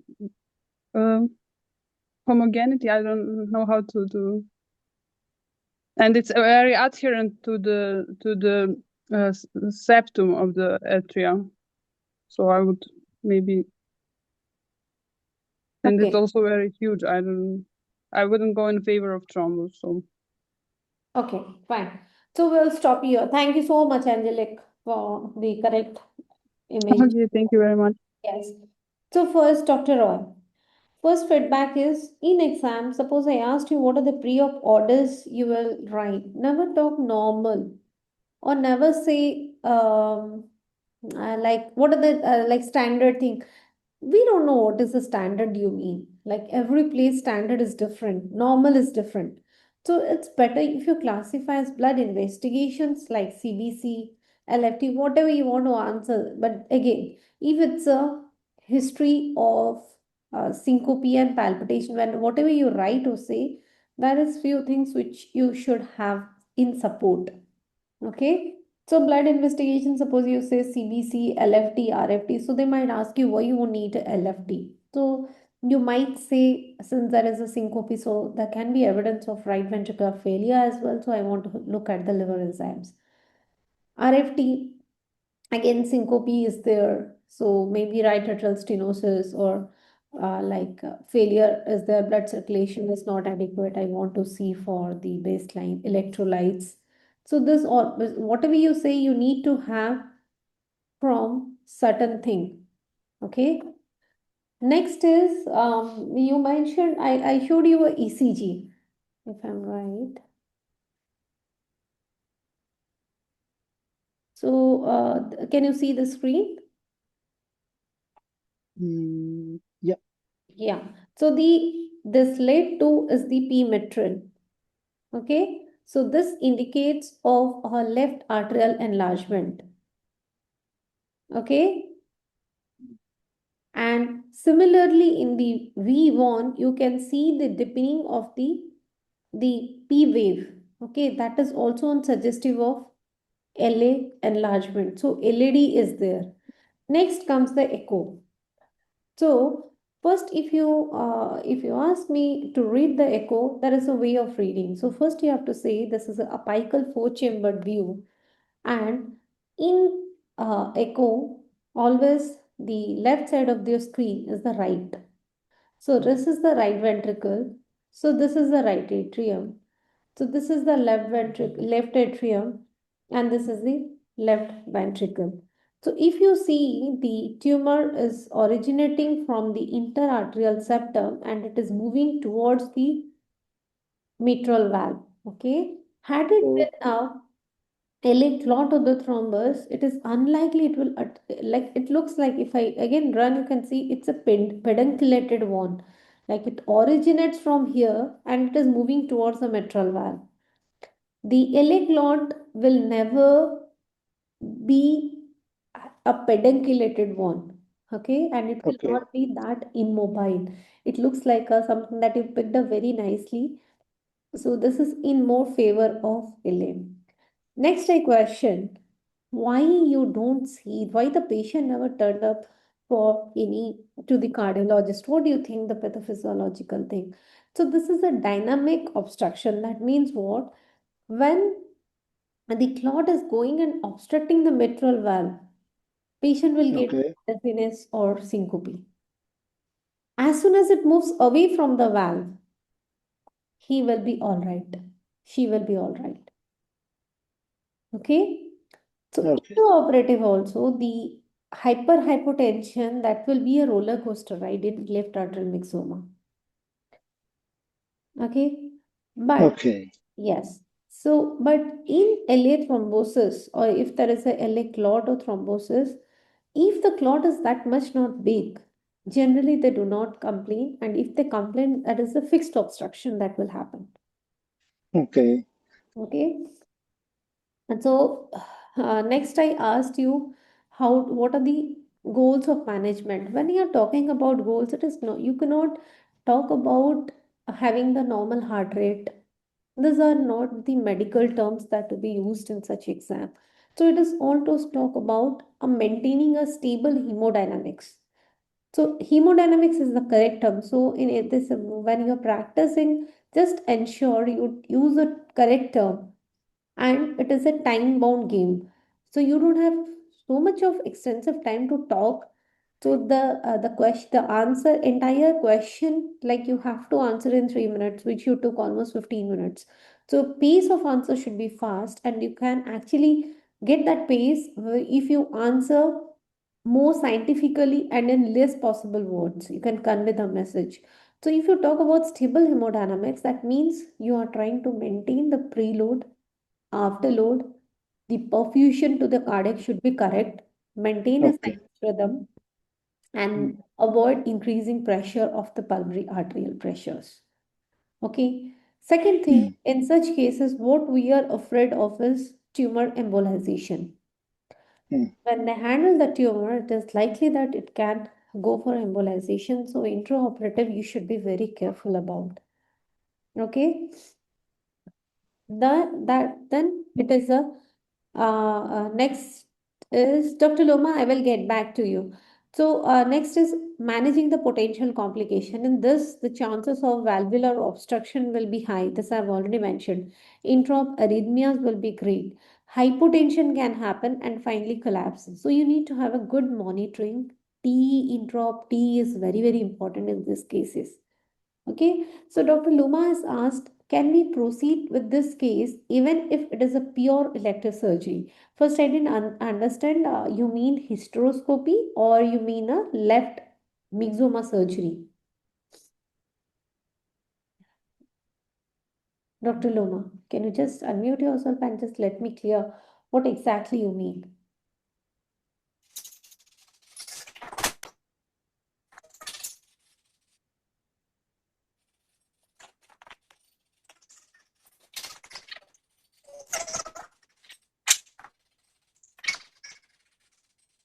Okay. So the question that comes is, Dr. Luma can just type in the chat box. I'm sure your voice is getting break. So this is the decision. So primary infertility is not a bigger problem. The problem is if arterial mixoma is there, when you see a life-threatening cardiac surgery, along with the condition like you have a purely elective case. So you, as an anesthetist, you can take a decision or be a part of the decision to go for the cardiac thing first. So this is in aligning with Dr. Roy what he told. So it is better to operate for the mixoma first and then you go for the surgery. So in your EDAIC exam, they try to put decision-based question on you where they gauge like if you are the anesthetist, like how you take a call. If a patient is having a triple vessel disease, a very poor condition, like it's a major stenosis or major vessels are already there and is posted for a lap chole. So they want to take a decision that, yeah, this is what we are saying. You first have to operate for mixoma, then you should go for a diagnostic surgery. This is exactly what is the correct answer.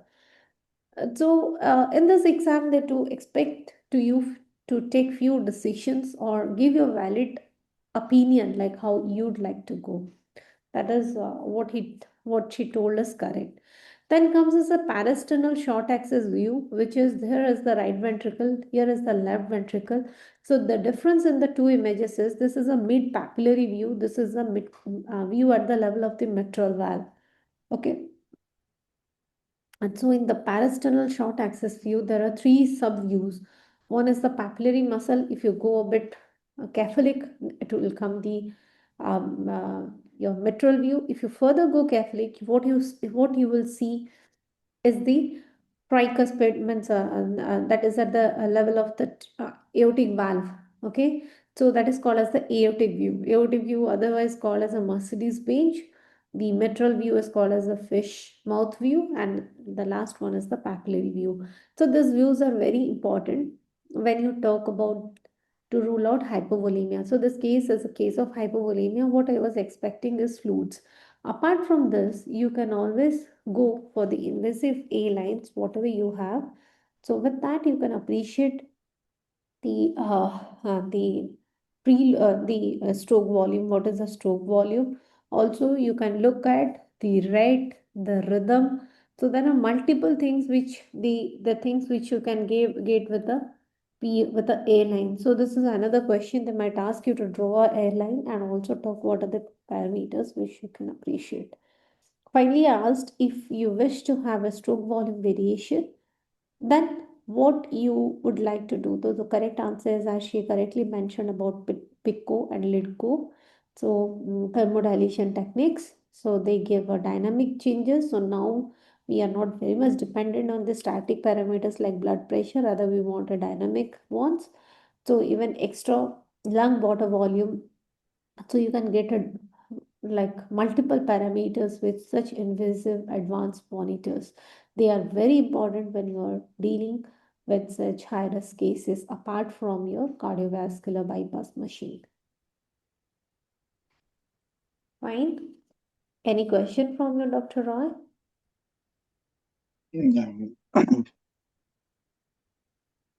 Okay. Anyone else? Any questions? Or we'll move to next.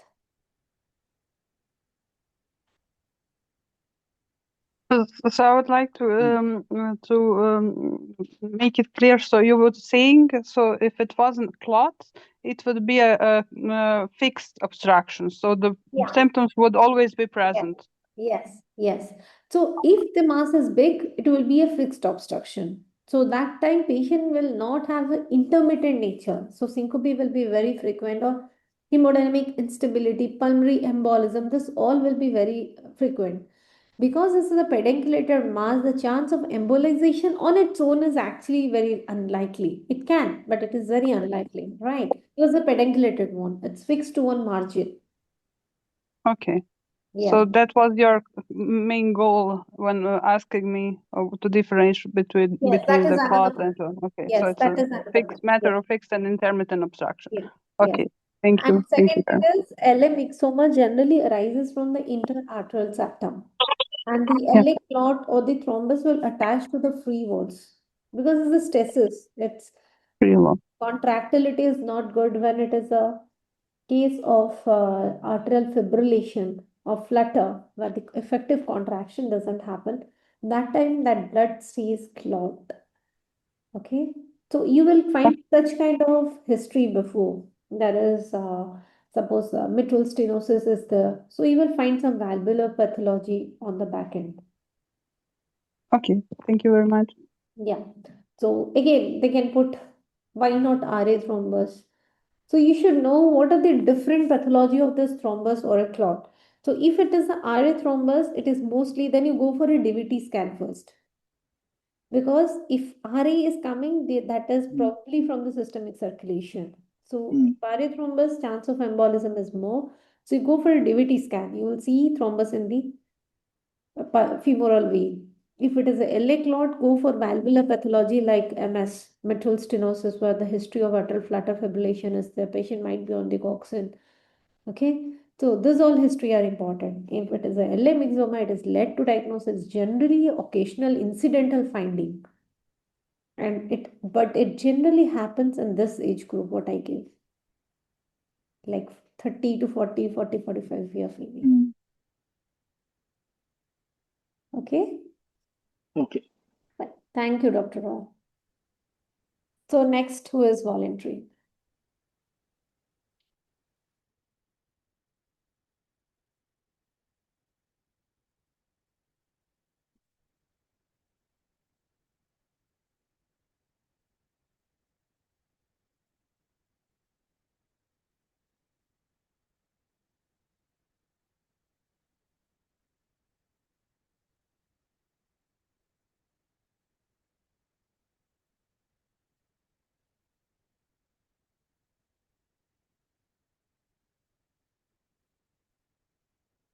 Hello, any volunteer?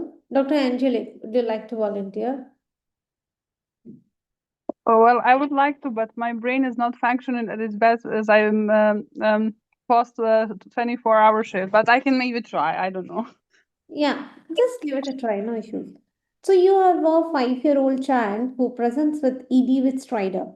Heart rate is 160 beats per minute with SATs of 90% on oxygen. So can you tell me what are the differential diagnosis of a stridor in a child? Okay, so we have two kinds of stridor. It's an inspirational and expirational, expiratory and inspiratory stridor. So inspiratory stridor with it would be like more connected to the obstruction of the trachea, and expiratory stridor we would find maybe in a not laryngeal croup, pseudo croup, we would call it like that. Okay. And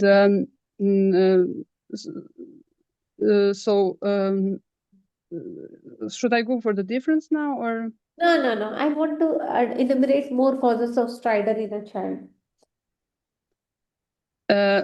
Okay, so it could be the foreign body.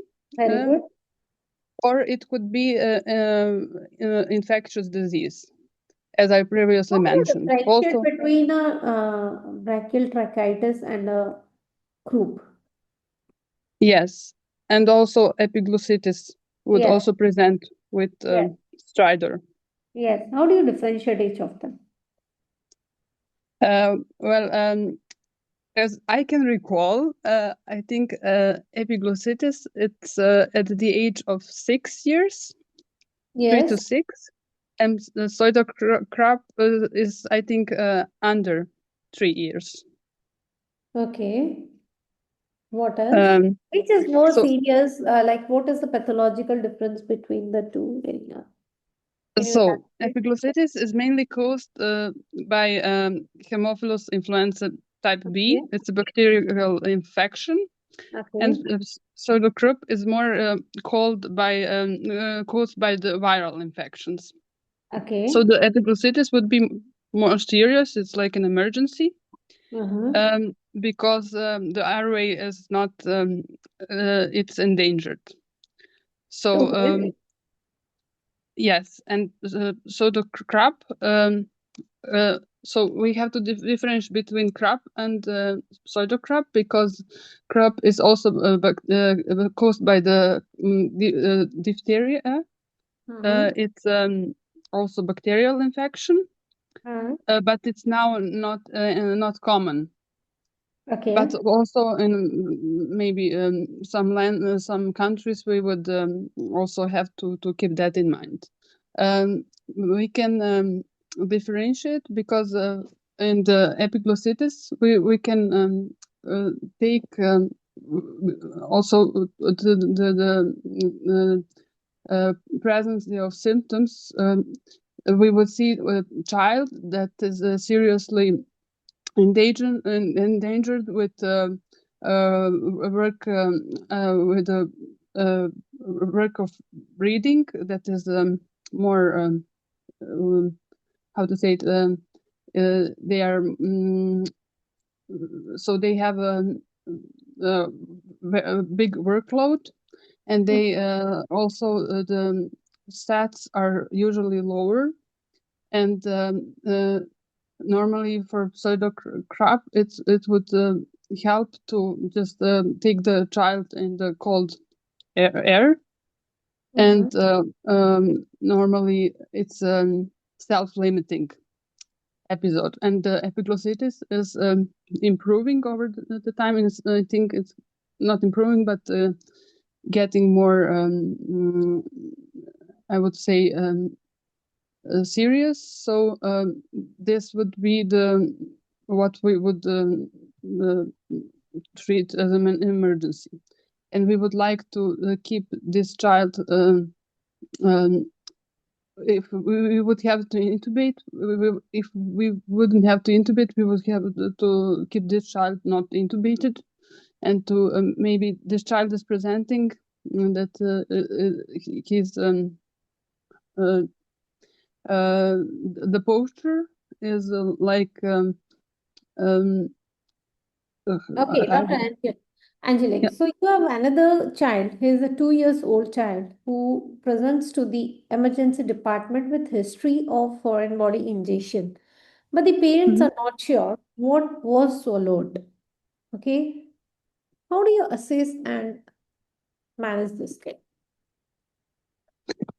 So I would firstly, you said I would control the vital parameters. You said 160 tachycardia, sinus tachycardia, and SATs above 90 or around 90. Yes. So first I would do there are this pediatric triangle, as I recall, and we do the inspection. We see the child who has work of enhanced labor of breathing. We see the child. We can also measure the temperature. So it goes with fever, epiglossitis. But you said that this is a foreign body. Yeah. Yes. Okay. So there is, I think, two phases. First phase is acute, and it goes with the... No, my question is I will get back to my question. The baby has 2 years old kid, and he has come emergency with a history of foreign body ingestion, as told to you by the parent, but they are not sure what the baby has swallowed. And you are the person who attended the baby first. So how you are going to assess this child first? Oh, well, I would do the ABC. Very good. Very good. So I would go first. I would check if the airway is patent. I would do the oral examination. If I would see actually, if I can see in the oral cavity some foreign body, if I can maybe pull it out. Okay. So if that isn't the case, I would also see if the child maybe is drooling. Okay. If maybe the child is coughing, it maybe is trying to you know, to take it to just cough it out. And then I would also do the auscultation to check the B. So if tell me, what are the red flag signs for immediate intervention? Like, you'll alert your team if you find such signs. So what are the red flag signs of a foreign body injection in a baby? This is swinging, paradoxical breathing movements. Okay. So the thorax, the thorax is it's not not expansions, but it's sucking in, and also the belly is they have this paradoxical swinging breathing movements. And also the cyanosis, the sets are rapidly going down, and I see that the child is desaturating. And in the 2-year-old child, I would expect that the functional residual capacity is low, so I would maybe proceed for the airway patency immediately. So would you like to go for any imaging? That's tricky, but sometimes I know in epiglottitis case they do the X-ray. No. Don't relate the first question to the second. That's a separate question. This is a separate question. So second question is, the parent says it's a foreign body injection. Okay. Don't relate the first to the second. This is the second is a separate question. Start of the second question. Okay. Well, normally we don't do the X-ray. We do but if I think we would go directly to surgery, because Dr. Angelic. Yeah. I think you didn't get the question. So the baby is a 2-year-old child who has come to the emergency department with a complaint from the parent that he had ingested some foreign body. Yes. Okay. Now you have to evaluate as an independent physician. So you mentioned you will go for a ABC. Then we'll look at the red flag signs, which you did mention. Then how do you confirm it's a foreign body injection? Would you like to do any radiological test? We could do X-ray, yeah. Okay, so you did an X-ray. X-ray came to be normal. Next, what you would like to do? We could do the bronchoscopy. Bronchoscopy. Any better test you have? You think MRI? No. CT. CT, okay. CT and kids, that's always, yeah. Okay. Yes. Tell me, what is the finding? I don't see it very well, I must admit. Yeah, I will zoom out for you. Yes. I don't see it very well. Oh.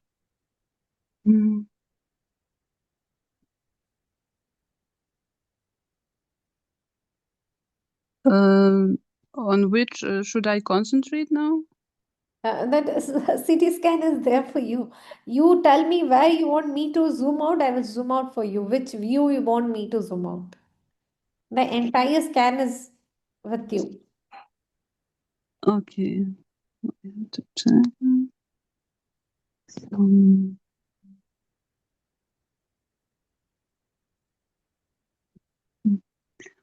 Well, I see some kind of infiltration in the left lung.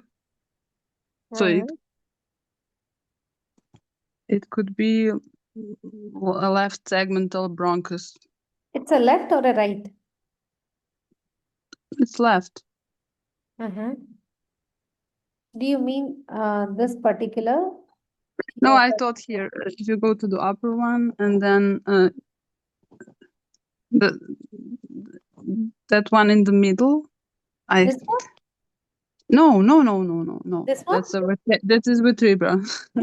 I don't know how to point it, but you're not pointing to the right. I didn't think of this view. It's under. Yeah. Okay. So, okay. I'm giving the clue. This foreign body is in this view. Okay, you tell me where is the foreign. I didn't hear you. Sorry. The foreign body is in this view. You can appreciate the foreign body in this particular view. Can you tell me where is the foreign body?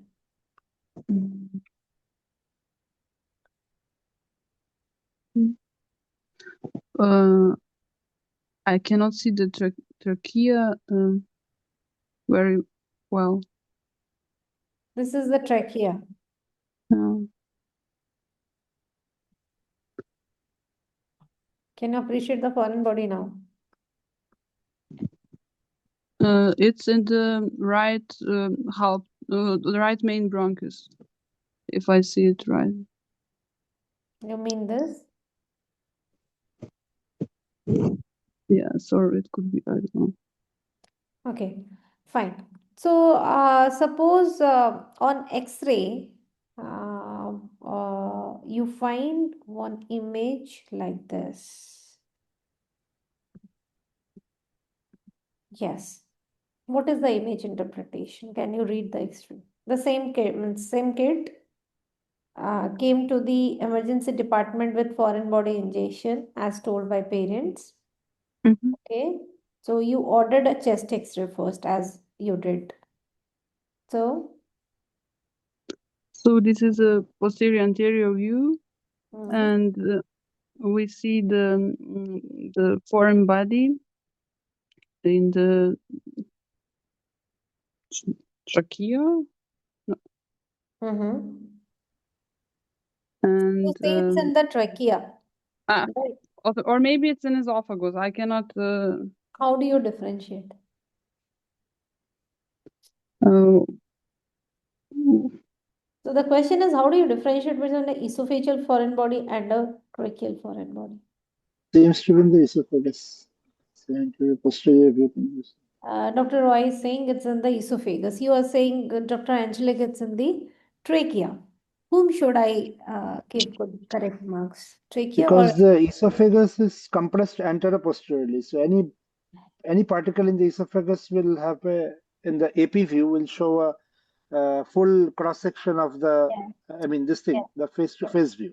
While the trachea has got an anteroposterior slit, the glottic opening. So if the foreign body has to grow in, it will go in the coronal section. Very good. This is, Angelique, what Dr. Roy explained is the correct answer. So this is an esophageal foreign body because our trachea is shaped like this. So if you want a foreign body to go, a flat cannot go. It has to take a turn.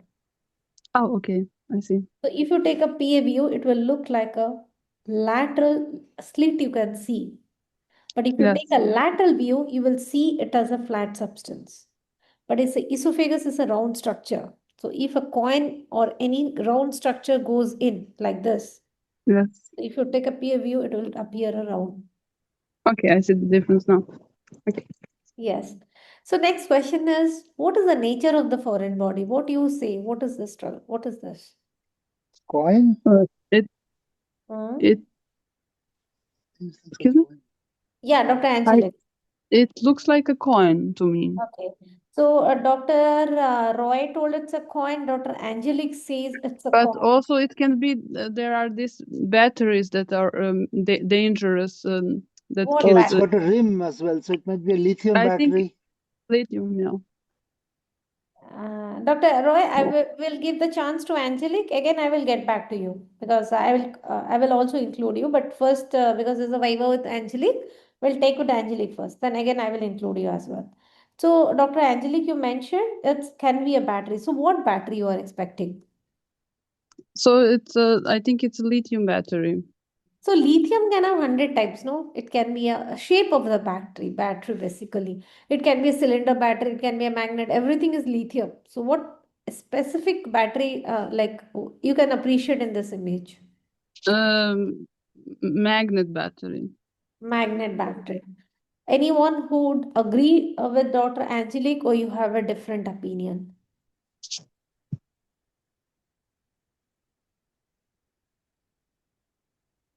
Please come up.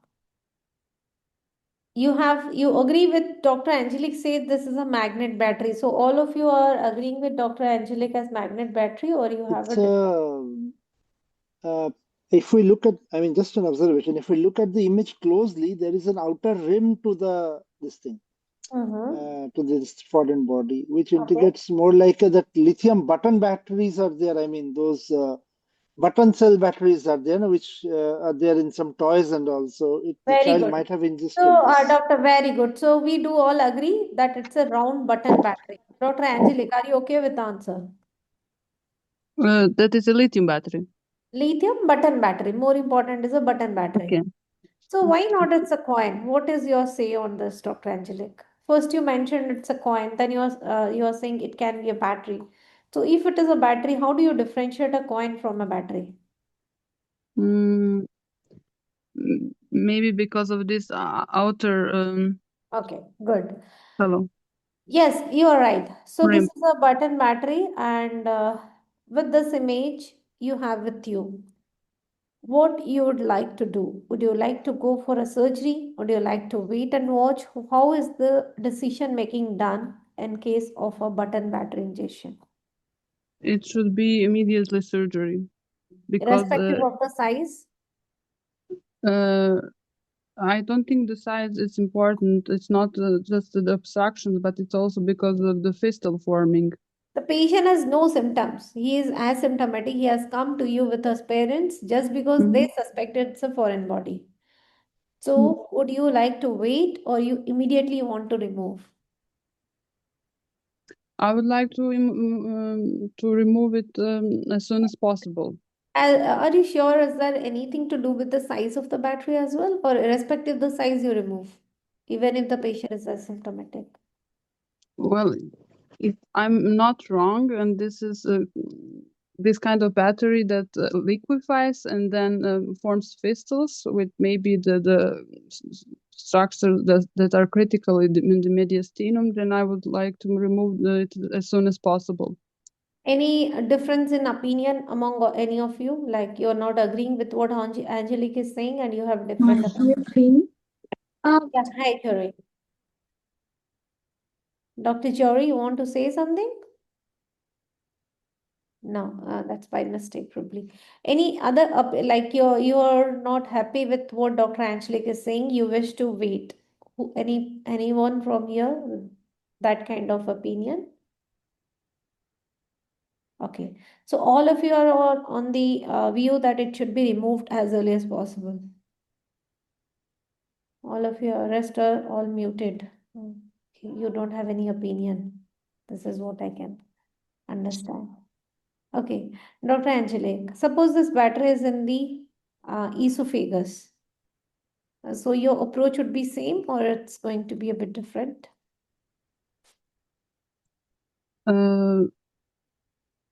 I would proceed then with the endoscopy and removal of the battery after the child is intubated. So we will stop you here, Angelique. How you did? Well, I don't think I did good because, as I said, I'm tired right now and I cannot think straight. And also the pediatric emergency with a problem in the first case of the foreign body. And that's always tricky. Also with the diagnostic, better to run a CT immediately. Of course,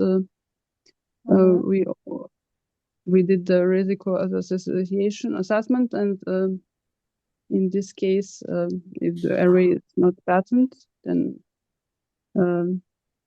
CT.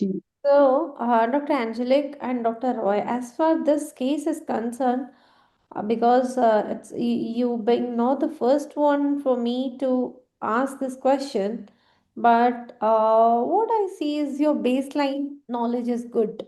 Okay, so you are very clear about you understand the question, whatever hint I was giving.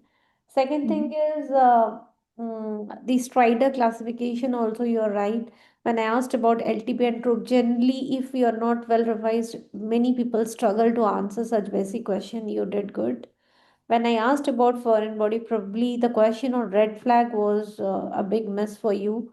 So, like the red flag signs are if the patient airway is compromised, like you see a stridor, drooling, choking, if there is evidence of esophageal impaction, like there is dysphagia, refusal to eat or vomiting is there, if there is GI obstruction or perforation, like severe abdominal pain, peritonitis. So this all are the red flag sign where you need to act immediately. So the first question I gave you, X-ray was normal, but you want to go for a CT scan. They are the radiolucent one, which is not picked up in the X-ray. So in those cases, they have to do for a. So now there comes a typical whistle kind of thing, which has radiolucent these days they give. So they will not be picked up by the X-rays. So you have to go for a CT scan to look. Okay. Next, I gave you the scenario of a button battery. So for you guys, just remember button battery has, can you see the whiteboard?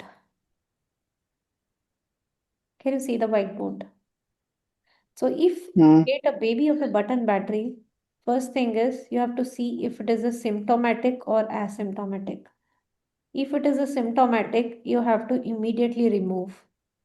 If it's a asymptomatic, then you have to see whether it is in the, I think somebody else is scribbling. Can you please stop? Else it will get more look clumsy. It is in the esophagus or is it in the stomach. Okay. If it is in the esophagus, then you have to see the size of the foreign body. More than 2 centimeter, less than 2 centimeter. If it is more than 2 centimeter, it has to be removed within 2 hours. If it is less than 2 centimeter, you can wait up to 2 days.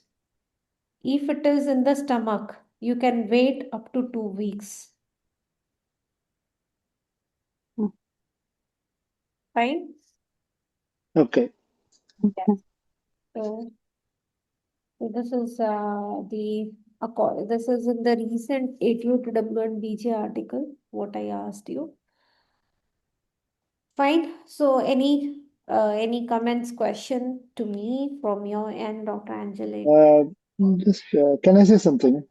Yeah, sure. Hello. Yeah. Yeah. Yeah. I mean, with this same scenario, I mean, I had a discussion with one of my surgical colleagues a few days back. I mean, we had a scenario like this of a child, and it was a coin at the time. But he also, as you discussed about this button battery, he also had told me that there are instances of children swallowing button batteries. What he told me about it was that button batteries, as you said, the size, because the size of a typical button battery is somewhere nearer to a 2 centimeters. So it kind of gets obstructed at the ileocecal junction or sometimes at the Meckel's diverticulum in cases of children.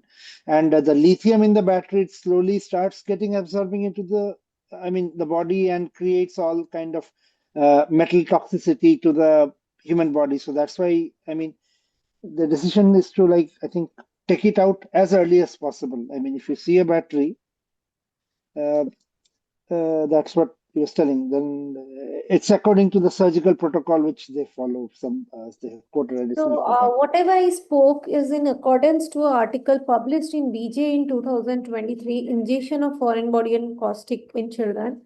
So this is the no, I spoke about the button batteries. Okay, so these are the red flag signs. So the removal of the button battery endoscopically is within 2 hours. Is advised when it is lost in the esophagus, battery in the stomach, and patient is symptomatic. Child has a known GI abnormality like Meckel's and concurrent ingestion of button battery and a magnet. If the button battery has more than 20 in the stomach in asymptomatic child can be monitored, but if they're more, they should, but if that remains there 48 hours later, then it should be removed. Button battery less than 20 mm in the stomach of an asymptomatic child may be reviewed on outpatient basis with an X-ray within 2 weeks. So this is the reference to what I spoke. Okay. Okay. Yeah. This is from the BJ, right? This is BJ. Yeah, this is from BJ 2020. Thank you. Yeah. So then we have 2 articles, in fact. One is from BJ, other is from ATOTW. So Yes. So if you go down and down, so in the management, they have also given this. Okay. Yes, so button battery.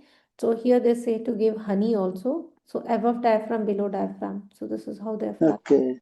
Yes. So basically in this exam, though you can talk a bit about your experience and maybe, but more or less they would like to tell you what is like standardized or what is being published in the good articles, important journals, which they do follow or accepted. Okay. Yeah. Thank you. Yeah, no issues. No, anyone has any question or should I move to next?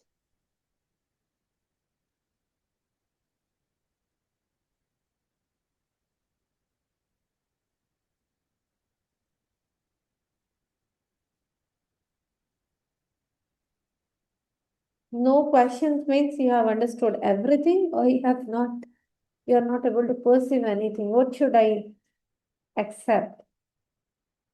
Or the sessions are very boring or you're training off your energy?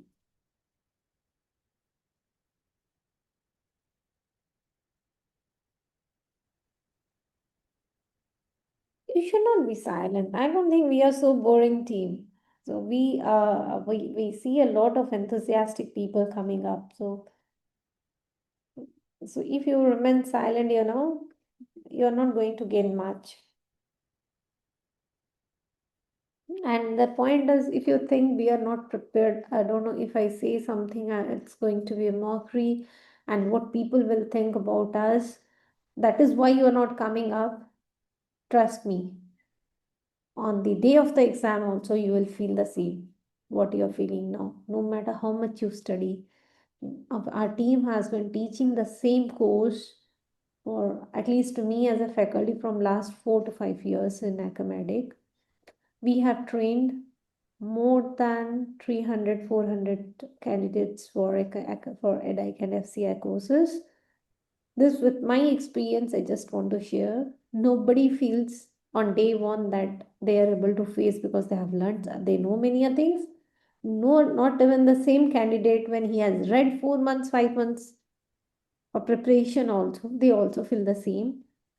So this is one psychological barrier to your performance in your main exam, which prevents you to perform the best. So this platform, if you think we are going to teach, I do never personally claim that I will make you that efficient that you can answer anything. We are here to motivate you, to monitor your progress, and finally to break that barrier of exam stress or that apprehension how to sit in the exam. That's it. That is the sole thing. Or maybe we will help you with some article journals which we are well read. You guys are not. We will make you aware of the best topics, recent thing that is going on the market which you might not get. So there's a few things only which we can actually help. More maximums, more we are helping on this 3 parts, which whatever I told, mentoring, monitoring, and maybe that breaking the psychological barrier. That's it. Yeah, so that is why I want maximum people to participate. Take a chance, see how you are doing. Dr. Angelique is on duty. She tried, not that bad she was. If she reads this article, probably, so she will step up maybe by 2 steps more. Dr. Roy, I'm not sure about his background, about his preparation, but at least he's trying, that is more important than actually sitting and studying. You should know to face the situation. If you face the situation, definitely you are one step ahead from rest of your friends. And those people who have that fear, no, I've seen people just they call me one day before their main exam and saying, ma'am, I think I'm not well prepared. I think I should drop this time. So there is no meaning of like spending so much of money for booking these exams, planning so much, sacrificing your family time, your personal time, your enjoyment, and finally, because of that fear, you are not able to face the exam. So that is why fear kind of paralyzes everyone. It's very difficult for Exactly. This is not just one candidate. This is what I'm saying. I'm not taking any extra credit. This happened. This is my experience of last 300 plus candidates, maybe 400 plus candidates year per year. We are mentoring about 150, 150. So for 5 years, I think we have mentored 500 plus FCI. So it's more than 500 candidates. So just forget, if you think you will come to us like a school students, we will teach you something, scribble something, and at the end of the day, you have a fixed portion of your study, you just read and you just, maybe we don't claim that. We can do that. We will give you the portion to study, you come prepared, then we can question you. We also do study, we also try to find more and more things which will be beneficial. That is just mutual exchange of knowledge. We it's two-way thing, it's never one way. We can move on to the next topic if you. Yeah, so I will just ask a final call, else we'll go move with Dr. Roy again. Anyone else wish? I would like to please take a sit down this time. I mean, if we can have anyone else. Yeah, I will just give a chance to rest, like anyone else, maybe after my short mentoring or words of encouragement, if somebody else is willing to come forward, or else we'll get back to you. Yes.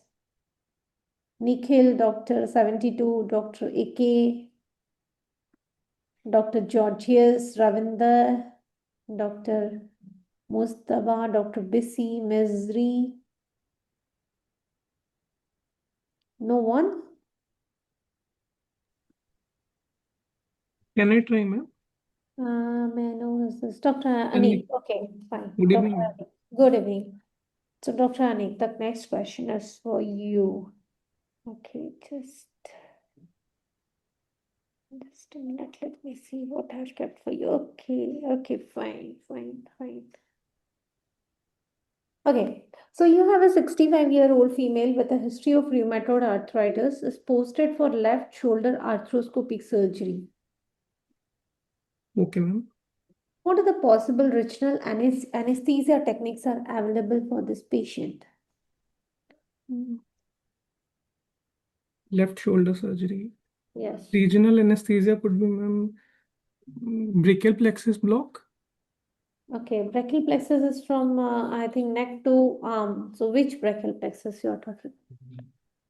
Different Which shoulder brachial surgery. plexus?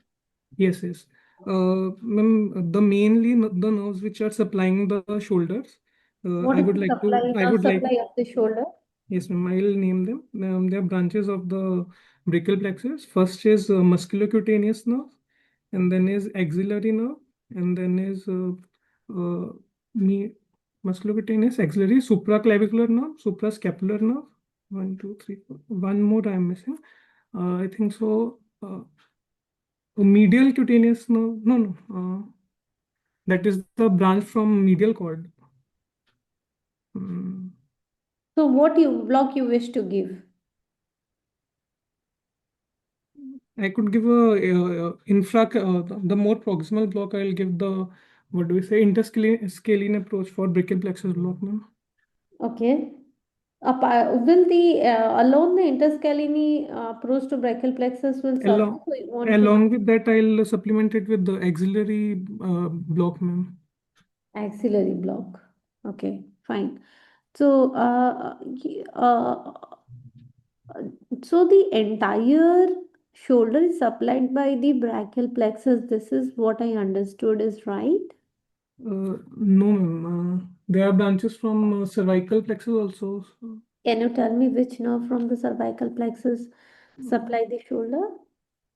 Yes, we have superficial and deep cervical plexus. So superficial cervical plexus, supraclavicular, greater, supraclavicular branch of superficial cervical plexus, ma'am. Okay. Transcervical? No, but that is the neck. So, can you tell me, if given this image, can you tell me the structures from A to G? A to G. Go. First, ma'am, I'd want to specify the most easiest one, like the B, C, and D are the trunks. B is the up. Okay. Sorry. Yeah. Go ahead. B. Sorry, they're the chords. No. So B is the upper trunk. C and D are the divisions of middle trunk. Okay. And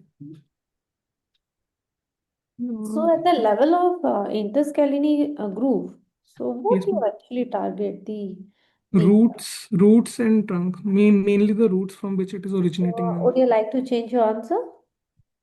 Interscalene.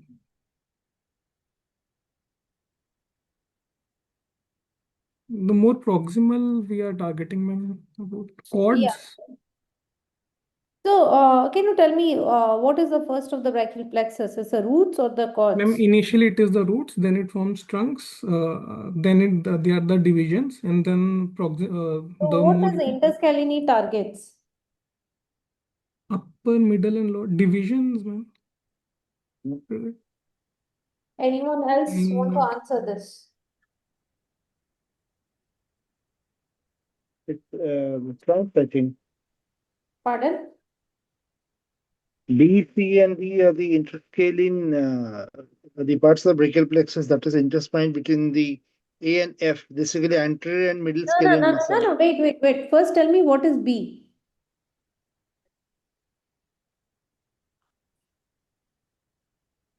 The BCD that you're saying, right? That's the traffic. BCD? Yes. What is the traffic light sign made of? Traffic light sign is basically the view of the interscalene brachial plexus, the view for the block which we see in the ultrasound in the interscalene brachial plexus block. So what is that? That is see, basically these are the roots basically. So C, it comes to the C5, 6, and 7. Those upper roots are there. So you mean B is C5, C is B, C6, and D is C7. Yeah. Okay. So rest of you are agreeing with what Dr. Roy is claiming. So Dr. Sindhu says B is C5. AK says C5, but I don't know which ABC, what he means for C5. Yes, Angela. B C5 trunk. C is also C6 trunk, and D would be C7 trunk. So C5, C6, and 7 are the trunks or the roots? Trunks. Okay. Roots, Fine. transformation, trunks. Okay, fine. So back to Dr. Anik. So Yes. Dr. Anik, can you tell me what are the absolute and relative contraindication to interscalene? Absolute contraindication will be, ma'am, first and foremost, patient refusal. Okay. And patient with severe sepsis. Okay. And the phrenic nerve injury, unilateral or relative contraindications would be, ma'am. The question was absolute relative contraindications for interscalene approach. Then other would be, ma'am, patient has any pre-existing, what do we say, respiratory insufficiency, same, phrenic nerve palsy or pneumothorax. Okay, fine. So, what are the complications of interscalene block? Like, what you will explain to the patient when you try to take consent before you perform this block? Interscalene. Then in 90% cases, there will be chances of phrenic nerve injury.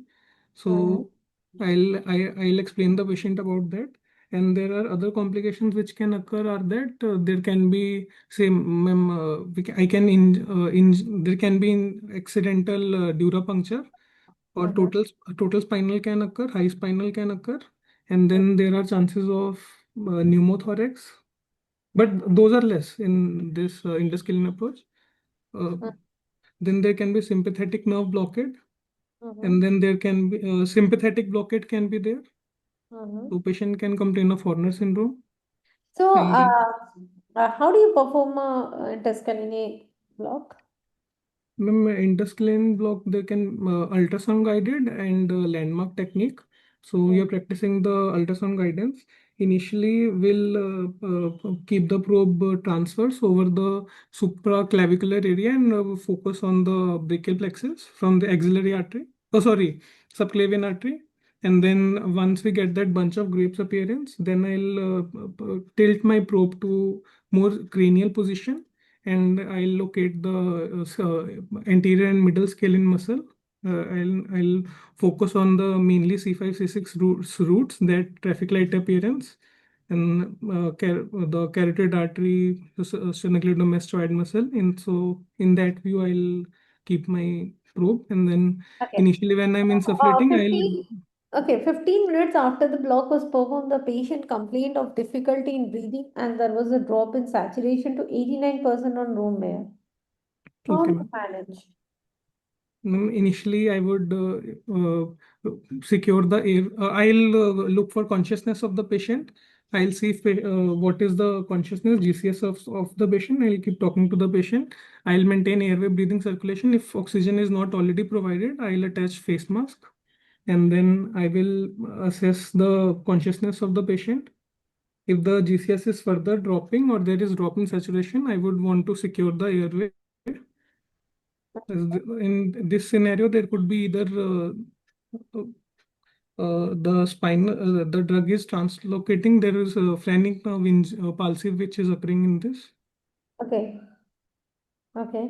So how do you diagnose a phrenic nerve palsy?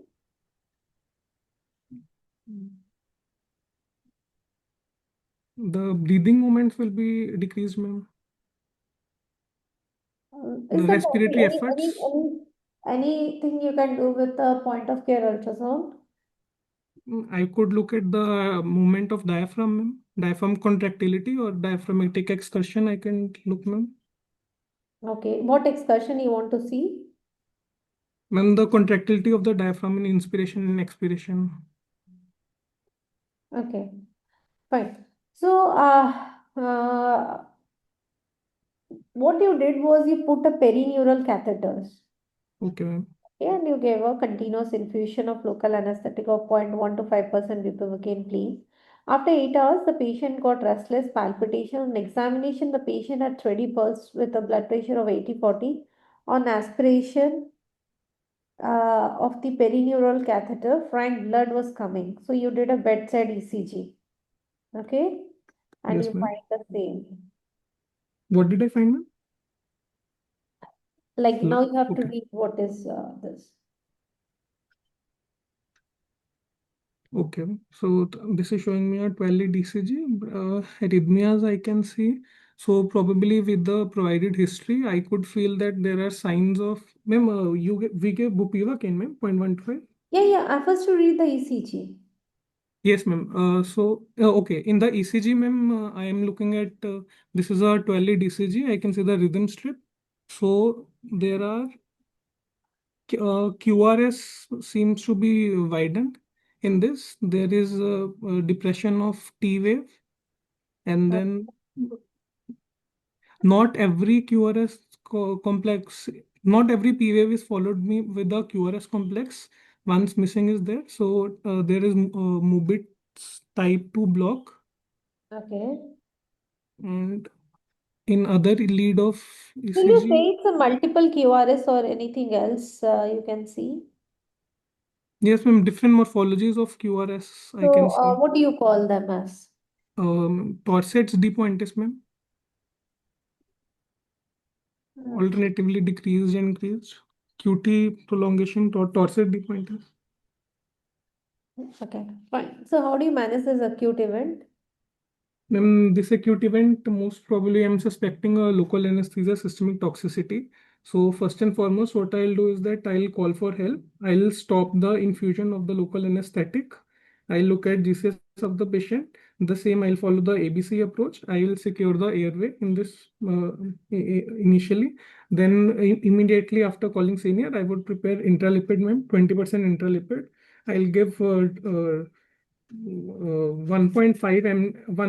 ml of mg per kg of intralipid. So 1.5 ml per kg of intralipid till the patient symptoms are reversed.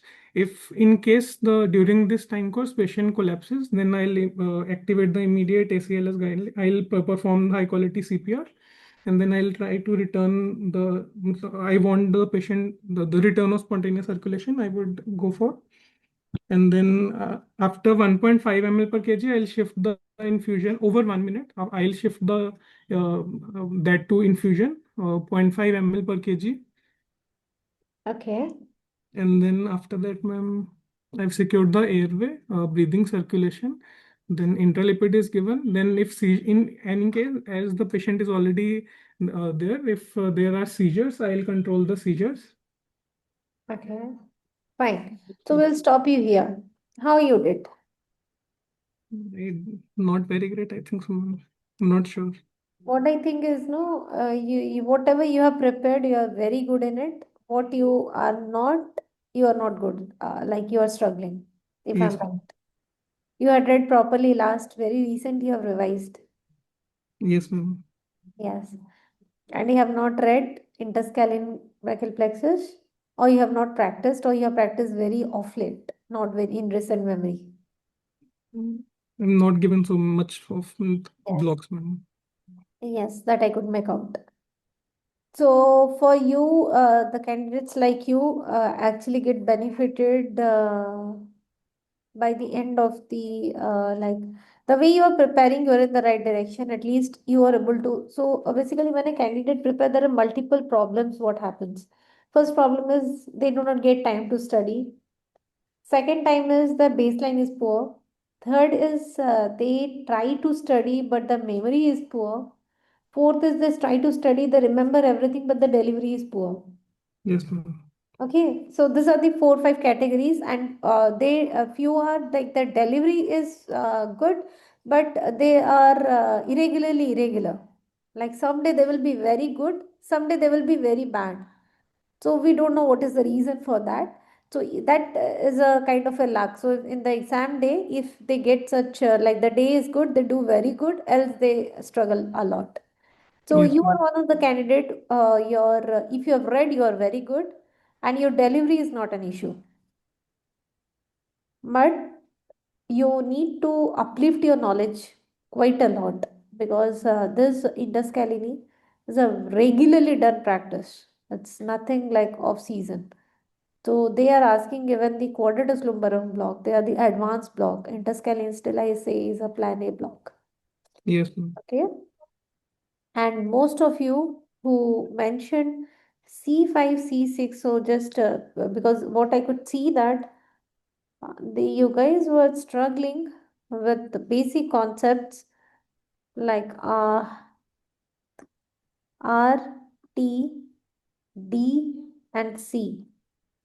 Roots, trunks, divisions, and chords, and then the terminal nerves. So if you block at the level of the roots, it is the interscalene. If you block at the level of between trunks and division, it's the subclavian perivascular. So previously the one which was called as a supraclavicular, now it is called as a subclavian perivascular. If you block at the level of the cords, it is called as a lateral infraclavicular or the costoclavicular. And the last, the nerves is the axillary approach to the brachial plexus. So if you say grossly brachial plexus, it doesn't do justice to the answer. You have to say which you approach to the brachial plexus. They all are the brachial plexus block. Okay. So interscalene targets the roots. So what are the roots that form the interscalene group are the C5 and the two fascicles of C6. So they are the C6 is a bifid root. Okay. I know for the people who have not a regional anesthesia enthusiast and you have been learning just like what others have taught, for you it is C5, C6, C7. But the latest cadaveric studies and also our do regular practice so suggests that the upper circle is a C5 and the C6 is a bifascicular, that is your two roots will be together. So it is not the C7. C7 is not a part of a interscalene approach to brachial plexus. So apart from the interscalene, you need a cervical plexus, which you correctly mentioned. We need the supraclavicular nerves, which you can block through the superficial cervical plexus block.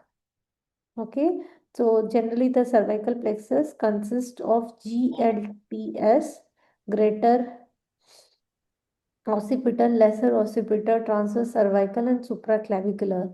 So supraclavicular nerve block is different from supraclavicular approach to brachial plexus. That is why the terminology was removed so as to remove the confusion. It is called as a subclavian perivascular block. Okay, so apart from interscalene, you can do a superior trunk block along with a superficial cervical block, and the patient who have problem, you can do a selective supraclavicular, suprascapular nerve block. However, it is not for anesthesia, it is only for analgesia. Right? Even you can go for a subclavian perivascular and you give a very high volume. That also will suffice for a shoulder surgery. So these are the few concepts I wanted to say. Of late, I told the patient had the phrenic nerve involvement, as you correctly mentioned, and Dr. Anik, it is not 90%, it is 100%. Nerve involvement happens. Yes, ma'am. So, again, you told correctly, it is by the diaphragmatic ultrasound you look for the diaphragmatic excursion, and it is done in 3 phases. That is quiet breathing, then rapid, like with dip inspiration, expiration, and third is with the Valsalva. Okay, and you look for the difference in the inspiration and expiration, and you decide on the excursion, right? So Yes, this is how you diagnose a phrenic nerve palsy. So it is just a supportive management, no active management is needed. If it doesn't get resolved, you can go for saline wash. However, it is not strongly advocated. And final question on last, you mentioned very correctly, but what I would like to say, first you should stop the infusion of the drug. Yes, ma'am. Okay. And I asked you, how do you perform a block? So you directly jump that I will put a probe on the transverse orientation and all. This is not how to be done. So basically, the marks on such blocks carries total, suppose 6 marks. If you tell the procedure like how you mentioned correctly, you will get 2 marks. So out of 6 marks, they are expecting you to talk on the consent, on the slim rag, where S stands for sterile precaution, L stands for the light source, I stands for the IV line, M stands for the monitor, R stands for the resuscitation device, A stands for the train assistant, G stands for the backup to GA. Then next marks will be on stop before you block to prevent a wrong-sided injection, and then on how do you perform the procedure. Okay, so these are all the stems of the marks in EDAIC. So if you tell how did you perform, you will get 2 out of 6. Okay. Yeah. So I think any question from you guys? Ma'am, you said the patient was after like 8 minutes, the patient was 8 hours. No, previously was patient reset कर रहा था, मतलब patient was, so yes. What we have to say in that one? So you can always, the question comes, the patient comes with a differential diagnosis. It can be a phrenic nerve involvement. It can be a pneumothorax also. Okay. Yes, so Dr. Sindhu is asking to describe the ECG. So basically what he mentioned is correct. So what you can see, it's a multiple PVC coming up. Okay. So So when there is a particular way on how do you read ECG, directly telling the diagnosis will not fetch you marks. So you have to talk on like this is a rhythm strip, matched, calibrated, non-calibrated patient identity. Then what you can see on the rate rhythm. Then you jump on the abnormal PVCs, what you can see multiple P waves, multiple PVCs coming up, broad QRS is there. Okay, you can see some flutter waves as well. Okay, so then you jump to the diagnosis. Don't tell like how you mentioned torsades. So they are not expecting you to tell a particular because this is having multiple problems in one ECG. So better you start on the rate is not regular. You can see PVCs also. You can see the flutter waves also. Okay, so this is how do you Yes, ma'am. answer in your exam. Fine. So any question from you guys? It's a time I will hand over to Dr. Danish. So any question from your?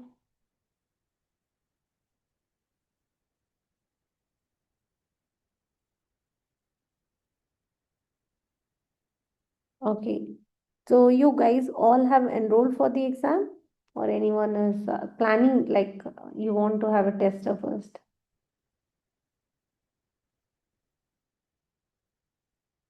So silence is actually very disturbing, you know. If you sit at my place and I go to your place, and if you do not talk and only I have to talk, then it becomes as if you have called on a singer and you have gave a mic to the singer and you say anything you sing, it all sounds the same to us.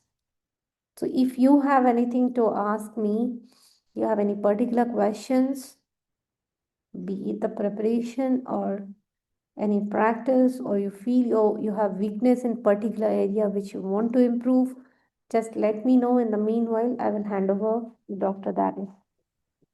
According to you, what would be the ideal time to sit for this exam, part 2? Okay, when you gave your part 1? Just now. I'm When still in my residency, ma'am. My next month, final year, ma'am. Next week, final exams are there. Then best is given the month of April if you can manage. Okay. Yeah, because December, you're appearing in the month of December exam. So by the way, which college, which area? AIMS Raebareli, ma'am. AIMS Raebareli. Okay, fine. So I would suggest you finish your finals. So you will get a break of 15 days and then you start preparing. December to February, you can plan. December and January, you can focus on basic sciences more. And February, plus if like what I can see, I think you have already enrolled in our course. So go with the topic Viva with our sync. Okay, plus you focus on your basic sciences. So by the month of March, you should be, by the month of February, December, January, February, 3 months are sufficient to finish the syllabus. So March you keep for exclusive preparations like revisions because you feel it's very easy. It's not that easy. A lot of volatile things are there in the basic sciences. So you can write. To me, April always appeals the best time for, especially for thinking of writing exam right now. You may get, you might not get, but that is my personal advice. Thank you. Any other question for me? Yes, I would like to ask if there are any pros and cons of face-to-face versus online? No. This is one of the most commonly asked and answered. People will misguide you that people feel mostly in the face-to-face online is easy.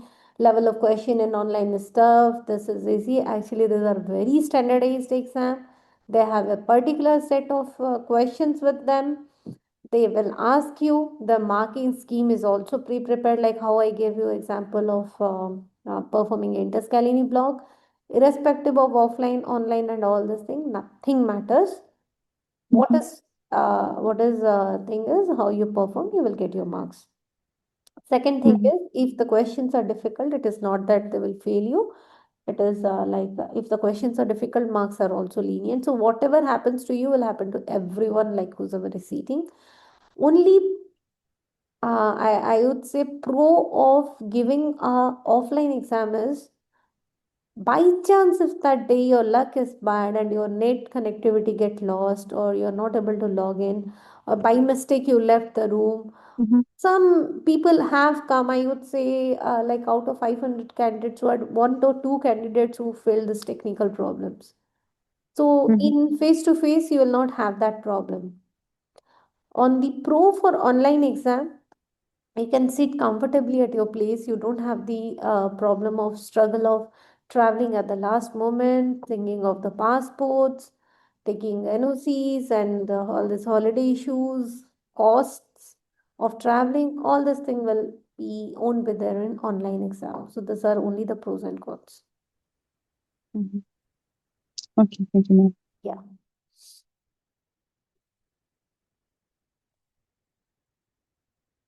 Fine.